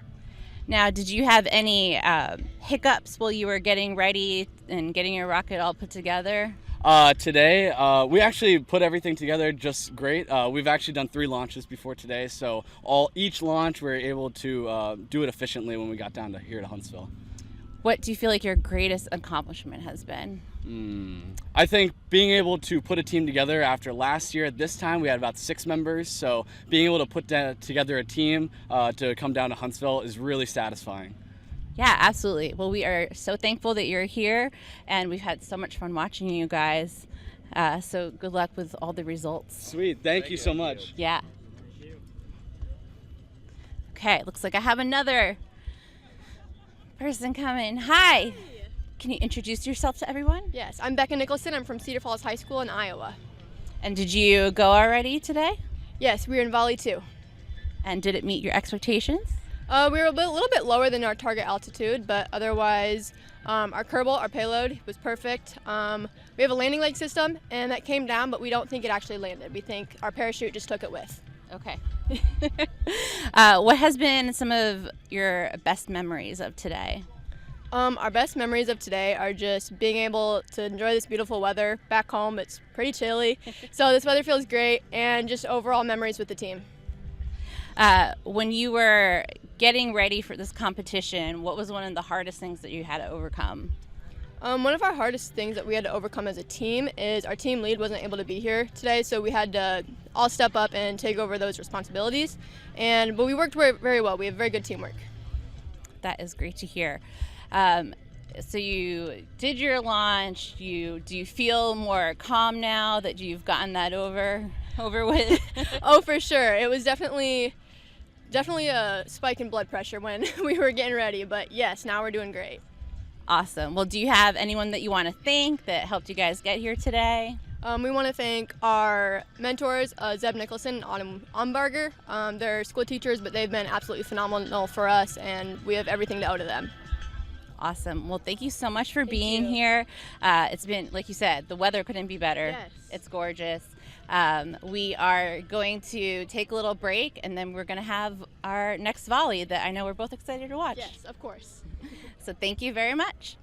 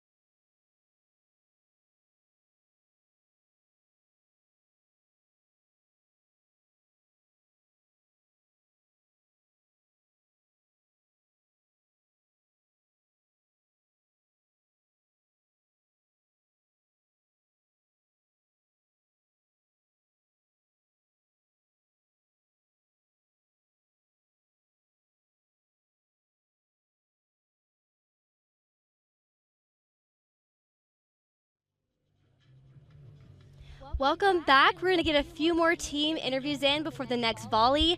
We have the University of Florida with us. Can you introduce yourself? Tell us the role on your team. Hello, my name is Rylan Andrews, and I'm the chief engineer for our team this year. Awesome. So you guys have already launched, and I've heard it went pretty successfully. Is that correct? Yeah, we had maybe a little snafu with our main, but then it came out perfectly, and everything's undamaged, if a little bit dusty. Awesome. Nothing wrong with a little suspense, right? No. Yeah. Awesome. That's amazing. Tell us a little bit about what it took for you guys to get to this day. Yeah, so, you know, this isn't probably something that's too atypical of teams, but we had a couple setbacks.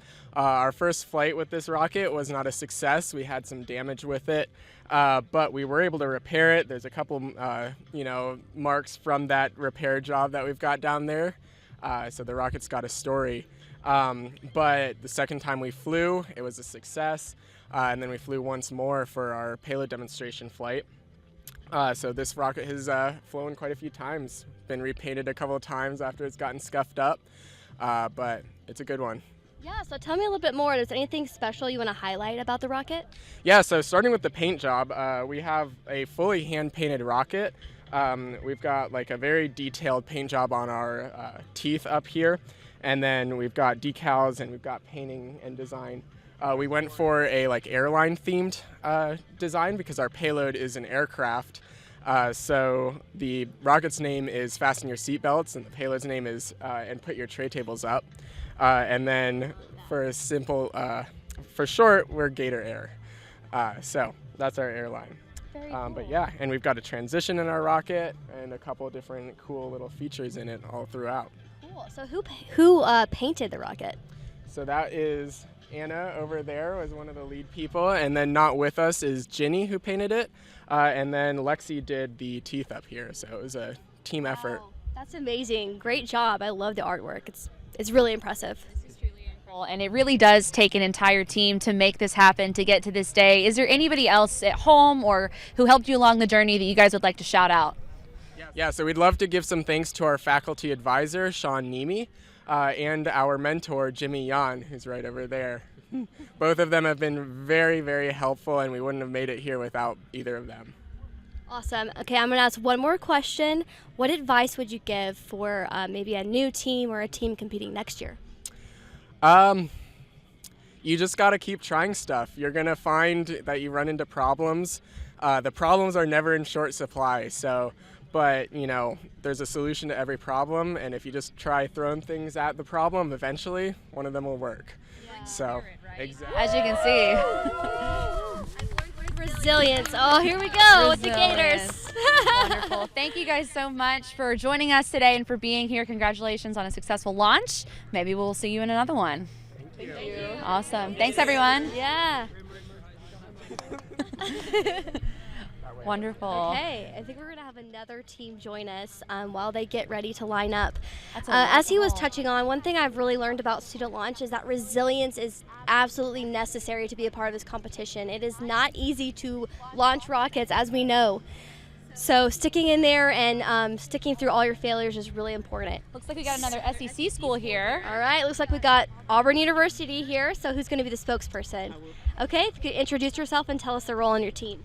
Hi, my name is William Shipman, and I'm the president of the Auburn University Rocketry Association. Awesome. Wonderful. So you guys have already launched. Tell us, how did your launch go? Did everything go as planned? Were there any setbacks? Give us the rundown. Okay, well, honestly, the launch could not have gone better. We went up straight, all recovery events happened, payload came out completely undamaged, and we were only 13 feet off of our target apogee. The closest in school history, and really the closest I've heard of this competition. Wow, well, incredible. Hopefully you guys, maybe you'll snatch up that altitude award. We'll see, right? I hope so. Yeah, so tell me a little bit more about your payload. Payload? So originally our plan for the payload was for it to be a quadcopter. The arms would fold up inside the 6-inch tube, and then at around 1,000 feet it would pop out and safely got its way down. About 2 weeks ago, our final fully integrated test flight, we had a bit of an incident. Payload deployed properly, right over some trees, and about 40 feet in the air, hit a tree, began to tumble, and was completely destroyed. Additionally, at that launch, the entire rocket got stuck up in a 40-foot tree and was completely unrecoverable. So we had to meet 2 weeks ago. We planned it out. We ended up deciding that rebuilding the drone was not feasible. So we just took all the drone hardware, replaced it with a parachute, stuck that in the rocket, and then had to rebuild the entire rocket over the past 10 days. Yeah, well, I really appreciate, that resilience, and you guys did great today. So congratulations on that and overcoming challenges. It seems like almost every team here, has to go through at least one challenge, at least one. So great job, guys. Exactly. I have to ask, why did we decide on these Hawaiian-style shirts as your team shirts? Because they look quite nice, not going to lie. Well, it's really just a team tradition. We do it every year. We come out. Every year the president designs a new Hawaiian shirt for the team. And then we just love wearing that for competition. It gives us a bit of team spirit, camaraderie. We love the Hawaiians. Yeah, love it. Awesome. I do too. They look great. What advice would you give to a new team competing in student launch? Really, it's just all about having team members around you, supporting you. 2 or 3 people cannot do this, or at least cannot do it well. It takes an entire team. We've got about 50 active members on the team, all of them actively contributing to the project, and without every single one of them, this would not have been possible. Wonderful. And speaking of kudos, is there anybody else at home or folks who have helped you along your journey that you guys want to make sure you shout out today? Big shout out to our advisor, Dr. Eldon Triggs. This is his 10th year on the team. Could not ask for a better advisor. He drives 17 hours out to competition, spends weekends with us, just puts in tons of work for us. He's great. I could not ask for a better advisor. Great. Well, thank you guys so much for joining us today. Congratulations on a great launch, and enjoy the rest of your Saturday. Thank you. Excellent. Thank you. Guys. It hurts me and Savannah's hearts. We are Alabama grads, so unfortunately. No, it's all in good fun. We're very impressed with these teams, and we have another one joining us now. Welcome, everybody. Yes, these teams come from far and wide. Some of them are rivals in sports and academics and everything like that. However, on this big dirt field, we are all just big Rocket fans. So welcome, everybody. Tell us who you are, where you're from. We're at Central Washington University from Ellensburg, Washington. Flying Monarch today. We just flew in the second volley, and we got a really good flight out of it. We're really excited about that. That's amazing. So how was it traveling with all these rocket parts all the way from Washington? So this year we did it smart and had someone drive it down. Last year we actually checked it on board an airplane, and TSA did not like that. No. We got it through. That is fantastic. And so tell us a little bit about the journey to get here. Did you guys have to learn certain skills or take certain classes? How did you get from wanting to do this to actually being here today? So the rocket we made last year was a very simple design, just basic epoxy and fiberglass construction. But this year we decided to branch out into doing carbon fiber layups on a lot of stuff, and as well as having full-on GPS integrated into our altimeters, and that was a really big step up technologically, as well as some 3D printing of airframe components. Yeah. Cool. So is this your payload right here? No, that's right. AV bay. Okay. Our payload did not fly. Okay, did not fly today. Okay, got we you. did safely retain it through the whole thing. It's stuck in the nose cone. Was your rocket last year also butterfly themed? It was dragonfly. Okay, dragonfly. I think I remember that from last year. Very cool. So what was the reason behind the Monarch? Is there a story there? We have an insect theme, so this is our 3rd year, and the first year we named our rocket Newbie because we were newbies, and we painted it like a bee. And so last year we decided we wanted to continue the insect theme. We did Dragonfly, and then this year we decided on Monarch to continue the insect theme. Very cool. Love it. Any teases into what next year's might be?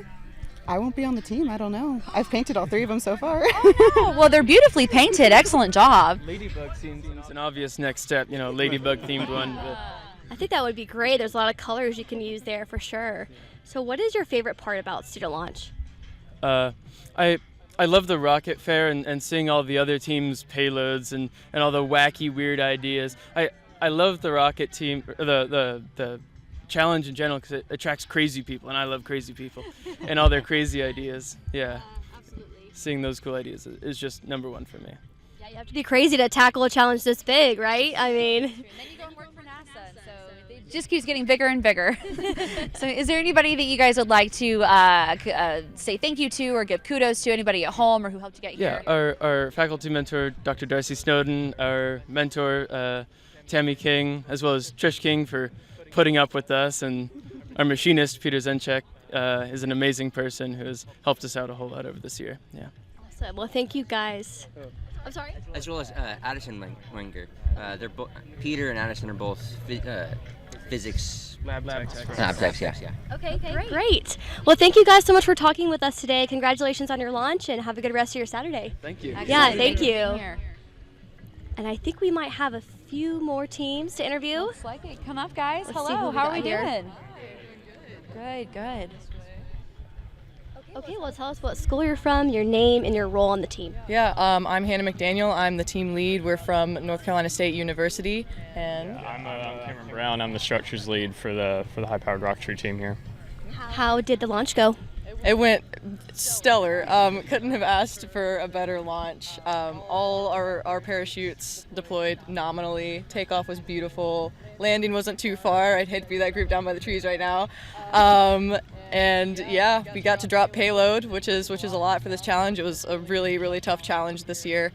Super proud of the work our team put into it. Yeah, congratulations. Yes, excellent job. Tell us a little bit more about the payload. What did you guys choose to incorporate, and how did it end up succeeding? You said it was a good success, so tell us how it operated.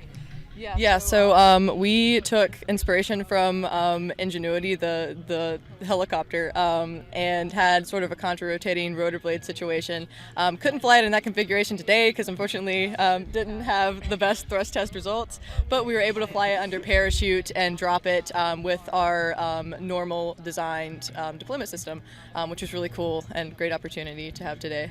Awesome, that's fantastic. So tell me, what is your favorite part about Student Launch? Oh boy. For me, honestly, just the confidence that it inspires in people. I had a tough undergrad year, and then I met these people, and now I'm team lead of an awesome team, and it's great. That's all I can really say. Yeah, fantastic. That's fabulous. So inspiring, and we always love seeing students come and succeed, and we're glad that you guys had such a successful launch. For next year, what lessons learned or takeaways are y'all going to take home and work on to make sure that it's even better when you come back? Yeah. Definitely put things together really early beforehand, because you will discover 2 days before launch that something doesn't work, and now you have 2 days to fix it. Yeah. Do you have anything? Order things faster Yeah. than earlier, because there's always going to be shipping delays. You can have a strict schedule, but it's always going to come in late. Sure. So. The supply chain. Yes. Oh, yeah. That's what we hear about. Prepare for that. Wonderful. Is there anyone that you want to shout out or give a big thanks to? Yes, I would like to thank our Triple E mentors, Jim and Alan. They've been a huge help for the entire time our club has been in this competition, and also just shout out to our team. They're cleaning the rocket right now, working really hard, scrubbing that black powder off. Couldn't do it without them. Yeah. I personally, I want to thank Meredith Patterson. She is actually here today working as a volunteer. She works at the propulsion lab here at Marshall. She was in this club for about as long as I was. I learned pretty much everything from her, so definitely. Fabulous. Well, congratulations, guys, on a successul launch. Enjoy the rest of your launch day, and maybe we'll see you in the next one. Yeah, for sure. Yeah. Wonderful. Thank you for guys. coming. Okay, and I think we might have one last team here.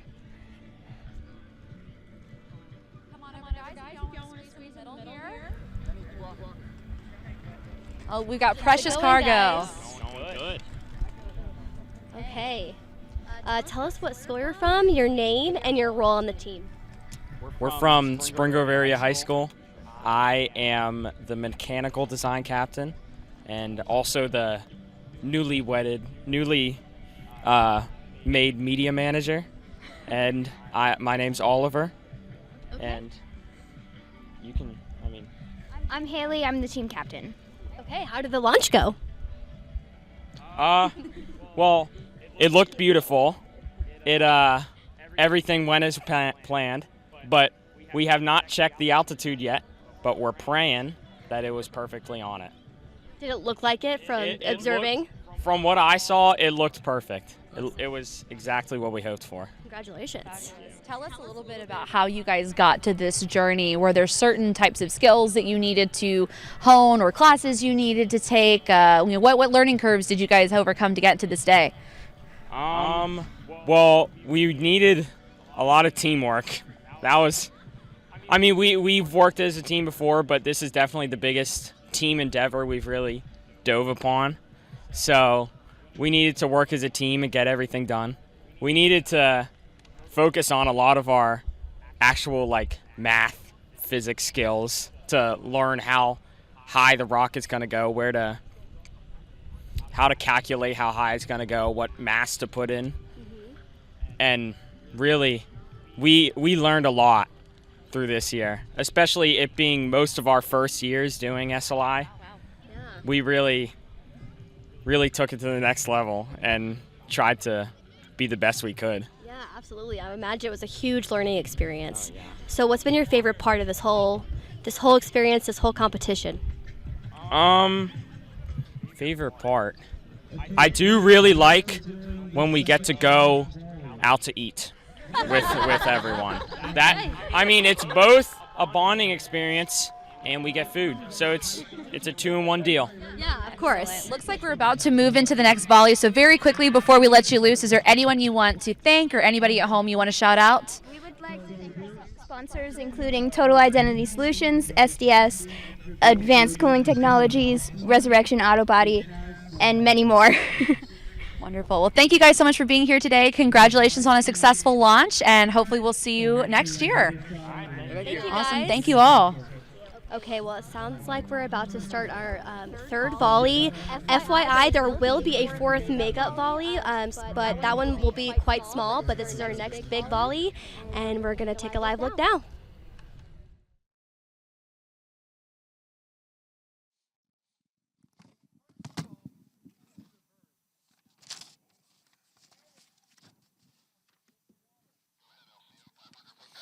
And I'll also make a couple announcements. Sun is out. Make sure you're drinking water.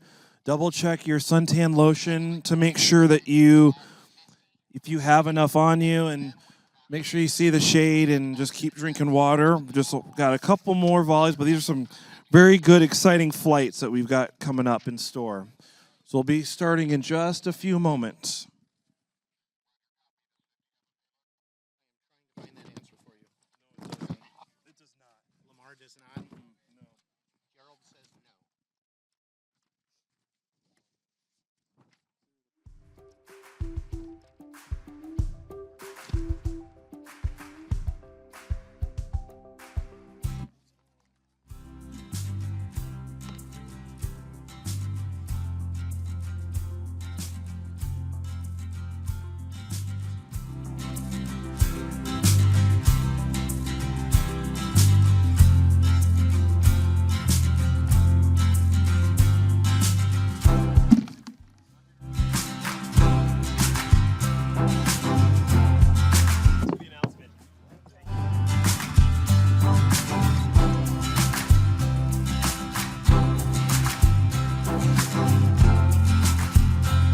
I've been getting notifications.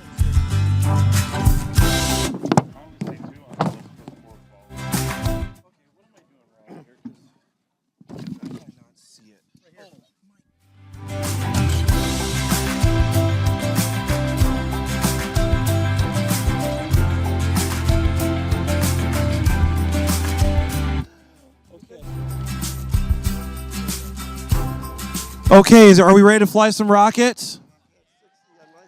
Okay, well, we're going to pause the push-up contest. We're going to start flying some rockets again. Okay, so we're actually going to go to the far back pads. So this is Lamar University. We're going to just go there, and then we'll go back to the front pads. So we're going to do Lamar University. This is called the Cardinal Cadets from Beaumont. Oh, they are excited. They are from Beaumont, Texas. The name of this rocket is Hirosaki 1, 16.1 pounds, 4-inch in diameter, 17.3 feet tall. Probably one of the lighter rockets that's here today. It's actually named after alum who worked on the Apollo 11 launch. Also is dedicated to our advisor, Dr. Yao, and he is the faculty advisor. And the team really does want to thank you, Dr. Yao. You helped get the team there. Give it up for Dr. Yao. Oh, there we go. Supported by other universities. The name of this experiment is called FIARE. It's Fan Lifted Astronaut Recovery Expedition, although this one's going to be inoperable today. It's going to go to 4,000 feet, flying on a Aerotech K535, and doesn't have an altitude for Maine. And I know this team, this is their first time here in their first year as a rocketry program, so they are very excited to be here. So we're going to go to that pad number 50. So we'll start in the back furthest left. We have a clear sky. We have a clear range. We're going to launch Hirosaki 1 in 5, 4, 3, 2, 1, ignition.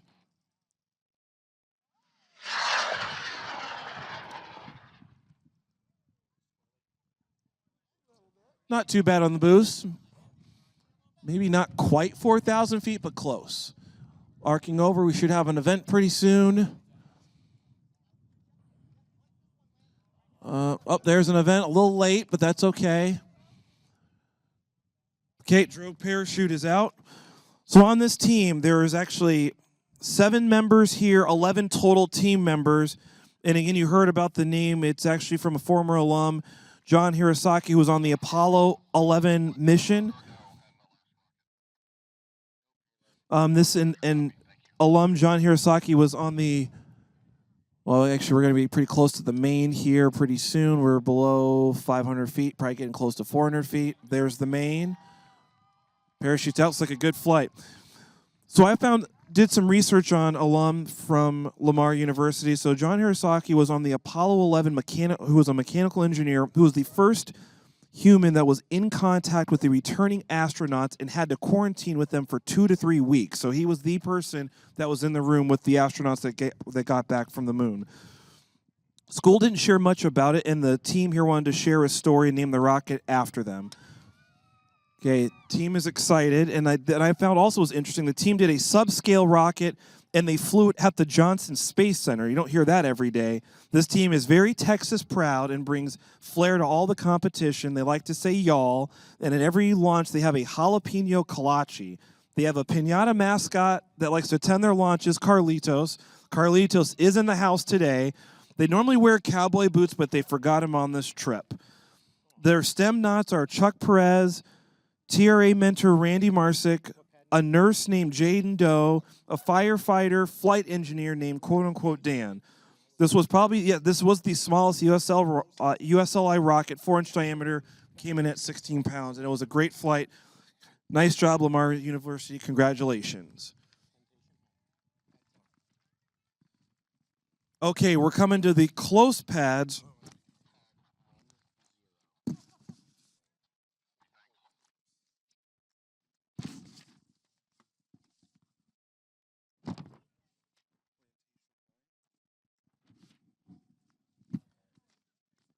Okay, we're going to the close launch pad. So this is,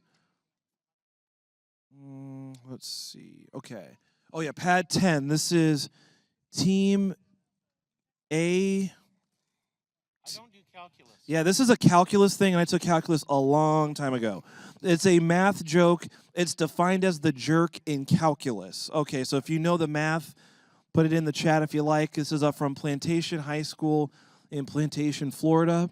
The rocket name is third derivative. Oh, A prime T. So A prime T, that's what that references. 18-pound rocket, 4-inch in diameter, 9 feet, 7 inches tall. The experiment information is called Minimizing Small Changes in Acceleration. Jerk is a small change in acceleration. We are testing all 3 methods: magnetic suppression, springs, and oil-filled baffles. So another high school is doing some pretty cool testing through the vehicle of a rocket. And this should go 4,400 feet, flying on an Aerotech K550. And if you don't notice, the paint job on the rocket is zebra painted. And I think some of the team members are dressed up in zebra outfit, and they like something with zebra cakes. So if you are hungry for a zebra cake, this is the team to go visit after the launch. Okay, so we're going to launch on pad 10-10. We have a clear sky. We have a clear range. We're going to launch the third derivative in 5, 4, 3, 2, 1, ignition.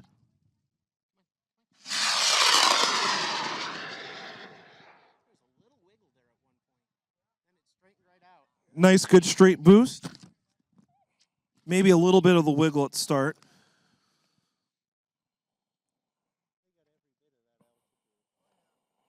Yeah, they got all the 4,400 feet. There's a drogue out on it. That's good. Oh, wait. Okay, there is a drogue parachute. So I did find out this team, the school tradition was always to go with the zebra cakes, but no one on the team, I think, really likes zebra cakes a whole bunch, but they stick with the tradition. Yep, we'll eat the zebra cakes. You can bring them up here.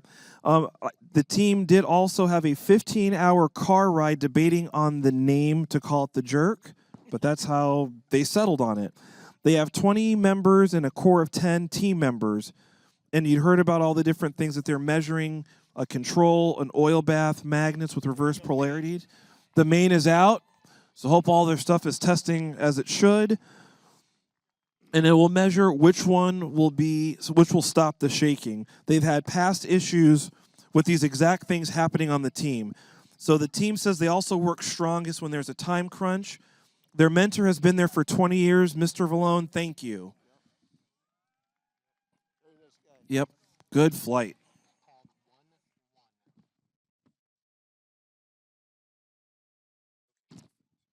Okay, on pad 11, we have Resisto Jets rocketry. This is Morris County 4-H from Morris County 4-H, New Jersey.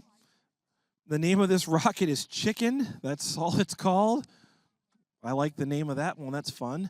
It's 22.8 pounds, 5.5-inch diameter, 8.3 feet tall. On the vehicle notes, it says dual run cam, camera housing, 3D printed fin can with carbon fiber layup. On the science and experiment information, USLI payload challenge will not open, but is remote control glider with live video feed. Wings fold upward into the triangle to fit upper airframe. Won't fly. They had some challenges with the weather. It should go 3,900 feet on a Aerotech K1100, and the main is set for 700 feet. So we'll launch this on pad 11, the Chicken. We have a clear sky. We have a clear range. We'll be launching in 5, 4, 3, 2, 1, ignition.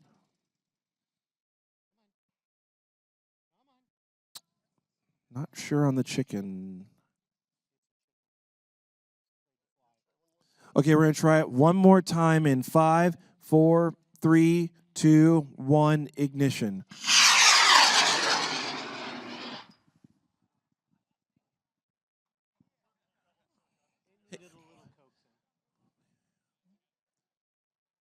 All right, Chicken.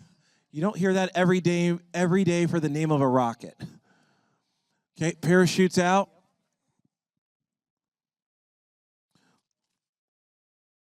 So with this team, they're from northern New Jersey. This is their second year here. 7 members on the team.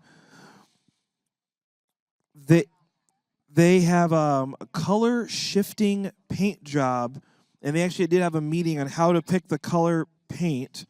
And Sean did and designed the team logo and did the same thing last year. Oh, this team also likes Dr. Pepper and was a part of all their build sessions. They also like to play music when they walk back from recovery of the rocket. Sometimes they like to listen to indie rock as their music when they're walking back from recovery. They did have the 3D printed glider. Oh, and they also told me about there's a main on the rocket. That looks good. They're excited. Oh, there's another piece. Oh, there's another piece that came off. And there's someone on the team named Holt. Holt is the sassy and sarcastic one. So he's always got a comeback, so make sure you be ready. So watch out for Holt.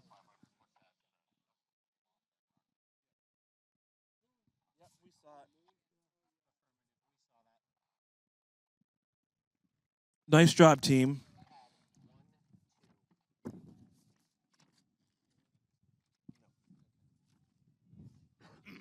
Okay, on pad 12, this is Thomas Jefferson High School for Science and Technology. All right. TJHSST from Alexandria, Virginia. The name of this rocket is called Rocket 1, real original name. 23 pound. Oh, okay. About 5.5-inch diameter, 10 feet tall. The drogue in bundled main and apogee using Jolly logic. Top and bottom section separate at 600 feet with both mains deploying. The experiment information is SWARG, swing wing aerial recovery glider, glider payload deploying at 400 feet, camera on board for later mapping. Not deploying at Huntsville, but will at the ARL Nationals. This is supposed to go 4,000 feet on a K-1275, so this will take off pretty quick. Nice bright red flame off the Aerotech. The main should go about 600 feet, and this is done via the Jolly logic. So this is on pad 12. You'll see the nice red flame on this one. We have a clear sky. We have a clear range. We're going to launch this one in 5, 4, 3, 2, 1, ignition.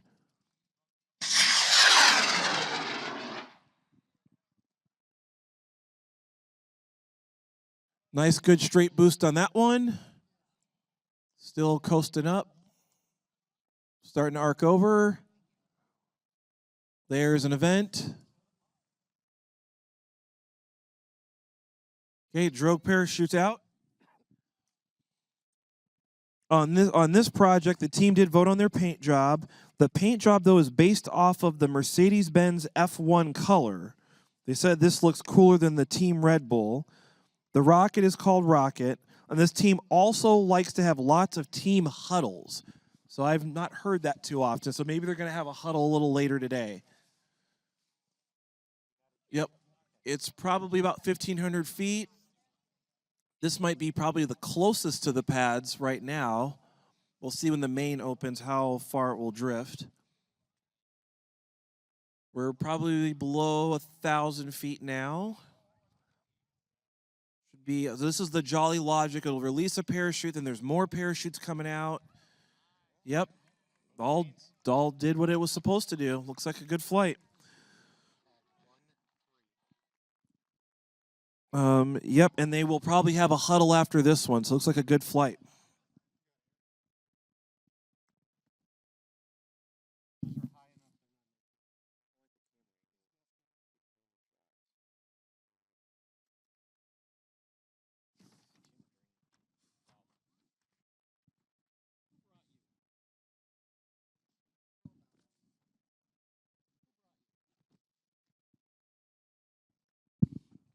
Okay, on pad 13, we have St. Vincent-St. Mary's SLI. This is from St. Vincent-St. Mary's High School from Akron, Ohio. Yep, they are here. The name of this rocket is called the Luck of the Irish. 19 pounds, or 19.06 pounds, 4-inch in diameter, 7.29 feet in length.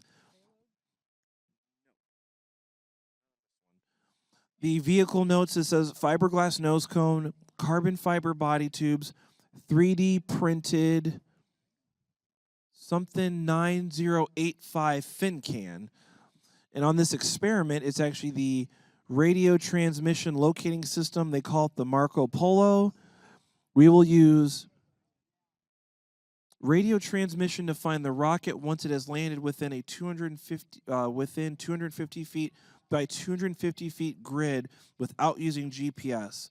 The drone will be playing a game of Sky Marco Polo with the strength of the radio transmissions. And this one should go 5,280 feet, just at a mile, and it is flying on an Aerotech K1103 Propellant X. We have a clear sky. We have a clear range. We're going to launch the Luck of the Irish in 5, 4, 3, 2, 1, ignition. Wow, that moved up pretty quick. Good straight boost on that one. Still going up a little bit. That probably got all the 5,280 feet.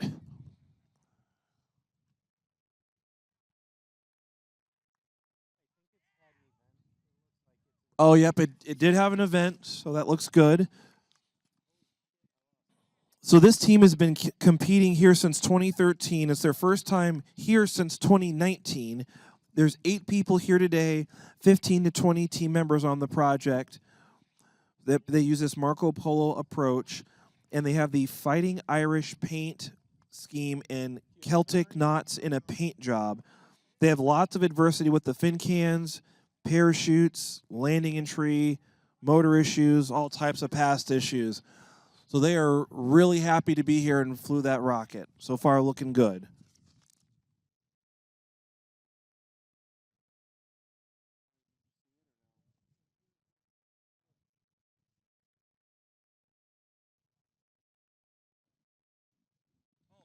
Oh, the main just came out. Looks like another good-looking flight. So hopefully their Marco Polo-like system will work the way they intended it to. The rocket flying part looks good.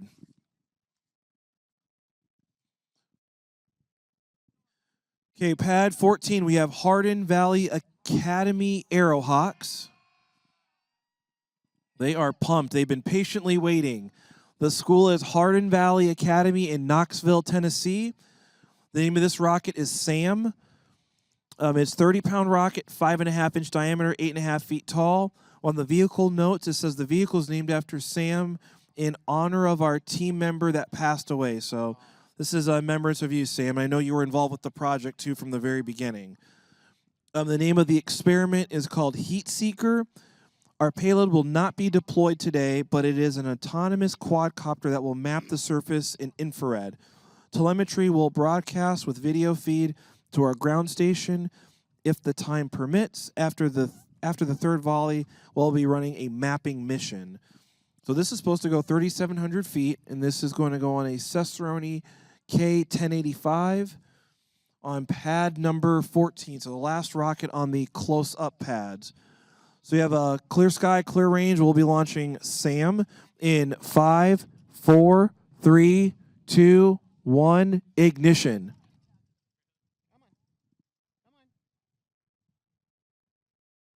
Try again, or did it open?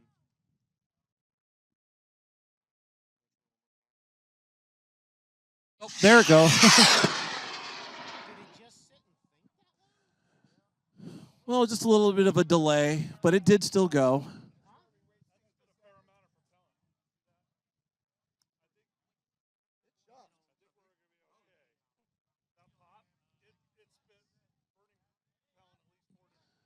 Okay, the parachute's out.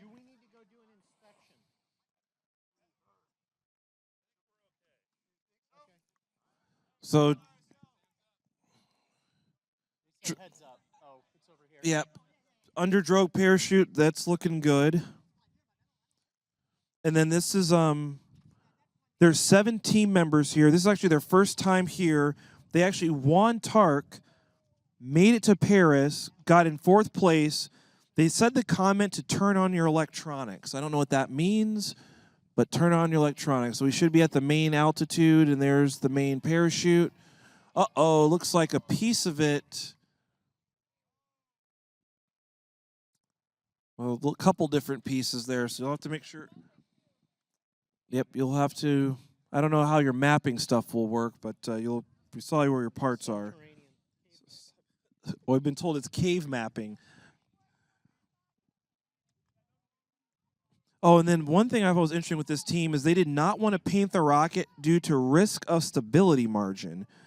And they also said if there's any problem, we just saw a problem, we actually have to blame Zane for it. So Zane, see, it's Zane's fault. That's what that says it right here in the notes.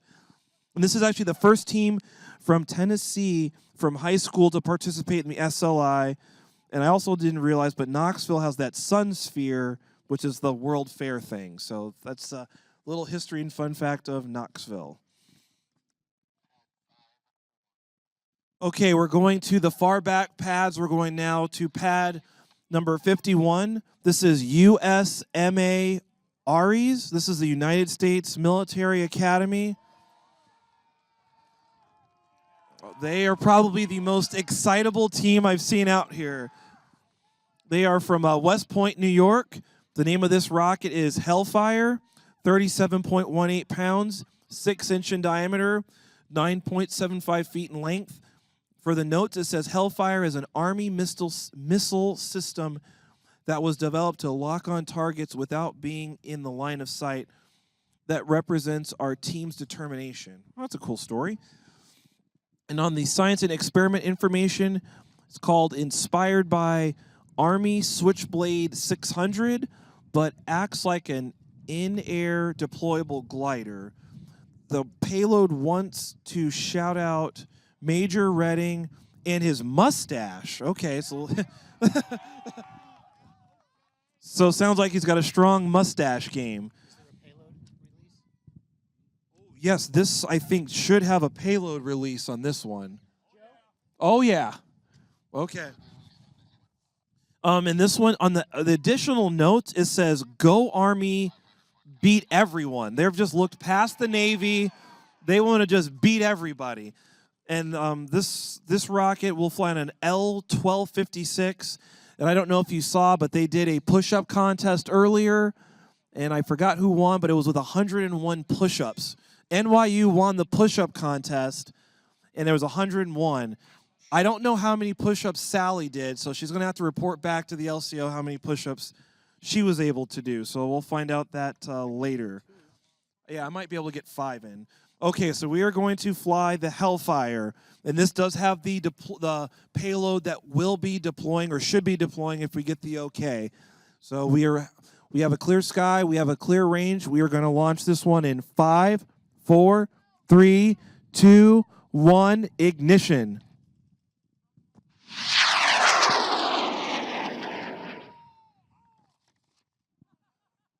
Okay, they're real excited. It's only gone up. That's all it's done so far. It's a very excitable team over there. Starting to arc over. There's an event. Okay, the parachute's out, so it's looking good so far. Okay, with this team, there's 22 members on the team. It's an air deployable glider. It's 24 inches long. And actually, this launch is based on D-Day in Normandy. Oh, one of the team rituals after every launch, they go to the world-famous Taco Bell. Yeah, shout out to Taco Bell. And also, when they say the weather is bad, is it really that bad? They're in the Army. If it ain't raining, we ain't training.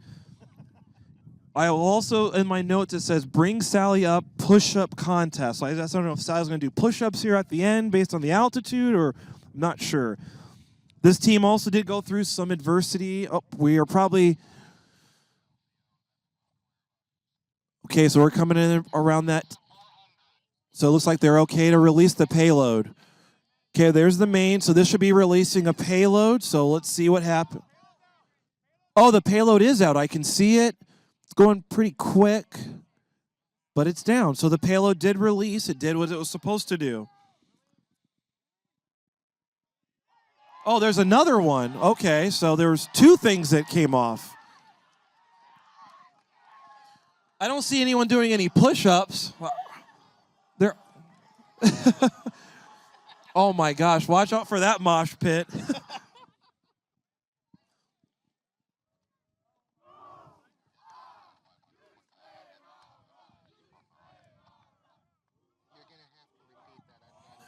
They are awesome. They got their chant going.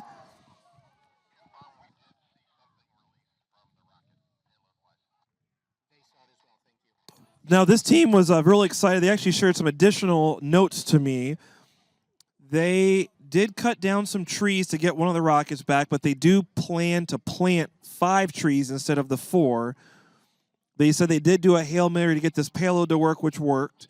A couple of Benji's favorite quotes. It's big trust, and it's all good. Alan likes to say, she will play, and I got it.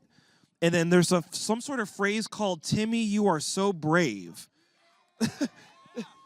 So Timmy has got...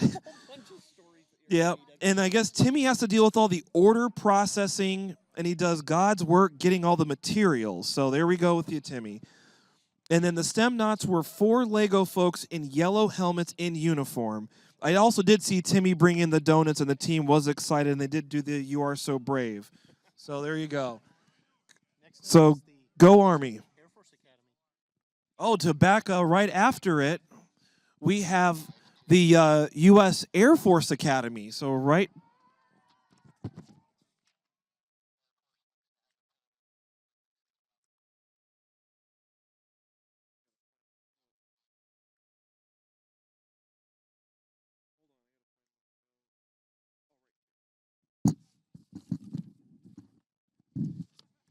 Okay, so on pad 52, this is Blue Horizon Rocketry, or the United States Air Force Academy.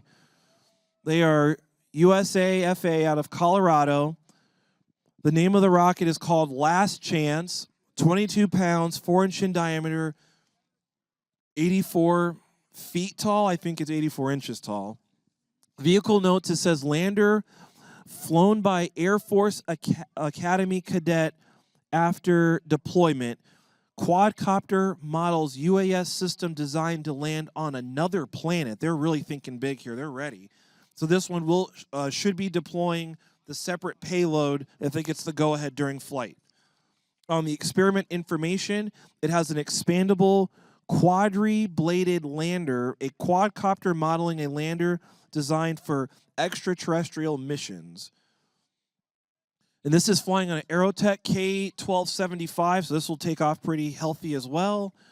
And the main is set for 800 feet. So this is on pad 52. This is the Last Chance.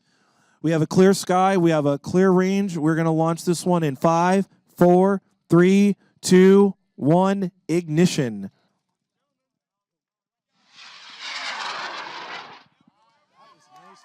That was a straight boost. Now the Air Force Academies, they're a little more happier now. They were kind of quiet at first.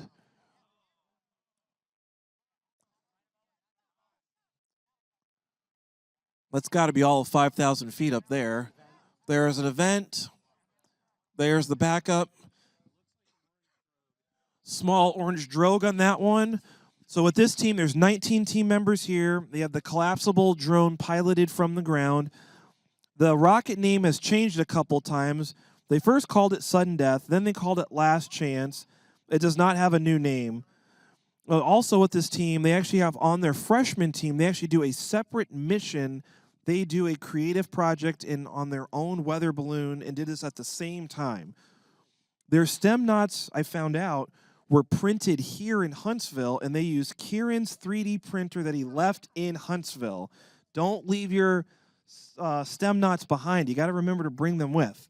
I did see they were very tiny 3D printed spacemen. Okay, and this one is still... Okay, this one looks like it should be the okay for payload deployment. So there's the main, and then it will deploy at 400 feet. So it's on track to deploy at 400 feet. We're not there yet. It's getting closer.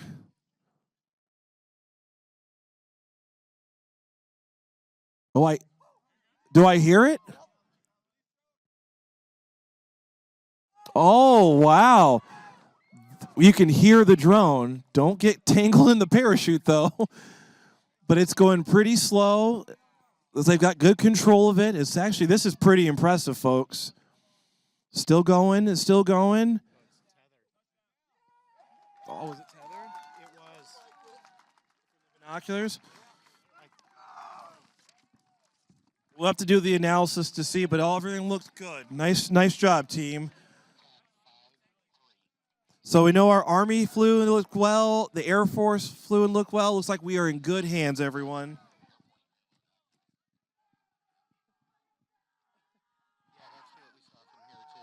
Will there be a push-up contest after this, maybe, between Air Force and Army?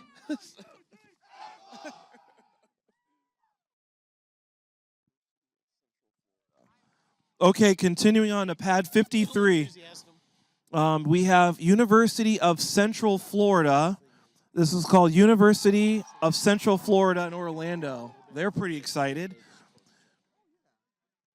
Oh, this is called Hyperion. There's supposed to be something I'm supposed to say. Hype up or something? Oh, hype up. No, they're hyping themselves up. Okay. 46.5 pounds, 6 inch in diameter, 8.5 feet tall. This is a student designed and fabricated carbon fiber airframe, polycarbonate fin extension. I don't know what any of that is. It's inspired for the name of the god of light, Hyperion. The experiment information is no experiment in vehicle, mass simulant in place. Should go 4,200 feet. And the additional notes, they say, our team consists of 60 students, 50 of which are freshmen with hardly any rocketry experience. Our manufacturing team, which is 90% women, wet laid the carbon fiber tubes and fiberglass nose cone by hand. The tubes were, oh, there's a whole novel here, was post-processed manually by our manufacturing team for over 64 hours, 27 of which were completed by one woman in full PPE. We have a 3D printed polycarbonate arming pin, nose cone tip, tail cone, rails buttons, and fin extensions, which were epoxied on after an unstable VDF and covered in carbon fiber sheets. The airframe was built so tough that it survived a force equal to an AR-15 bullet with no substantial or no structural damage. With hundreds of hours of work that was put into this project, our tagline has become every second counts. So there was a lot going on with this team and quite a story, and it was well written that I could read and follow along. This is flying on an L1940X, and yep, it should go 4,200 feet. So we're going to launch this on pad 53. So we're going to launch this pad 53. We have a clear sky, we have a clear range. We're launching Hype Up or Hyperion in 5, 4, 3, 2, 1, ignition.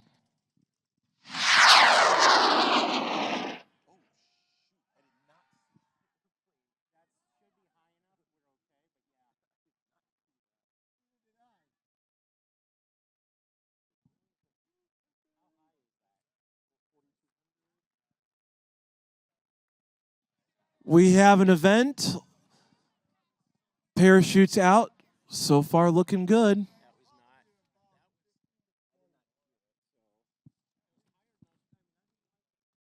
Oh, so it looks like on this one, the main parachute is out now.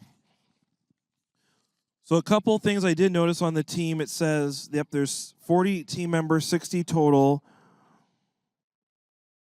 And then it says, so it sounds like Jaden made 4 or 5 polycarbonate boat tails, and the team made their own mission patch with a special team shirt, and the payload was supposed to be reverse thrusters.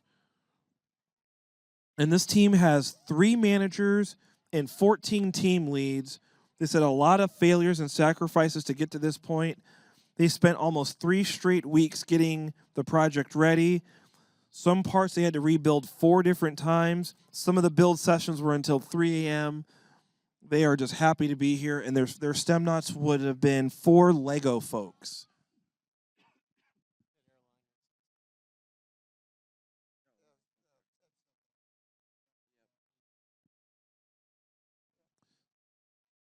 Yep, so it looks like that is just hanging up there. Looks, I don't know if that other piece is above it connected or if it's another separate piece. No, it's connected. It's been coming down with it. Okay. So the main came out a little earlier, and that's okay. Might just be a little further away.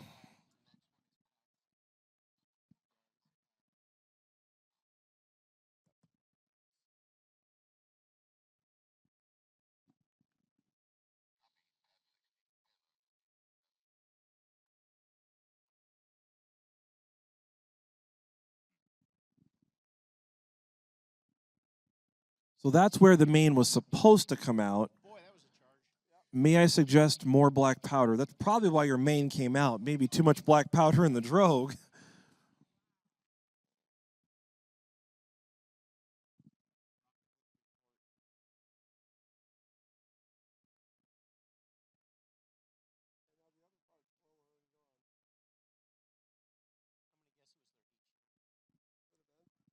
Okay. Nice claps from the team. They are excited. Okay, continuing on to pad number 60.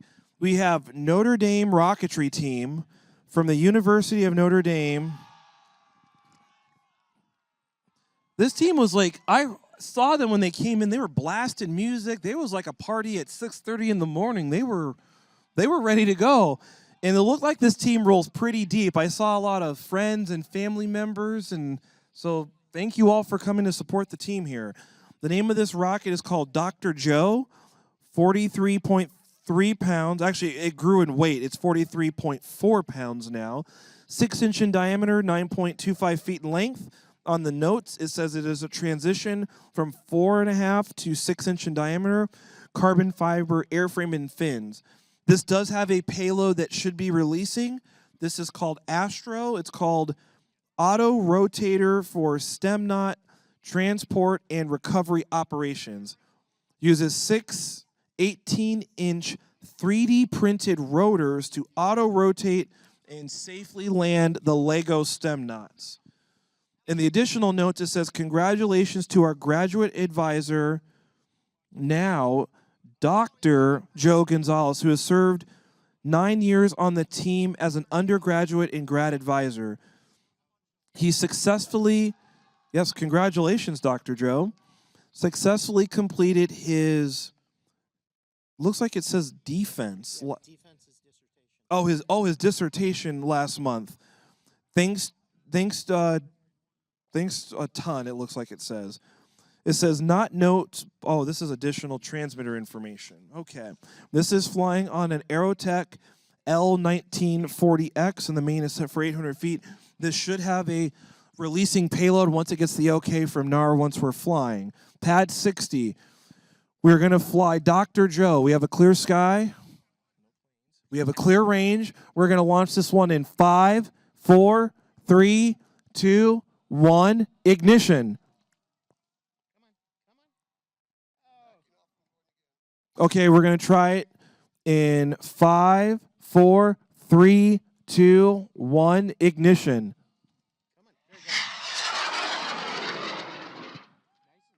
Yeah, good straight boost on that one.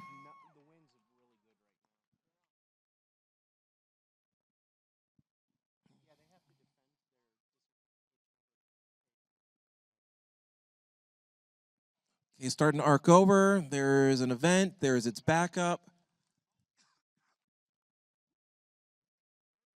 Okay, the parachute is out for drogue. So on this team, they have 50 members across multiple squads. They call them squads. I've not heard any team call it that, so that was unique, including an air braking squad. The payload, yeah, I guess props to the air braking team. Payload is an auto-rotation device. Nose cone is part of payload, has wings and legs as auto-rotation. Bunch of electronics on board. Okay, there's the main.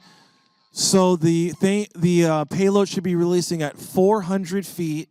Main parachute's out. Looks like it got the go-ahead and okay. Nice slow descent under the main parachute, and then once it gets to 400 feet, we'll release the payload, which will be the auto-rotating system. Sounds very complex.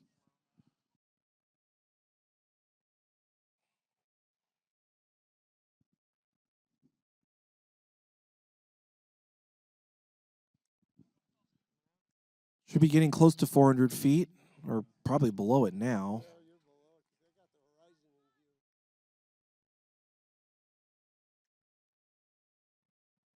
I don't know if it saw it release that one.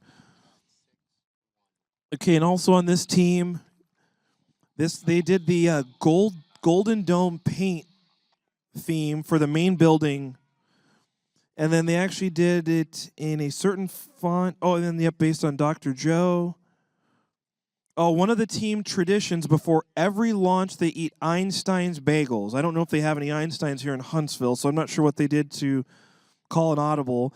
On their test flight, they landed in the only small pond anywhere around, and the rocket landed upright in the water.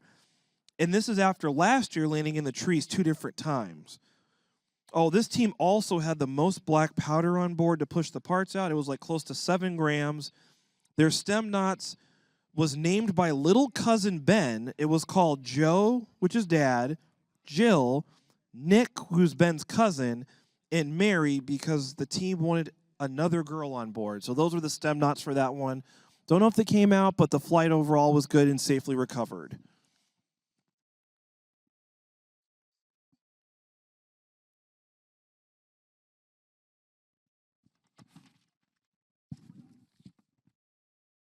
Okay, on pad 61, the team name is Zenith. This is FAMU, FSU College of Engineering from Tallahassee, Florida. A couple people are excited.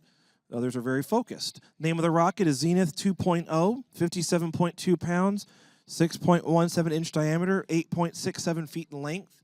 On the vehicle notes, this is the SLS Nylon Fusion 3D printed nose cone and fins. This is their first time at competition. The tail cone was manufactured in-house from aluminum. The experiment is called the Sandbox, which is simulated payload mass. It's a 5-pound sandbag will be flown. Should be go 4,300 feet on an Aerotech L2200. I do remember on this rocket, that nose cone was heavy and solid. I'm thinking 3D printed, very light. No, SLS is some serious stuff, and that's a pretty expensive piece of equipment to print that out, so neat to see that they've got that. Okay, on pad 61, we're going to launch Zenith 2.0. Clear sky. Clear sky, clear range. We're going to launch Zenith 2.0 in 5, 4, 3, 2, 1, ignition.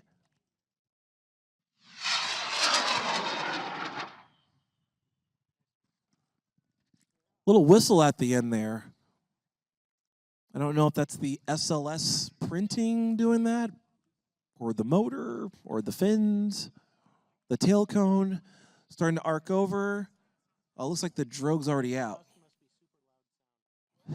SLS stands for super loud sound. Yeah, the team likes that. They might adopt that. Drogue parachute is out, so that's looking good. With this team, they actually had 5 team members, so this is a little bit of a smaller team. And then last year, I guess it was a lawn dart. That's why it's called 1.0. Jake did do all the vinyl, and the fins are on the rocket 100 different ways. They're bolted internally, epoxied on the inside and outside, aluminum tail cone that they did machine at the machine shop within the university. Still coming in under drogue. We should have a main here pretty soon.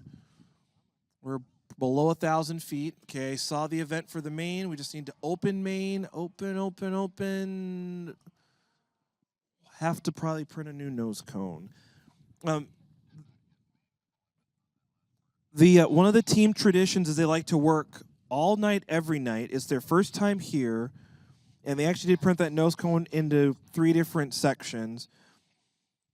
Oh, this team also, well, it had the biggest parachute at the event in a 12-foot diameter parachute. We unfortunately didn't get to see it open.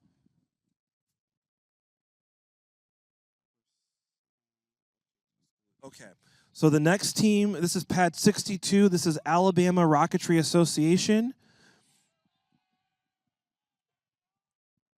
This is University of Alabama at Tuscaloosa in Tuscaloosa, Alabama.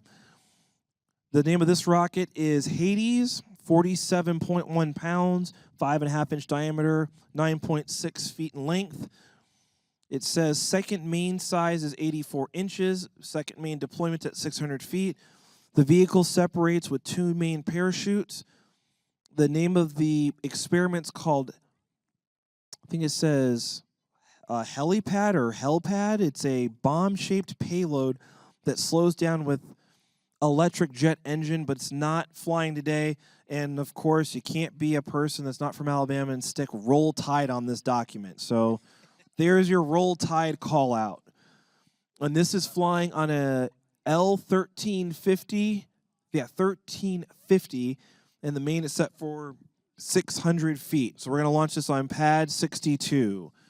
We have a clear sky. We have a clear range. We're going to launch Hades in 5, 4, 3, 2, 1, ignition.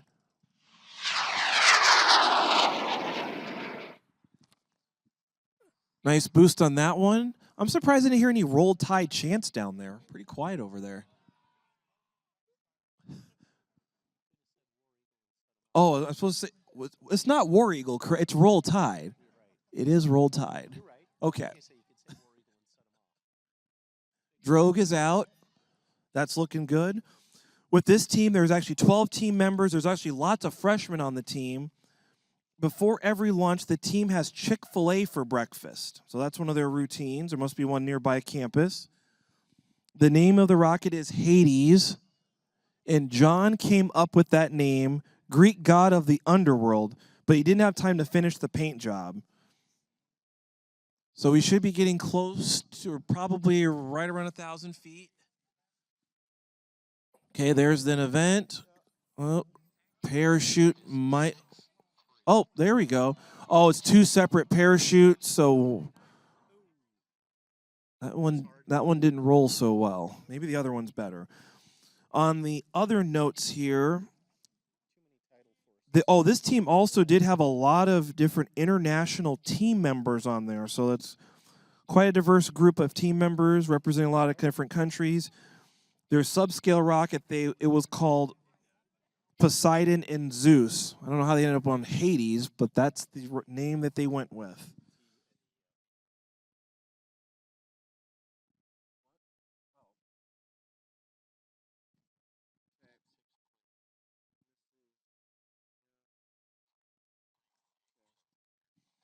Okay, pad 63, Virginia Polytechnic Institute. Yep, they're here. This is their team name is NASA SLVT from Blacksburg, Virginia.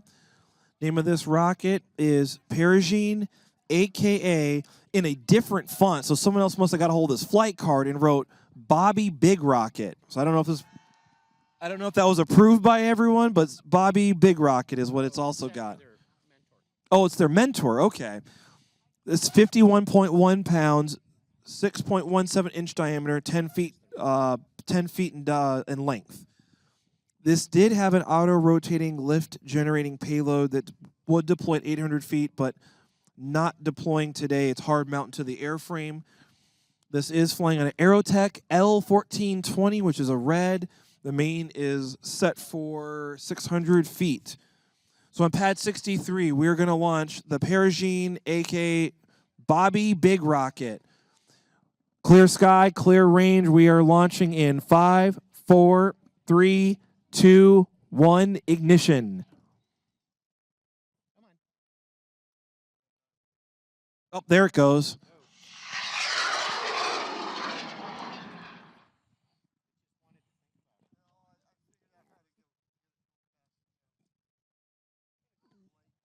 Good boost on that one.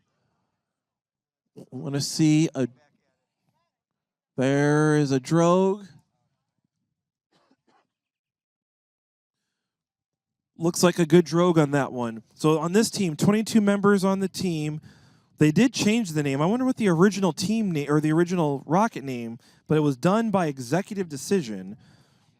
So someone got overridden on that. And it says this was not releasing, but one of the suggestions was to paint it in the SLS theme, but they were running low on time to paint it that way. They did end up not having anything on the... Oh, this was the team that had nothing on their punch list, so they were really proud about that. And their stem knots were 4 gummy bears that were carefully selected and chosen based on flavor, but they did want to have diverse bears on flight. And one of the things is they have this, I guess, negative or unoptimistic way of flying, and therefore it'll fly. And then there is a team member named Taman. He is fun and insane at the same time. Yep, that's Taman, folks. And then Chin is the sneaky one, the fun one, and the jokester. And one of the, I guess, stories, they had never had a chance to fly it. Someone forgot to bring the rail on their road trip.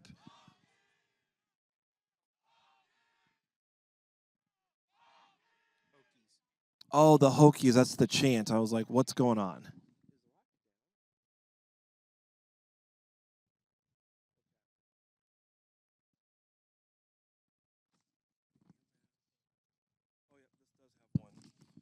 Okay, this next one does have a releasing payload. This is a UMass rocket team.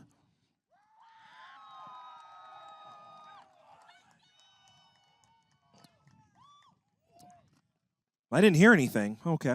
It's a, whoa, I heard that. Okay, U of Mass, Amherst in Amherst, Massachusetts.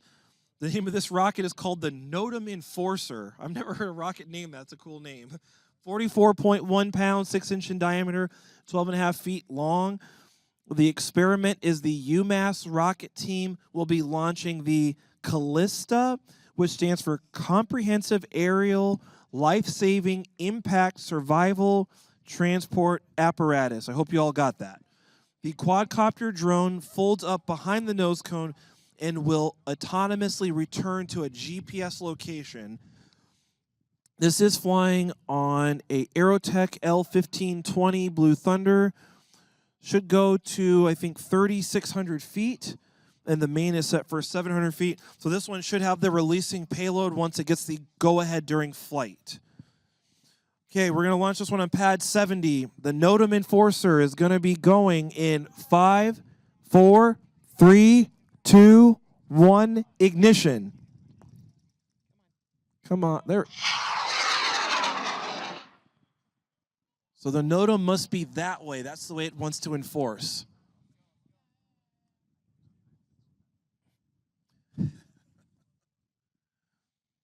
Okay, there is an event. There's its backup. Looks like a very, very tiny drogue in it. So this team does have 30 team members. They originally didn't have a name for the rocket, but it's 100% carbon fiber and nylon. The fins are fin brackets. This team has a lot of get-togethers and bonds as a team.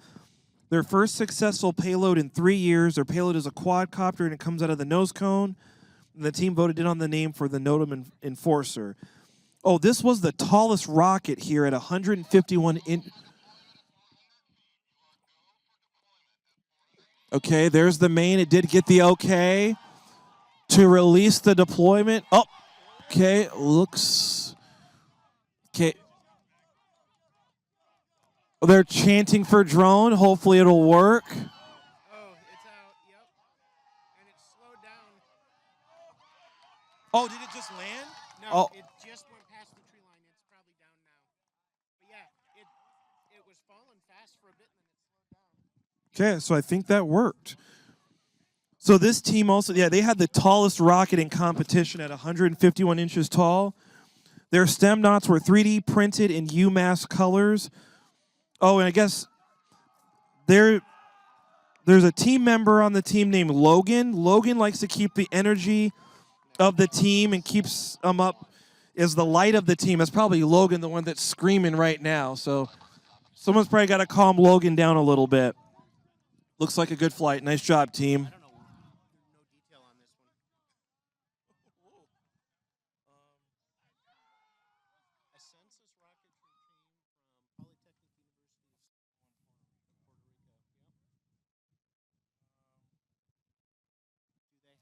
Hold payload? I've got my notes.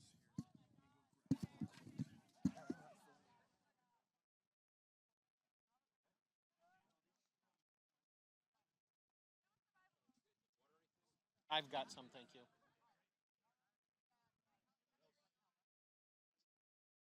Gerald, do you need water?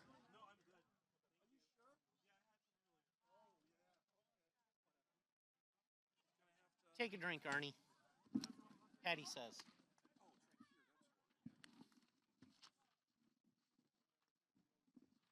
No, sir. Go ahead. This one's supposed to drop. As far as I know, just This one is supposed to release.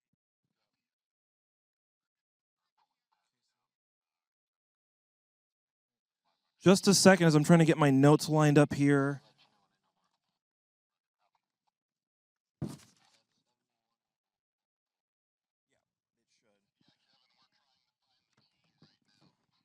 So, Polytechnic University of San Juan, Puerto Rico, where are you? I heard a couple of folks.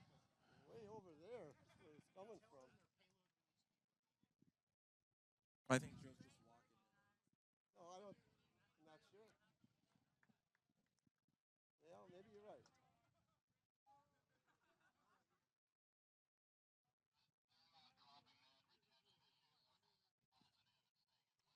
Oh, it's staying in place.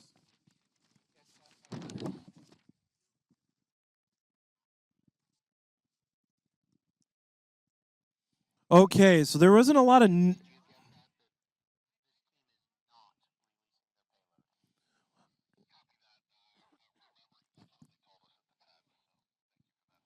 So this team is the Ascensus Rocketry Team, Polytechnic University of Puerto Rico in San Juan, Puerto Rico. They don't have a rocket name, so we'll just, I guess, unknown at this point. The rocket weight is 58 pounds, 7-inch diameter, 97.5 inches tall. I think this was one of the heavier rockets that was here, flying on an L-2200. Couple things I do know about the rocket. There's 15 members on the team. Did have a helicopter payload. They're not going to drop it today. It stood for Safe Independent Lateral or Lander Vital Exploration Research. The fins are carbon fiber, 3D printed boat tail, nose cone is carbon fiber. Oh, all their teamwork is in the workshop P107. This team knows about it, and this is their first time here in competition. Yeah, this was the heaviest rocket, and this has also the biggest parachute, a 12-foot diameter parachute. Oh, this also had the most amount of black powder in the rocket. Their stem knots is a vibration sensor called Buzz Trembleton, Skylar Presley, which is a pressure sensor, Clara Clear Sky, an air quality sensor, and Heaton, which is or Heaton Fahrenheit, which is their temp sensor. So hopefully, pretty quiet from the group from Polytechnic University of Puerto Rico, but I know it was a big team that was here, so hopefully they're excited and ready to fly their rocket. We're going to make this an... Oh, okay, I hear them now. They're just kind of... Oh, now I hear them. They're a little bit more excited. Okay, so this is... I don't remember the pad number. Okay, we're going to launch it on pad 71. So we have a clear sky. We have a clear range. We're going to launch this one in 5, 4, 3, 2, 1, lanzamiento. There it goes.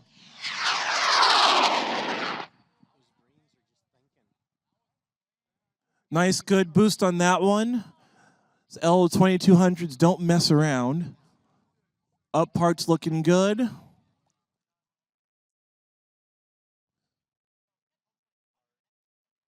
Okay, parachute's out. Team is excited. Definitely can tell there's probably not a swivel on there.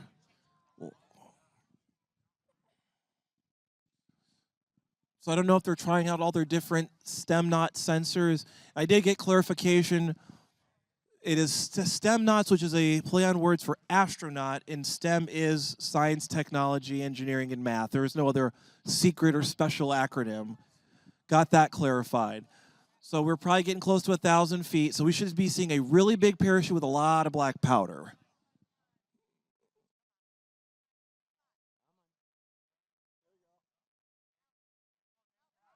There we go. I didn't really hear anything, so maybe they went down a little less on black powder.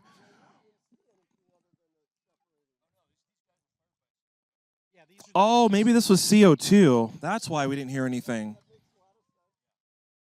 So it wasn't black powder, it was big CO2 gram charge. Looks like a good flight. Nice job, team.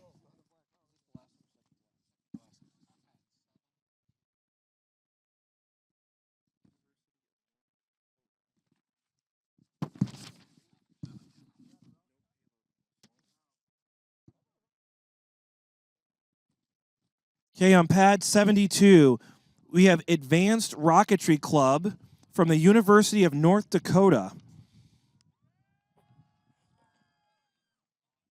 They have thawed out and they are happy to be here. They are from Grand Forks, North Dakota. The name of this rocket is called Goose, 54 pounds, 6-inch in diameter, 12 feet tall. The name of the rocket it's named Goose as our vehicle demonstration flight ended up with a flat spin. The experiment is called Gravitatsia. It's not deploying. It's a single rotor UAV lander with a reaction wheel. During the drop test from grain elevator, the propellants flew off the propellers flew off the payload, creating a slight safety concern. Probably a little bit more than slight. This is flying on an Aerotech L1420. It should go about 4,500 feet. On pad 72, I know it's like all green with the North Dakota paint scheme or colors, green and pink and white and gray. So launch us on pad 72. We have a clear sky. We have a clear.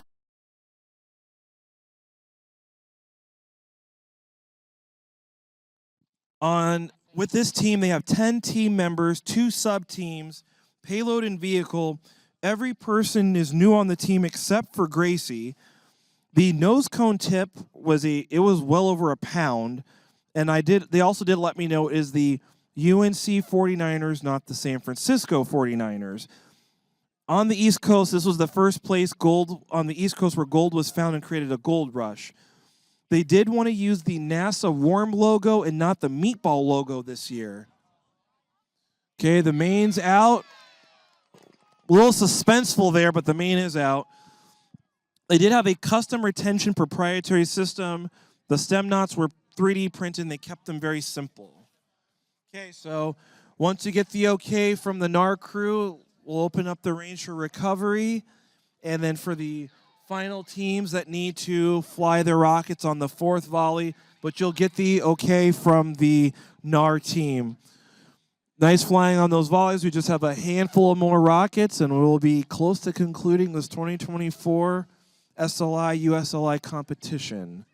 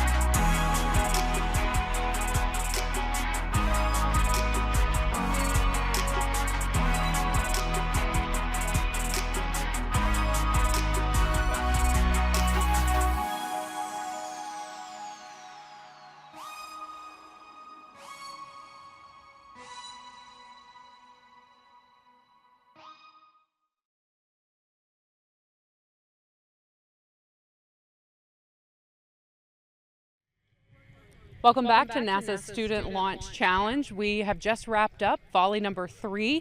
We'll have volley number 4 for the rockets that did not get to launch. That'll be coming up in just a little bit. But first, I want to talk a little bit to Kay Anderson from Northrop Grumman. Go ahead, introduce yourself. Tell us how long you've been doing this.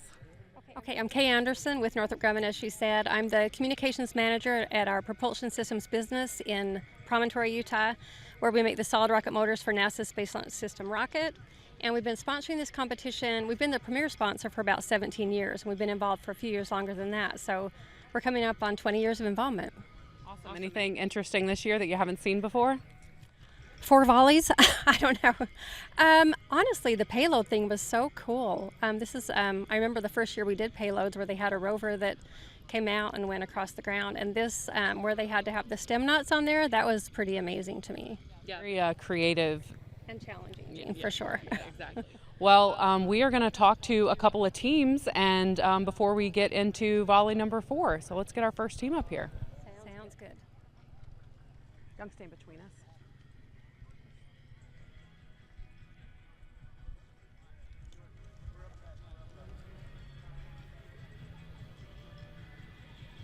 Okay, why don't you introduce yourselves and tell us what school you're with? Of course. Hi, I'm Amanda Gutierrez. I am the captain of University of Puerto Rico Mayaguez campus's Draco team. And this is Jesus Hernandez, the co-captain of the team. Cool. Is this your first year at Student Launch? No, this is our second year at Student Launch. Okay. What was different for you? Better, worse, or different? So I think mainly the payload challenge was pretty challenging this year. We managed to actually complete our payload, and we're really proud of it, and we got to showcase this, and it really made us proud. Have you seen any other teams that you've just thought were awesome today? Yeah, we've seen a couple that absolutely blew our minds. There were some incredible launches. That Army launch was absolutely insane. That's cool. Is there anybody that supported you this year that you'd like to thank? Yeah, we'd like to thank every single one of our family members. I mean, without them, we couldn't be here doing all this. And also our teammates, they're just awesome. And at this point, they're family to us as well. Nice. Is there anything in particular that sort of helped you along the way or that you really struggled with, a big challenge that you had to overcome? We definitely had a lot of challenges being a small team from Puerto Rico. It's definitely different for us than it is for U.S. teams. We have trouble with receiving the motors. There's always delays in things. There's economic problems because we have to pay higher taxes and we don't get much help from the university economically. So we fundraise everything we buy. And it has been incredibly challenging, but the team being as close as we are really helped us. And it was always one of us saying, maybe we can't do this anymore, and then everyone else saying, no, we're going to keep going. Teamwork. Even the fundraising probably makes it even that much more rewarding. So that's awesome. We're so glad that y'all are here with us today. So good luck with everything, and we're going to talk to our next team now. Thank you. Thank y'all.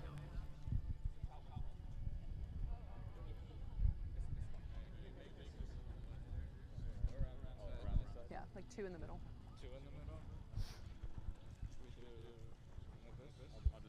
Okay, you can start. Are we all in the shot? I don't know. Yeah, you can start. Welcome back. With us today, we've got Stony Brook University, and why don't you introduce yourself and tell us your role on the team? Hello, my name is Max Blakely. I'm the overall team lead. Hi, I'm Joe Traverso. I'm the recovery team lead. Awesome, thank you.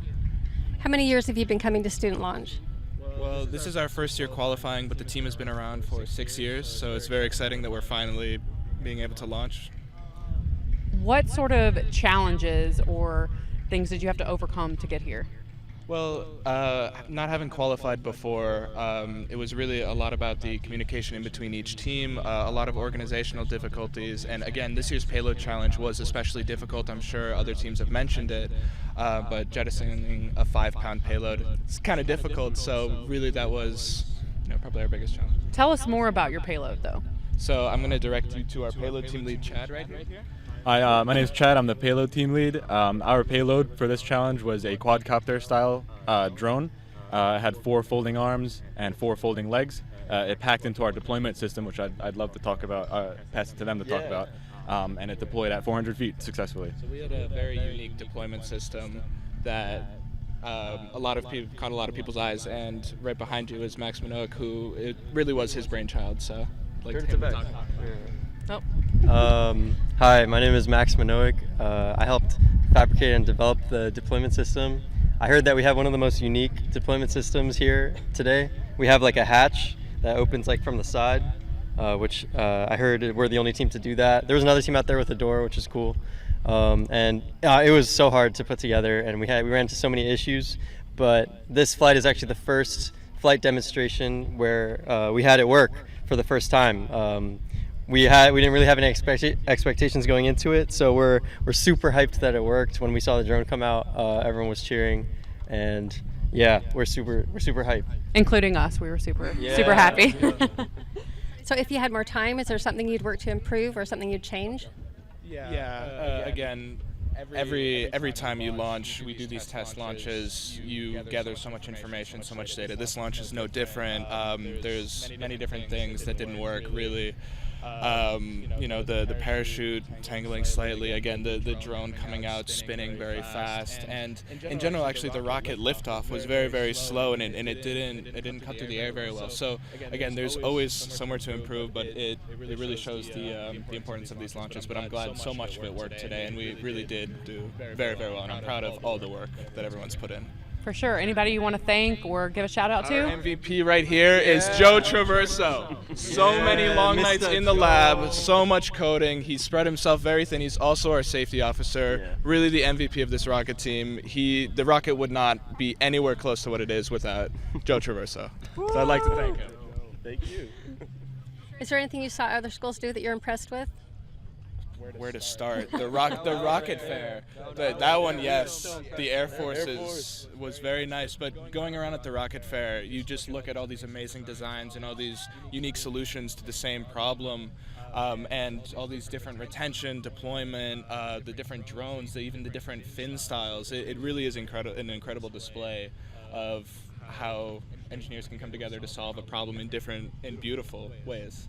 Gotta love it. All right, thank y'all so much for being here. Good luck. Thank you. All right, bravo. Thank you so much, guys.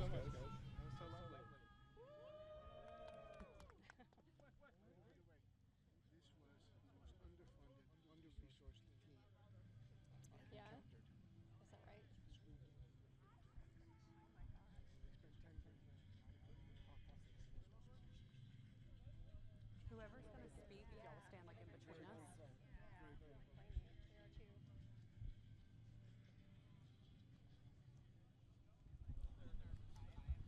Oh, who's your spokesperson? I guess I am. Okay. All right, and we have a new team with us now. If you will introduce us and tell us what your school is. We're representing the University of South Florida. Wonderful. And what is your name? Enrique. And what is your role on the team? I'm the president of the club.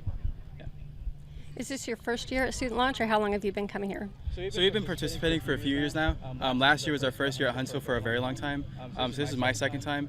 This is Alessandra's second time. Everybody else is new. Yeah. Awesome. Anything went super good today that was unexpected or not so great? How did the flight go? So we were supposed to launch in first volley about 10 a.m. That was pushed back due to continuity issues with the E-matches. So we're launching at about 4 p.m. So it hasn't gone the smoothest, but I'm excited for it. Hey, they saved the best for last, right? Exactly. What are you most proud about for working with this project? Our member retention has been amazing this year. We have a lot of new members, and they're amazing and so helpful. We have a lot of junior engineers now, so I'm really, really grateful for them. Anybody you want to give a thank you to, give a shout out to? Yeah, so first off, our team leads, Cesar, Jacob, Alvaro, those guys are amazing. I want to thank our alumni, specifically Frankie Jr. They're really, really helpful, and I love that we have that network to lean back on. I also want to thank our sponsors, if I can.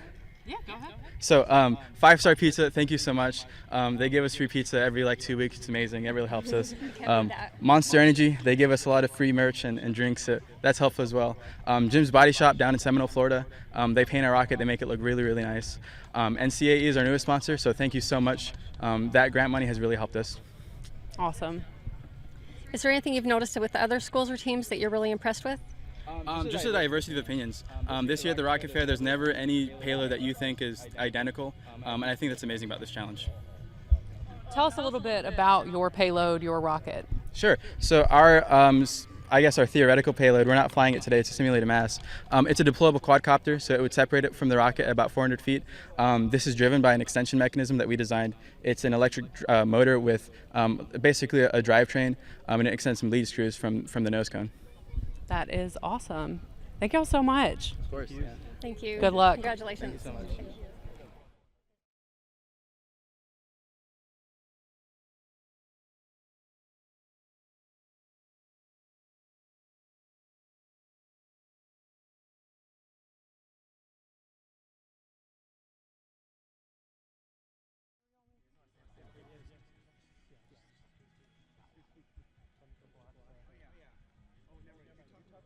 Did y'all launch?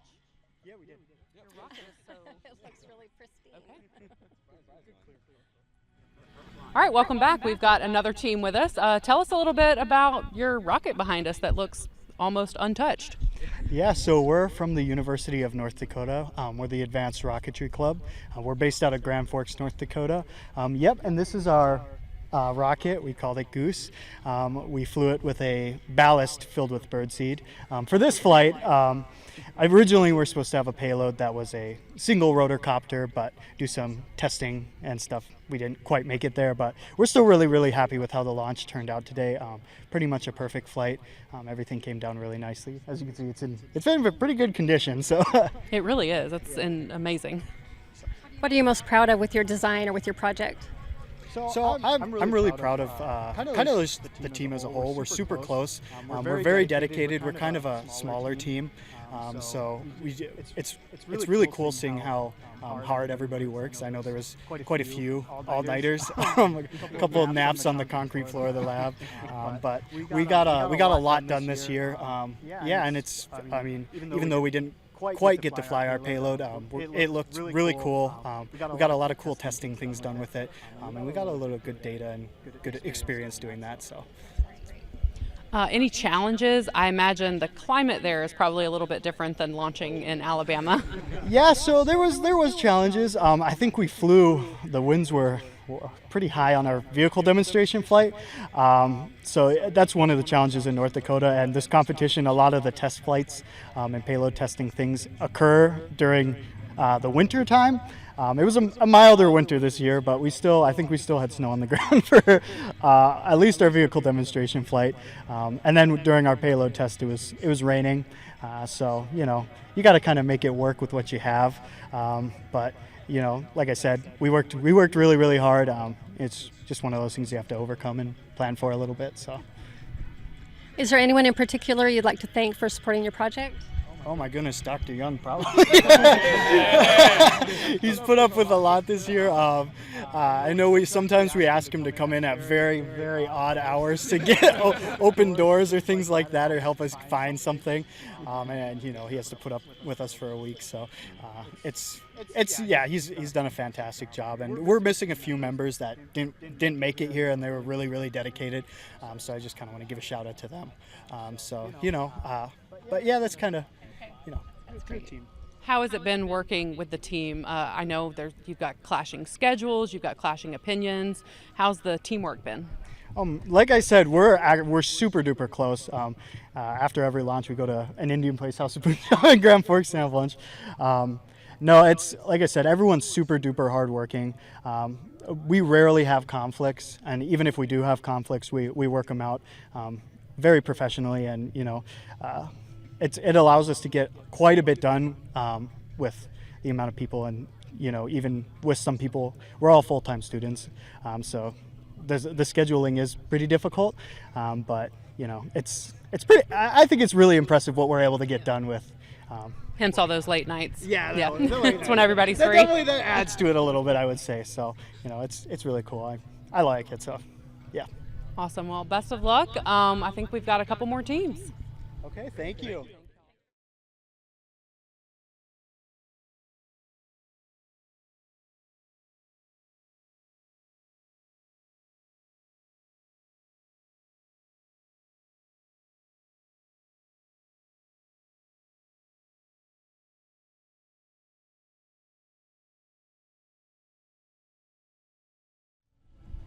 All right, welcome back. We have clearly the Army with us now, and I don't know if you've seen it or probably heard them, but I think y'all had quite the chants going. Oh, yes, ma'am. Do I get an example? Right here, the rocket. The rocket? I guess. Okay, we'll do it. This is classic. Any old grad that's watching or any person from any of the academies will know exactly what we're about to do. They've been doing this since the beginning of time at the academy, and so we'll go. Ready?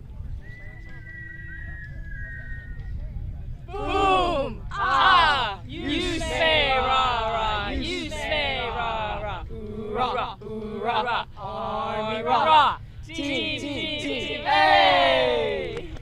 Love it. Thank you. I'll put you on the spot there. Can you introduce yourself and tell us the role on your team? My name is Cadet Alan Schneider. I'm the launch fuel team lead, so I'm in charge of the rocket itself. I'm so sorry. I'm Cadet Ellery Doina. I'm the team lead for our team. The entire team. I'm Cadet Elizabeth Jew. I'm the team leader for this year's payload team. And how many years have y'all been coming to Student Launch? This is my first year. This is my second, but this is our team at West Point. This is one of our only competitive rocketry teams for the first ever time in the Academy's history since, 1807? Or when was it founded? 1802. 1802. My bad. Founders Day. 1802. So I've been here for 2 years. This is my first year on the team as well. So yeah, pretty excited. Awesome. And how did it go today? For launch vehicle, it was amazing. We missed our target apogee by just 33 feet. So extreme success for the launch vehicle. That's amazing. Awesome. Congrats. What are you most proud about with your vehicle design? Whichever. I'm going to say the durability of it. We launched our launch vehicle 5 times. So that's a lot considering we used blue tube material. And I would say the adaptability that our team had through the duration of the competition, but especially with our full-scale launch vehicle, was absolutely insane. And we basically started with the 6,000 foot apogee and scaled it all the way back to 4,900. So we've had a lot of changes internal to the launch vehicle, but the vehicle itself was amazing. Nice. What was the biggest challenge in all this? It can be working, with the teams. It could be the hardware. Oh, there's something coming. I'd say it's definitely this year's mission set with the payload. We spent a lot of long hours, long nights trying to get the glider to work. One of our teammates, he called it tinkering, so there's a lot of tinkering that's been done up until, I guess, the very last moment. But I'm so glad and I'm so happy and proud of what we've accomplished for this entire year. Because we were able to validate our payload to fly off of the launch vehicle, which I think is a huge success to have. And I'm just blessed and very happy, stoked to be here. I love it. Anybody you want to thank, give a shout out to?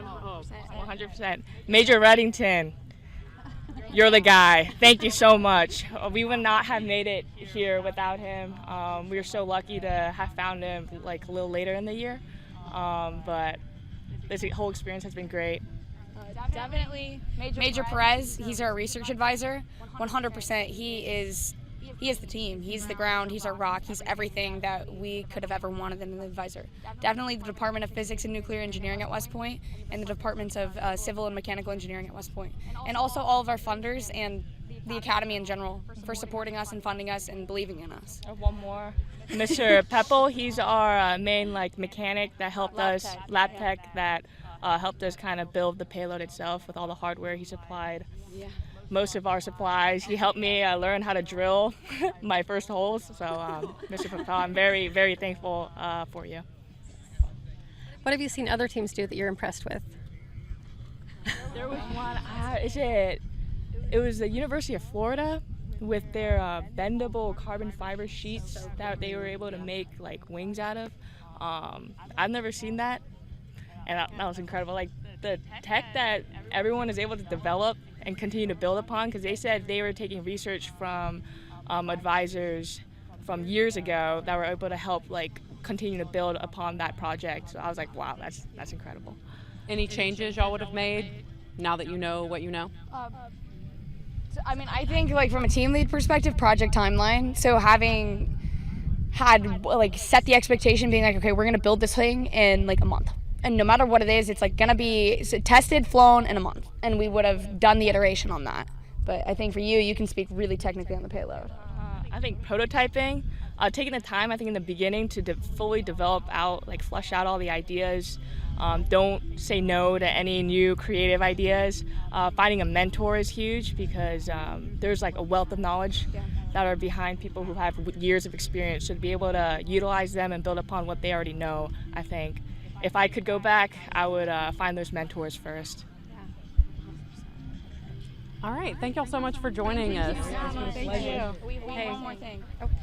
Go Army, beat Navy. I knew it was coming. I think we have another team coming.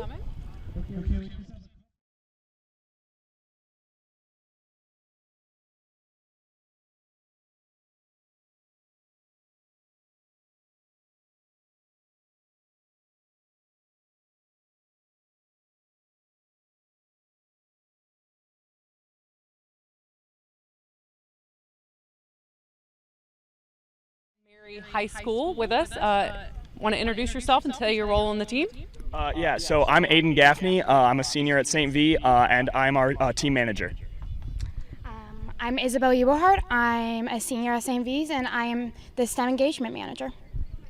And I am Ann Ray. I am the student safety officer for the NASA Student Launch team. How many years has this school been coming to Student Launch? Since 2013. How did the flight go? So our flight was great. We had a perfectly straight takeoff.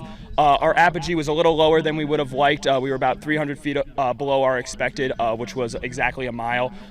We had both of our parachutes deployed perfectly. We were able to get a nice, clean landing without any damage to the launch vehicle. Awesome. What are you most proud about with your project?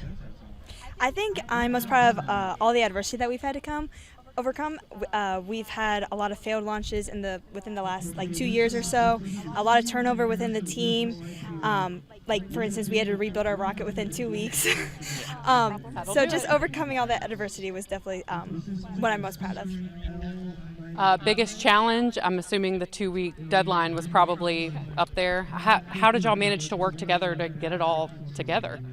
So we had a meeting as a team right afterwards saying, hey, we can either quit and give up, and no one wanted to do that, so we all decided we would rally. It was late nights in the lab. It was working with other universities that were willing to give us machine time to make a new fin can, and really just pushing really hard for 2 straight weeks.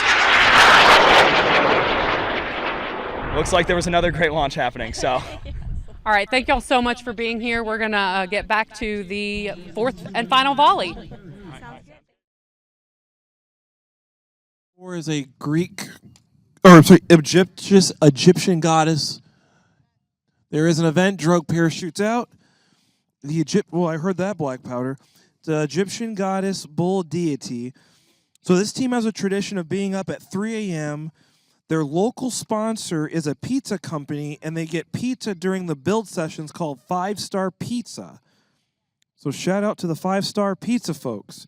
Before every launch, someone likes to kiss the rocket, and on the pad, every team member signs the fins. So I don't know if they kissed the rocket on this one or if they got pizza, so I don't know if they followed their routine or not.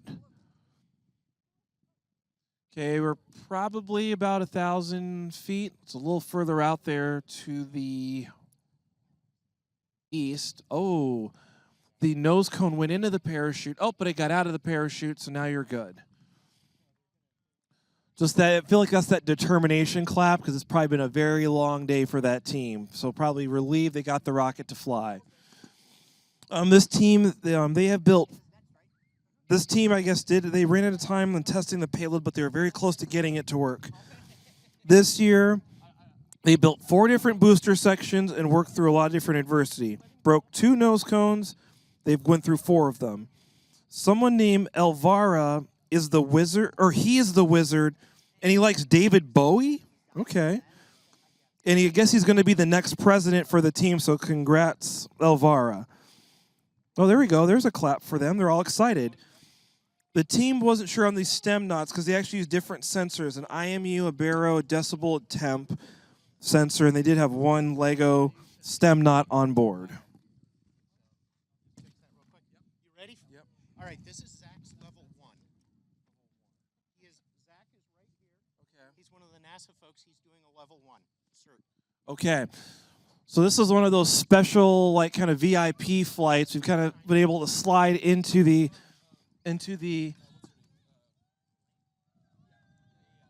or back.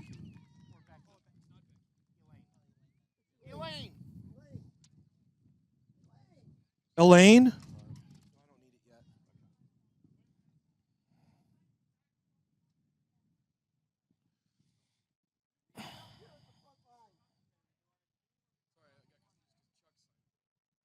Oh, okay.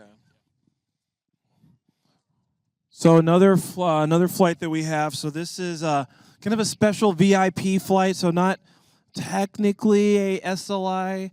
I guess it's like an adult student competition. Oh, it's a S. Well, I guess. Oh, so this counts. Okay. So this is Zach. How do you say your last name? Is it Cook or? This is Zach Cook. He didn't go to school because he left it blank. He does live in Huntsville. The name of the rocket is R+R, rest and relaxation, I guess. 2.4 pounds, 2.6 inch in diameter, 53 inches in length. This is his level 1 certification flight. Does have motor ejection on board. Does have his certification witness watching.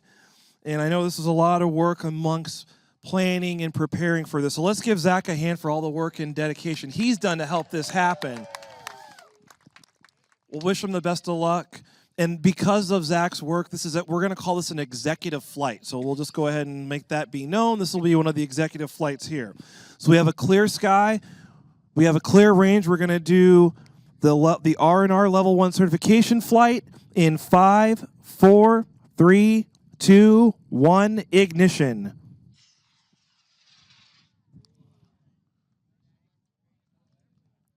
That's supposed to work. Up part's looking good. Nice start on this level 1. We need the parachute. There's a parachute. All right, let's give Zach a hand. Welcome officially to high power. It is now, he can now spend money and get in trouble like the rest of us. Lots of negotiations at home. Can I do this rocket? Can I do this motor? Can I do this configuration? There it all is. Nice flight.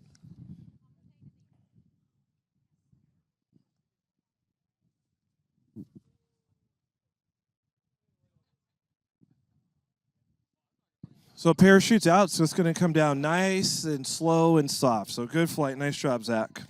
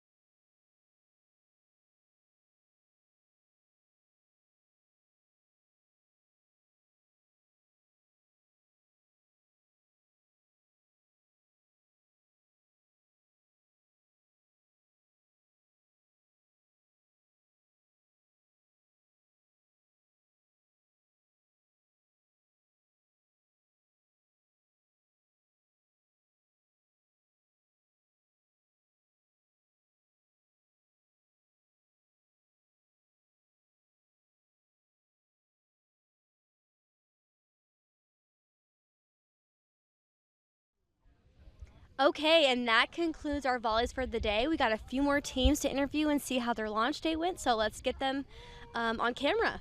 Welcome up, guys. How are you guys doing today? Good, how are you? Good, great. Successful launch. Looks like we got some precious cargo coming up. Yes, fantastic. Our team is definitely precious cargo. So we've got Virginia Tech here, correct? Yes. Yep. Okay, introduce yourselves and tell us your role on the team. So I'm the weed and I'm the chief engineer for the team. Okay. Which one? I'm Timmy dude. I'm the team manager. So how did the launch go today, guys? It was a great success. We would have loved to deploy the payload, however, that didn't happen. We reached 4,226 feet, and everything went exactly as expected. Awesome, congratulations. Thank you. Excellent. Besides, trying to correct the payload, are there any other lessons learned that y'all are going to take home with you, try to prepare for next year? Yeah, there's definitely a lot of lessons, things that, like just getting things done a little bit earlier, maybe drilling some holes a little earlier in the week. But I mean, good thing is we've been on the team for a little while now, so we've learned a lot from there. And honestly, today was a really successful day for us. We got things done quick. And yeah, I mean, I'm super proud of this team, and I can't wait to see what they do next. Fantastic. Awesome. So what was your favorite part about Student Launch 2024? Let's see. That's a tough one. I've got to say it was throwing the payload off of a bridge. That was pretty good. Yeah. We couldn't really find anywhere to launch it because someone who was supposed to bring us a launch rail didn't bring the launch rail. Yeah. So we went to a bridge and threw it off a bridge, and it didn't work quite as we wanted. Went down a little too fast. It was fully legal. Yes. With all the safety trainings and everything. Good to hear. Sometimes you got to do what you got to do. Before we let you guys go, is there anyone you want to shout out at home who helped you out throughout this journey? Yeah, of course. We want to, of course, thank our two mentors, Bob Schoner and Pat Artis, one is here with us right now and the other is back home and they're watching. And we, of course, want to thank all of our sponsors that we have, both corporate and also back at home at school. And we, of course, want to thank all of our families. A couple of parents came down today, which was great, and we love to see them. Hopefully, we get even more next year. Love it. Congratulations, you guys. Thank you. Thank you so much for talking with us. Have a great rest of your day. Of course, and safe travels home. Safe travels back, yeah.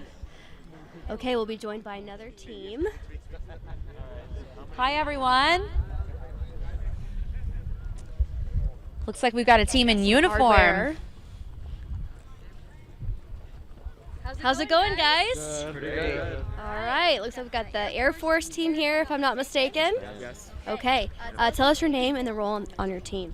So I'm David Key, the cadet in charge, which is basically the overseer of the entire club. Okay, awesome. So tell me, how did the launch go today? It went above expectations. So perfect vehicle, perfect recovery. Payload, we were able to fly even though we weren't able to detach from the tether.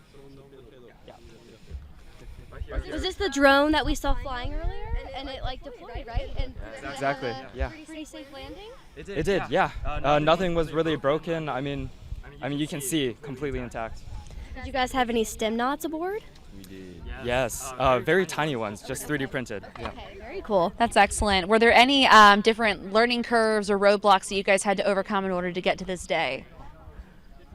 Quite a lot with scheduling. We've noticed that just throughout our time here, we're always kind of late to different deadlines, even like requirements that we set for ourselves. So just setting that schedule and following it. Absolutely. So what was your favorite part about 2024 Student Launch? It's a tough question. Yeah. I'd say just this experience itself, being with the other teams, seeing how helpful a lot of them are. We're just all in it. It is a competition, but we're all like helping each other. Yeah, especially teams like Purdue. We got parts from them, parts that we broke, and that made it possible for this to fly. I love the sportsmanship in Student Launch. It's always really great to see that yes. The teams work together, intermingle as well. So Yes, the camaraderie is definitely something to be admired. Before we let you guys go, are there any shout outs, any hellos you guys want to make at home? Yes. I'd love to say hello to my parents, my brothers at home. Hi, Mom. Hi, Mom. Hi, Dad. Hi, Mom.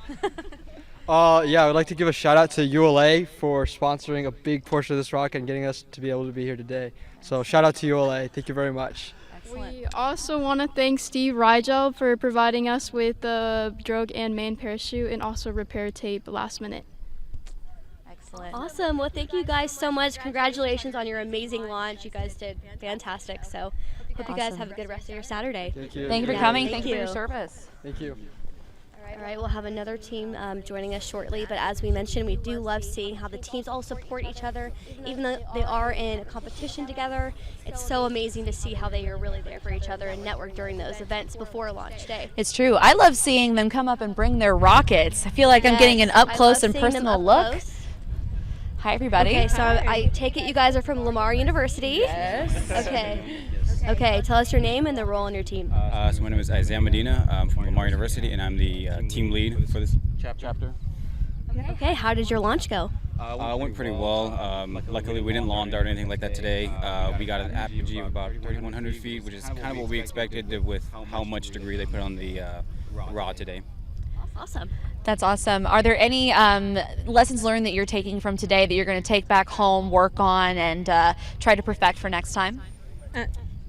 Yeah, I'll take it. Definitely. We were supposed to launch on volley 2.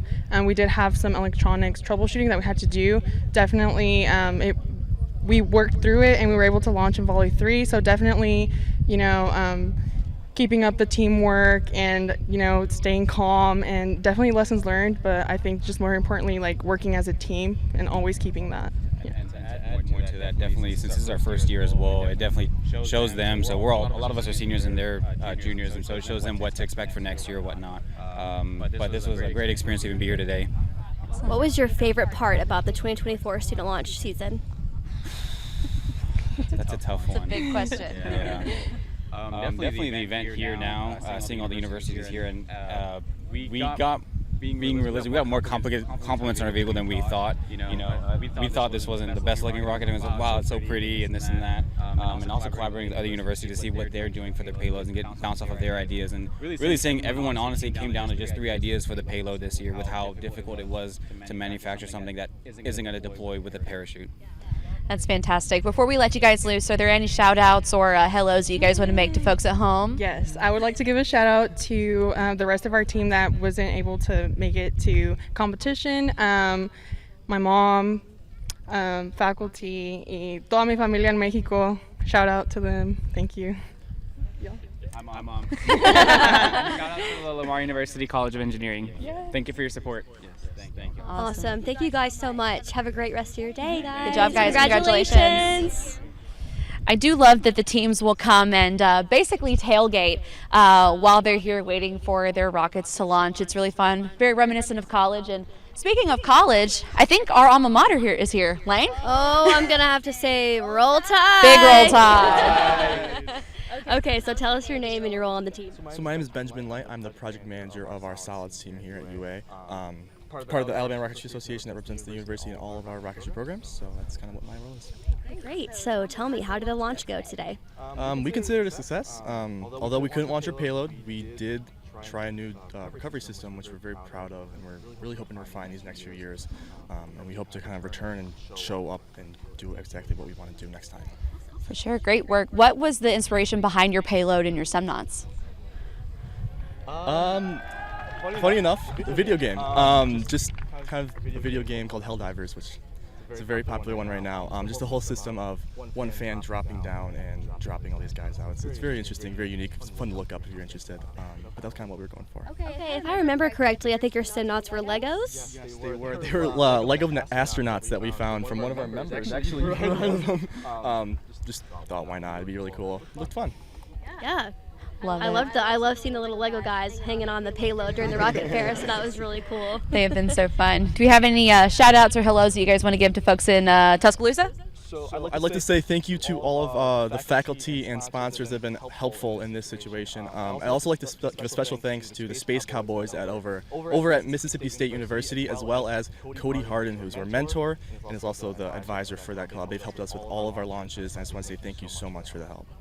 Okay, my last question is going to be, what was your favorite part about 2024 student launch? This seems to be stumping a lot of the teams. I know there's a lot of things to consider.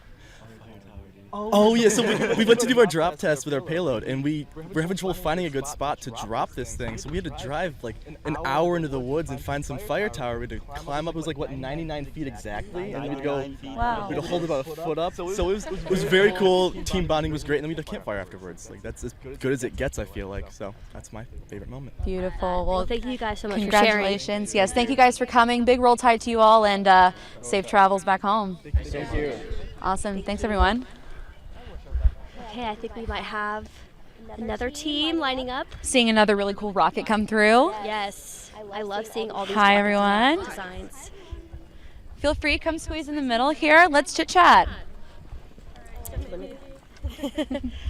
Okay, so tell us your team, your name, and your role on the team. So we're Morris County 4-H. We're from Morris County, New Jersey. I'm the team lead, and we have Narain, our payload and vehicle member. So how did the launch go today?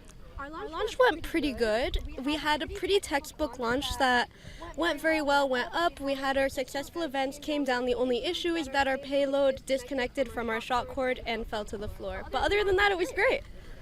Awesome. Congratulations on a successful launch. Yeah, it only just looks a little bit banged up. Maybe just a couple Band-Aids and you'll be good. I see this safety book being held up. Was safety a really big part of? Was the number one priority. Number one. We love to see it. What was your favorite part of 2024 student launch? I think that for our team, growth and development, learning a lot. Our team has improved a lot since last year. I think that's probably been our highlight, and we're looking forward to continuing in future years. Do you guys have any kudos or shout outs you want to give to people back home, or maybe people who supported you? Shout out to the 4-H company for being some of our biggest supporters, and definitely all of our parents. We wouldn't be here without them. Yep. Awesome. We want to thank all of our sponsors as well. Oh, they can be seen here. But we also want to thank our family, friends, who have all helped us succeed over the last few months. Love it. Well, congratulations, you guys. Good job on a successful day, and we hope to see you guys in future years. Thank you very much. Wonderful. Safe travels back home, y'all. Thank you so much. Okay, well, Savannah, I think that concludes our broadcast today. Before we go, we want to give a huge shout out to all of our sponsors. We could not do this competition without each and every one of you. We want to give a huge shout out to Bragg Farms, letting us use this beautiful property to launch these amazing rockets. You guys are an integral part of student launch for sure. A huge shout out to the NASA student launch team that puts it together. You guys make this happen. You're an amazing team, and it's so wonderful to work with you all. There's so many people I could shout out, but this definitely is a huge effort, and it's been a really great, successful launch day, I would say. Yes, it's been an excellent, excellent day. Also, shout out to the National Association of Rocketry. Shout out to the weather for remaining perfect, and for just everybody who had anything to do with this event. The food trucks for keeping us fed and hydrated. A lot of hands go into creating this event, and it went very well today. So we thank you guys as well for joining in and just having a really great launch day with us. Yes, and do not forget the virtual award ceremony will be in early June. Stay tuned on our social media accounts, NASA Student Launch on Facebook and X, as well as our NASA Marshall Instagram, Facebook, and X accounts. We'll announce that date later on, but it will be in June, and then we'll reveal all the winners. So again, thank you so much for joining us today. We hope you have a great rest of your Saturday, and great job, teams.